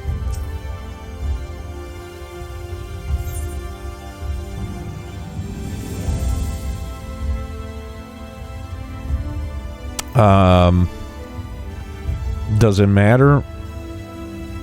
Oh, okay. Yeah. I'm not doing that. Not doing extreme trials. Thank you. Where's the other fucking dungeon?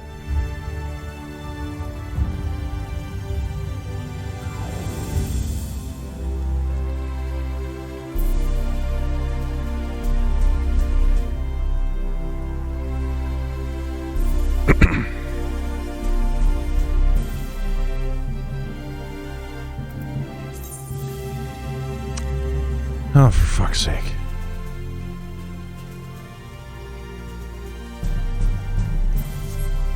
Thank you, Raggins. Jinx, I'm not sure why you would direct me to that NPC.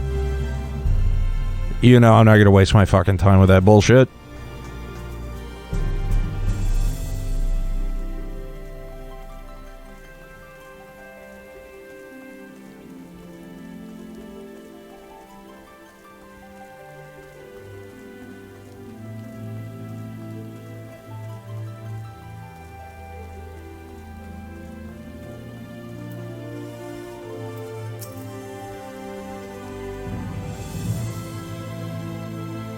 Listen carefully. You lead a party of elite troops into the tower and respond to any hostility with lethal force. Once the way is clear, the researchers can begin their expedition. Our main objective is to identify the source of ethereal disturbance. The tower cannot be considered safe until we do. Should you encounter any opposition beyond your capabilities, you are to withdraw immediately. I wish you the best of luck.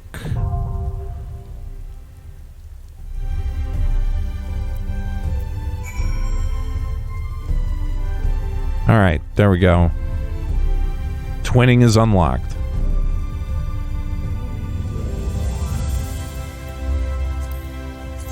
Okay, so the other one is in Yulmore. All right, what's the name of the fucking quest?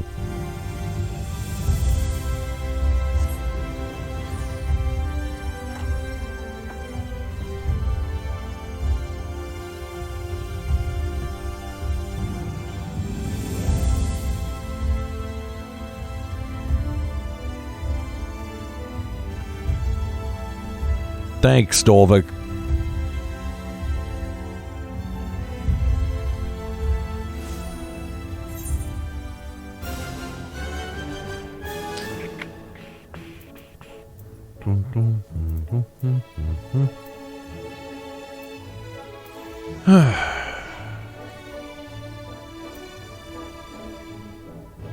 All right. There we go.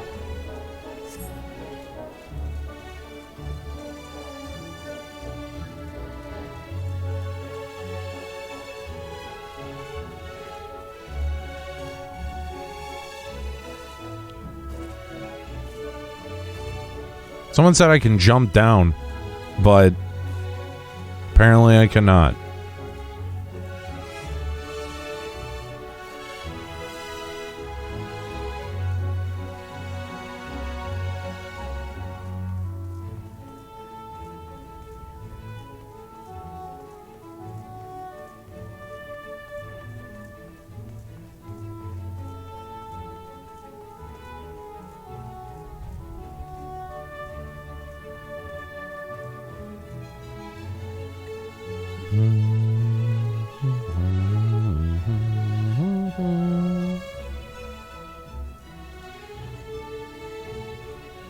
Yeah, I don't... whatever. By the time I see that, like, I'm already like 90% of the way fucking there. Oh, what is it called? What? Southeast Derelicts? Jesus fucking Christ.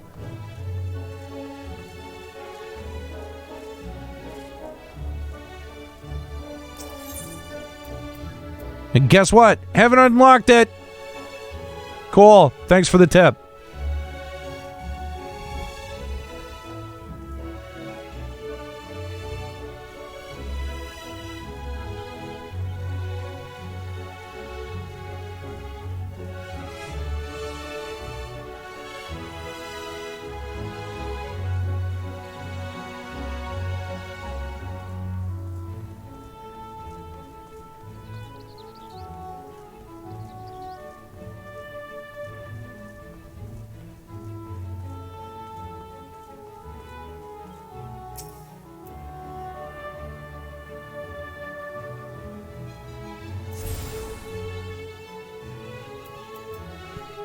There.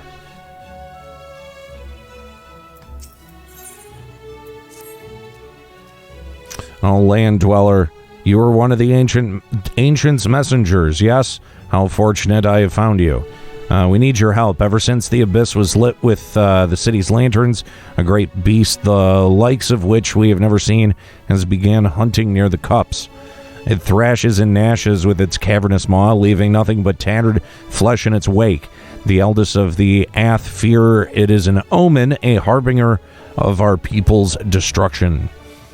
Have we angered the ancients? We cannot know. We dare not enter their sacred abode without first receiving their blessing. That's why I came to this town of land dwellers to seek those who had helped us before, and here you are. Please enter the ancient's city once more. Speak with them and learn what they have done to what we have done to earn their ire.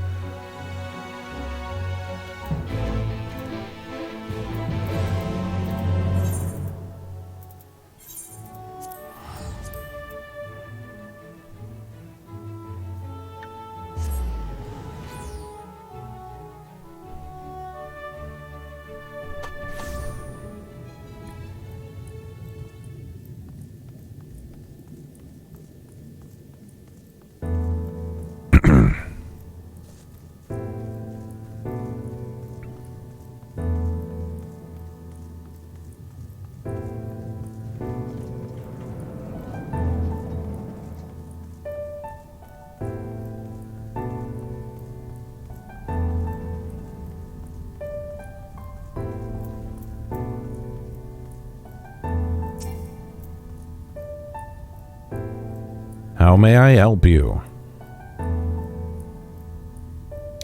And this beast was like no other, you say. Judging by the description, it may very well be one of the new types of fauna being created by the researchers of the Academica Aniero.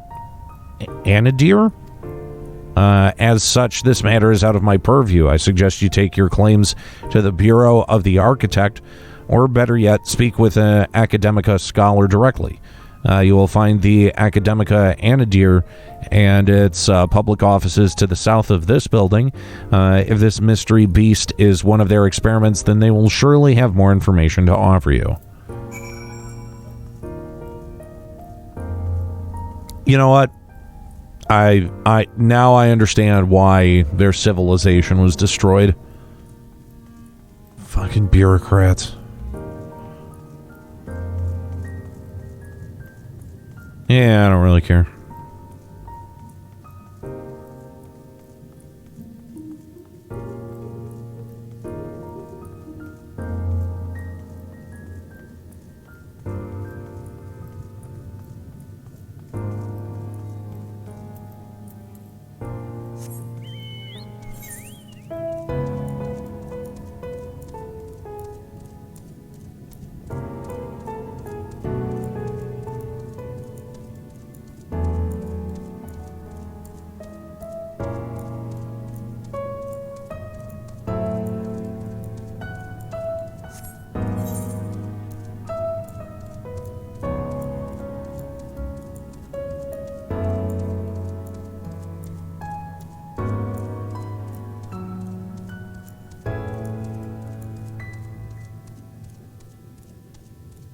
Yeah, Google Music shutting down has been a major pain in the ass.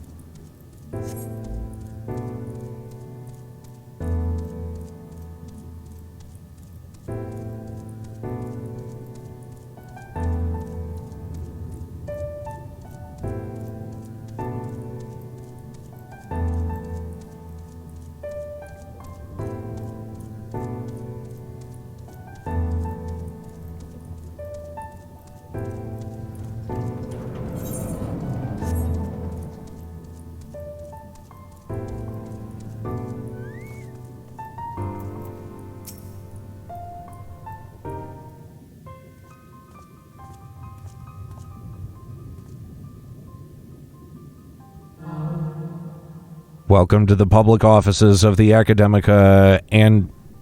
What did you say? Unider? I don't know. Whatever. The hallowed halls of the Academica itself are restricted to accredited scholars. My apologies. If I'm not mistaken, your residency was arranged directly by emet-selch himself. As such, you have been granted special dispensation to enter our prestigious institution. Might I ask what has prompted your visit with us today?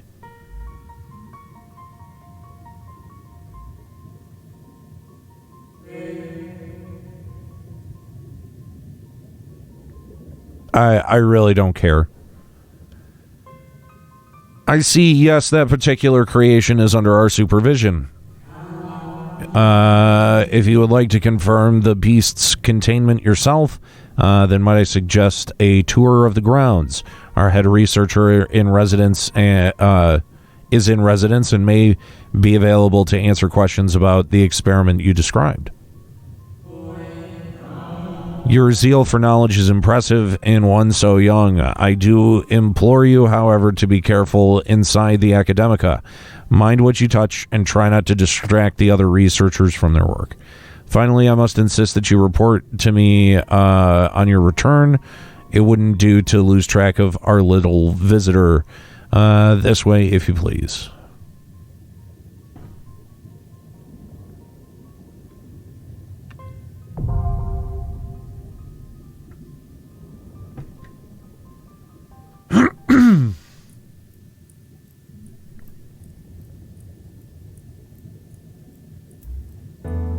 All right, there we go.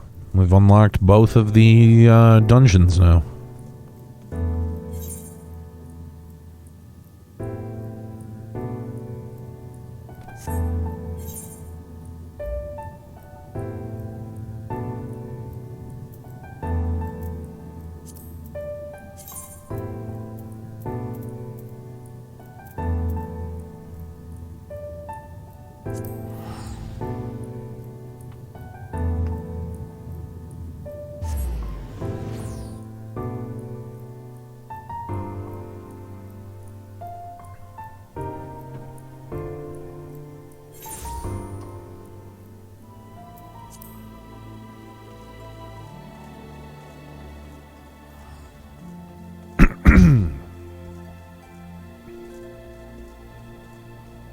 Alrighty, ladies and germs, that is going to be it for me tonight. I want to thank you for hanging out and for your, for your help on all of the dungeons and fights. Yeah, even though I made fun of you, thank you for your recommendations and telling me where to go and helping me find all the shit I needed to unlock.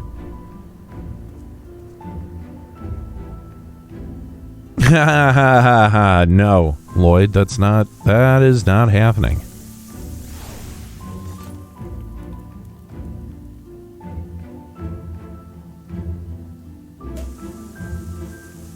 Oh, I needed that.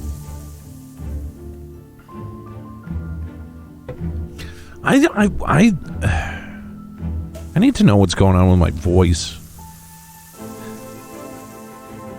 It's been fine for days, and then today when I start streaming, it's like it starts to go out.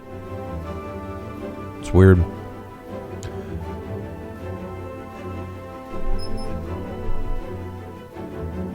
Yeah, Sevo, I don't really know a similar service. I like Google Music for the same reason, because like I like a lot of weird, rare music that I have downloaded and archived, and yeah.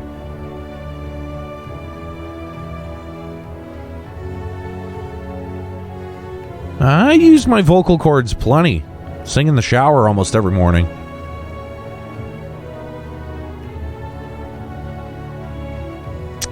So now that you've finished what you set out to do, the 5.0 Shadowbringers MSQ, do you think you'll stick around, or is it, or is that it for you? You know what? I'm gonna keep playing the MSQ through at least 5.3 because everyone said that's where it actually wraps up. I'll probably do like the normal versions of the raids. God, I fucking hope I don't have to go back and do Elf Escape 4.0 because I've still never done that. Anyway, I'll probably do the normal versions of the raids to see the story. You know, the dungeons to see the story. But I'm not doing EX fights. I'm not doing. I'm not logging on regularly for dungeon grinds and stuff like that. Like once I clear most of the story content, I'll probably move on to 11 after that.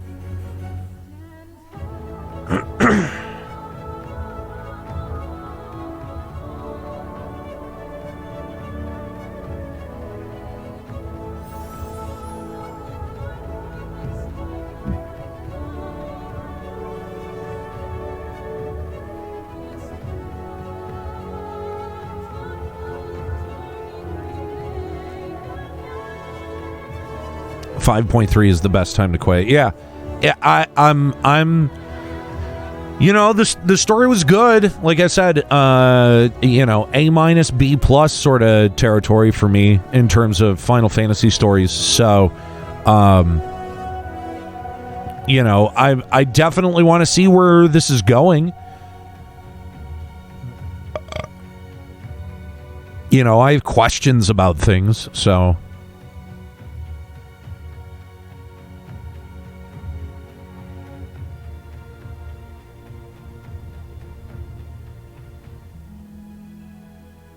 Okay, 5.3 is the conclusive end to the Shadowbringers storyline. 5.4 and 5.5 will be set up for 6.0. Okay.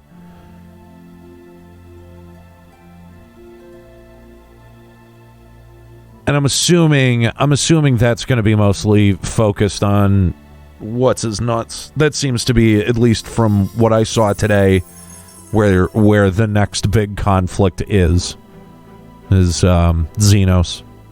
Again. Great.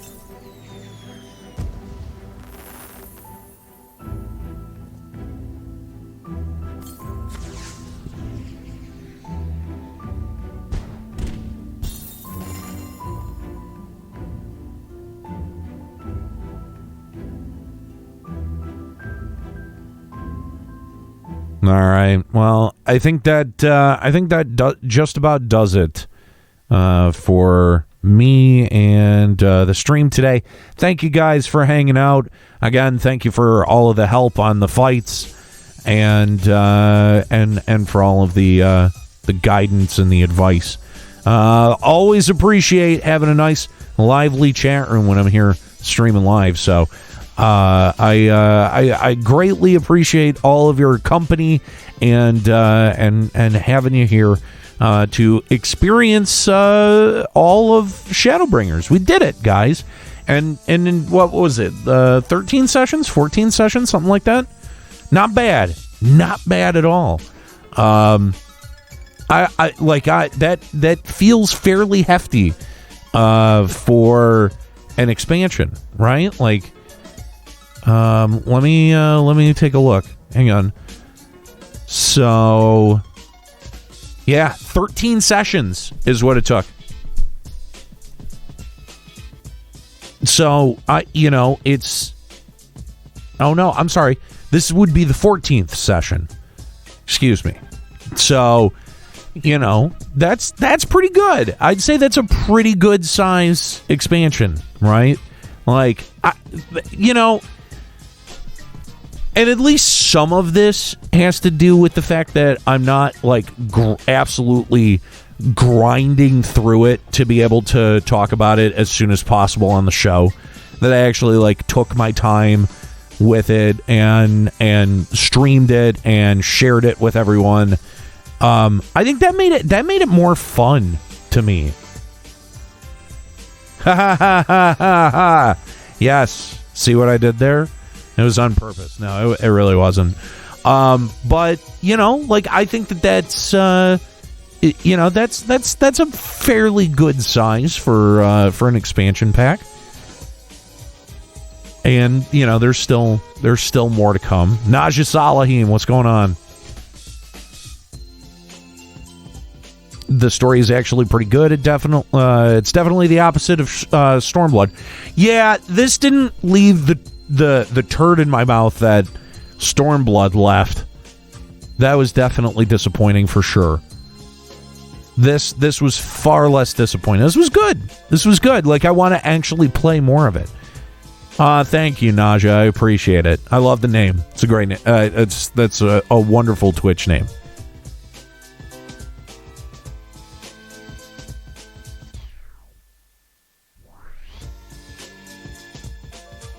So, yeah, I think what the plan is, and, you know, we'll see. Hopefully, Square Enix doesn't keep demonetizing my video. Fuck it. I'm not even going to go back to that. I don't care. I already said as much as I'm going to say on that. If you want to check it out, go watch the beginning of this stream. Yeah, I think what the plan is going to be is, will I stream tomorrow? I think I'll probably be back tomorrow. So when I come back tomorrow, we'll do probably both of these dungeons. So I'll probably stream from 6 to 8. It'll be a bit of a shorter stream. So we'll knock out both those dungeons and maybe start into 5.1, I guess.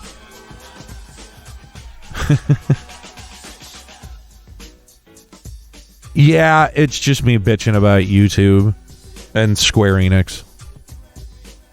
But that's always fun. I made an entire podcast about that for 13 years.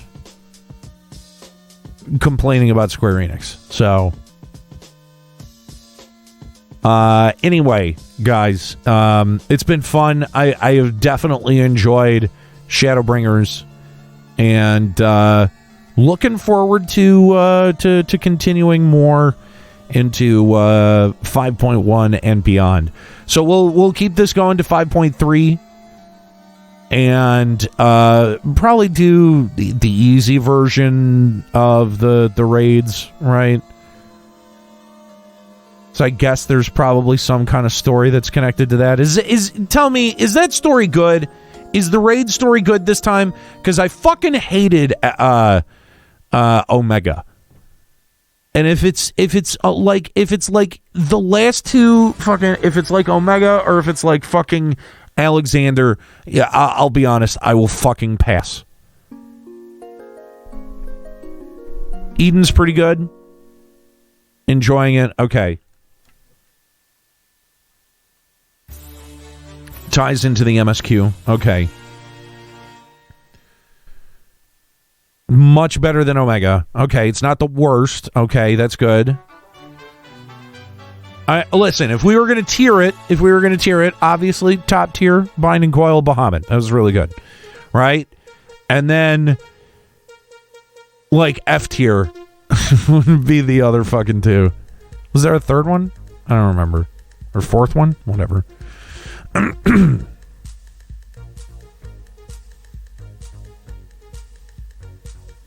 Nice remixes for the primals. Yeah, Alexander was fucking nonsense. Might not like the direction it goes in by the time you get to Eden 8. Mm-hmm. The new 24-person raid, you less likely to enjoy. Is that's the one based off Nier Automata? Yeah, I can probably pretty safely pass on that. I'm not much for Drakengard.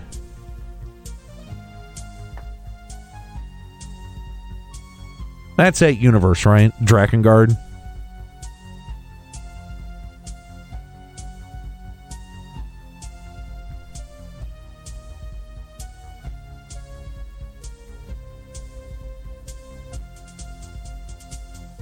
In theory. Yeah, fair enough.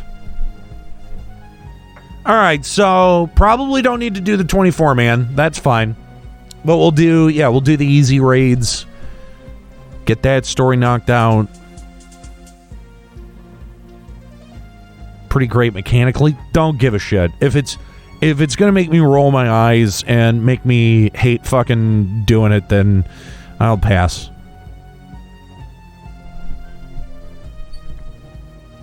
That's what I thought. I thought that the Nier games were shared some kind of origin with the Drakengard universe.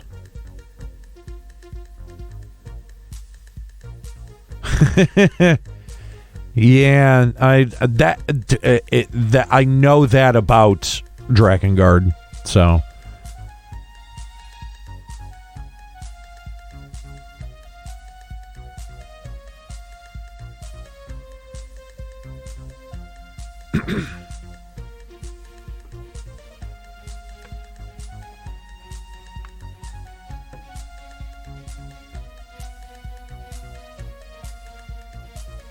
Take it easy, Sevo. Have a good night.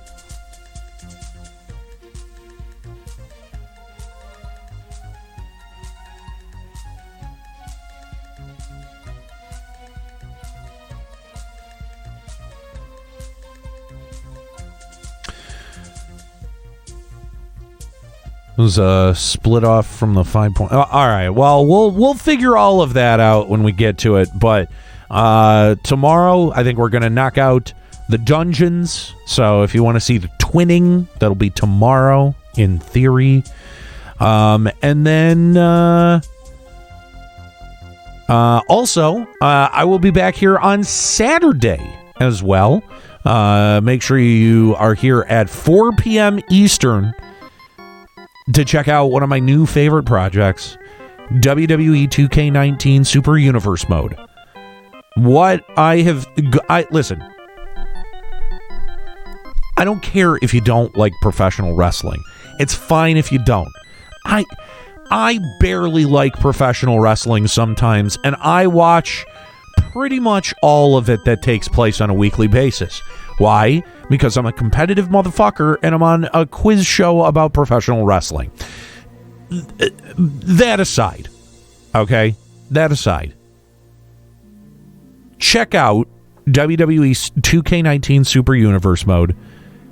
It's on the One Fall Show YouTube channel. And here's basically the concept, okay? I have spent far more hours than I am comfortable admitting to all of you modding out a WWE 2K19. Why would I do that? To make sure all of the rosters are current. We have all of the current wrestlers on Raw, SmackDown, 205 Live, NXT, even some NXT UK cats in there as well, and a mostly current roster of AEW folk, okay? And then myself, Will Cherry, who you may remember from Refresh, and Chuck Bean, who, if you listen to the One Fall Show podcast, you know him as the host and the question man on that show, and the $17 man, Shawnee Constant. We all sit around and we call matches, and it's great fun. So you get the wonderful humor and wit of all four of those gentlemen involved, myself included, and this is the best part. Chuck, myself, and Will all have creator wrestlers that are a part of this mode, right? So none of us are playing. We're just setting up computer matches and we're calling the action. but we have avatars of ourselves that are a part of these universe modes as well. It is a lot of fun. Why? Because we have stakes. We want to see our guys do well. And, you know, it's just a lot of fun to fucking call virtual wrestling matches. If you've never seen it, check it out. One Fall Show YouTube channel. While you're there, I'm going to ask you to do me a favor and hit that subscribe button, because we want to get one of those neat, fancy URLs, youtube.com/onefallshow, but we have to meet a certain subscriber threshold in order to do that. It doesn't cost any money to subscribe on YouTube, so I feel very comfortable asking all of you to be able to do that. Please, if you have a second, go and subscribe to it. Lloyd was nice enough to drop the link in the chat room right there. And then make sure you join us on Sunday to catch the latest episode of Super Universe Mode. Seriously, I've had a lot of fun doing this. I actually had a lot of fun learning how to mod this thing, right? Like, I'm adding wrestlers that people make, but I'm also adding, you know, the Titantrons and the music, and sometimes even making my own. Bit of creativity on display here. Check it out here, 4 p.m. Saturday. It is a lot of fucking fun. And go check out the One Fall Show YouTube channel. And if you happen to like professional wrestling, then check out the One Fall Show. It is a really fun podcast. It's not just a professional wrestling show. It is also a game show. So trust me, you got to check it out. If you've ever heard Wait, Don't Tell Me on NPR, it's a little bit like that, but for pro wrestling. So take some time, check that out. And again, join us on Saturday. But I will be back here tomorrow. The plan is 6 o'clock, if not, probably 7 o'clock. And we'll definitely go for 2 hours, regardless on whatever time it starts. For all of the latest on when I plan to be streaming live here on the channel, make sure that you follow me on social media at Nate Benderama and at LBR Aniero on Twitter. I hope you panic. I'll definitely sub to the YouTube. I've been in a few streams for it. Nice. Thank you for checking that out. I appreciate it. It especially like if you're not into pro wrestling, like, I would appreciate if you go and check it out anyway, because I think that there's a lot of humor value that is there. I think, you know, even if you're not the biggest wrestling fan, you'll get a tickle. Or maybe you used to watch wrestling when you were a wee lad or lass, and you're like, but I haven't watched it in so long. I don't know who all these people are. It doesn't matter. We're telling new stories. So definitely take a chance. Take a chance. Why not? But take a second and check out the One Fall Show YouTube channel. Gamer Escape is streaming, so you know what? Guess who we're raiding?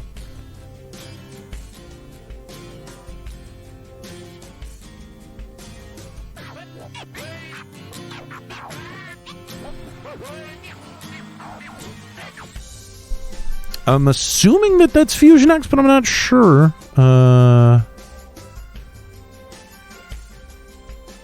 it's not. I'm not sure who that is. Zen? Oh, it's Zen. Okay, cool. Well, guys, I'm going to be sending you over to Gamer Escape. Make sure you tell him hi for me. Let's see. Von Slamstone, hey, what's going on? What can I say? I like the wrestling and the humor. Thank you. I appreciate it. Sorry it's taken me this long to come see what you're up to these days. I still watch AEW, but that's about it. Dude. AEW has me hanging on by a thread at this point. And of course, I'm here when you are leaving, of course. Yes. Guys, you know, I'm terribly sorry, Von Slamstone, that you miss it, but it's really good to see you. I appreciate you stopping by. Check out the stream tomorrow. I'll be back here 6 p.m. Eastern. And if not that, Saturday at 4 p.m. Eastern. And you can, of course, check out any of the archived broadcast As far as I know, they haven't been pulled down because of DMCA, but you never know with Square Enix these days. You just never know.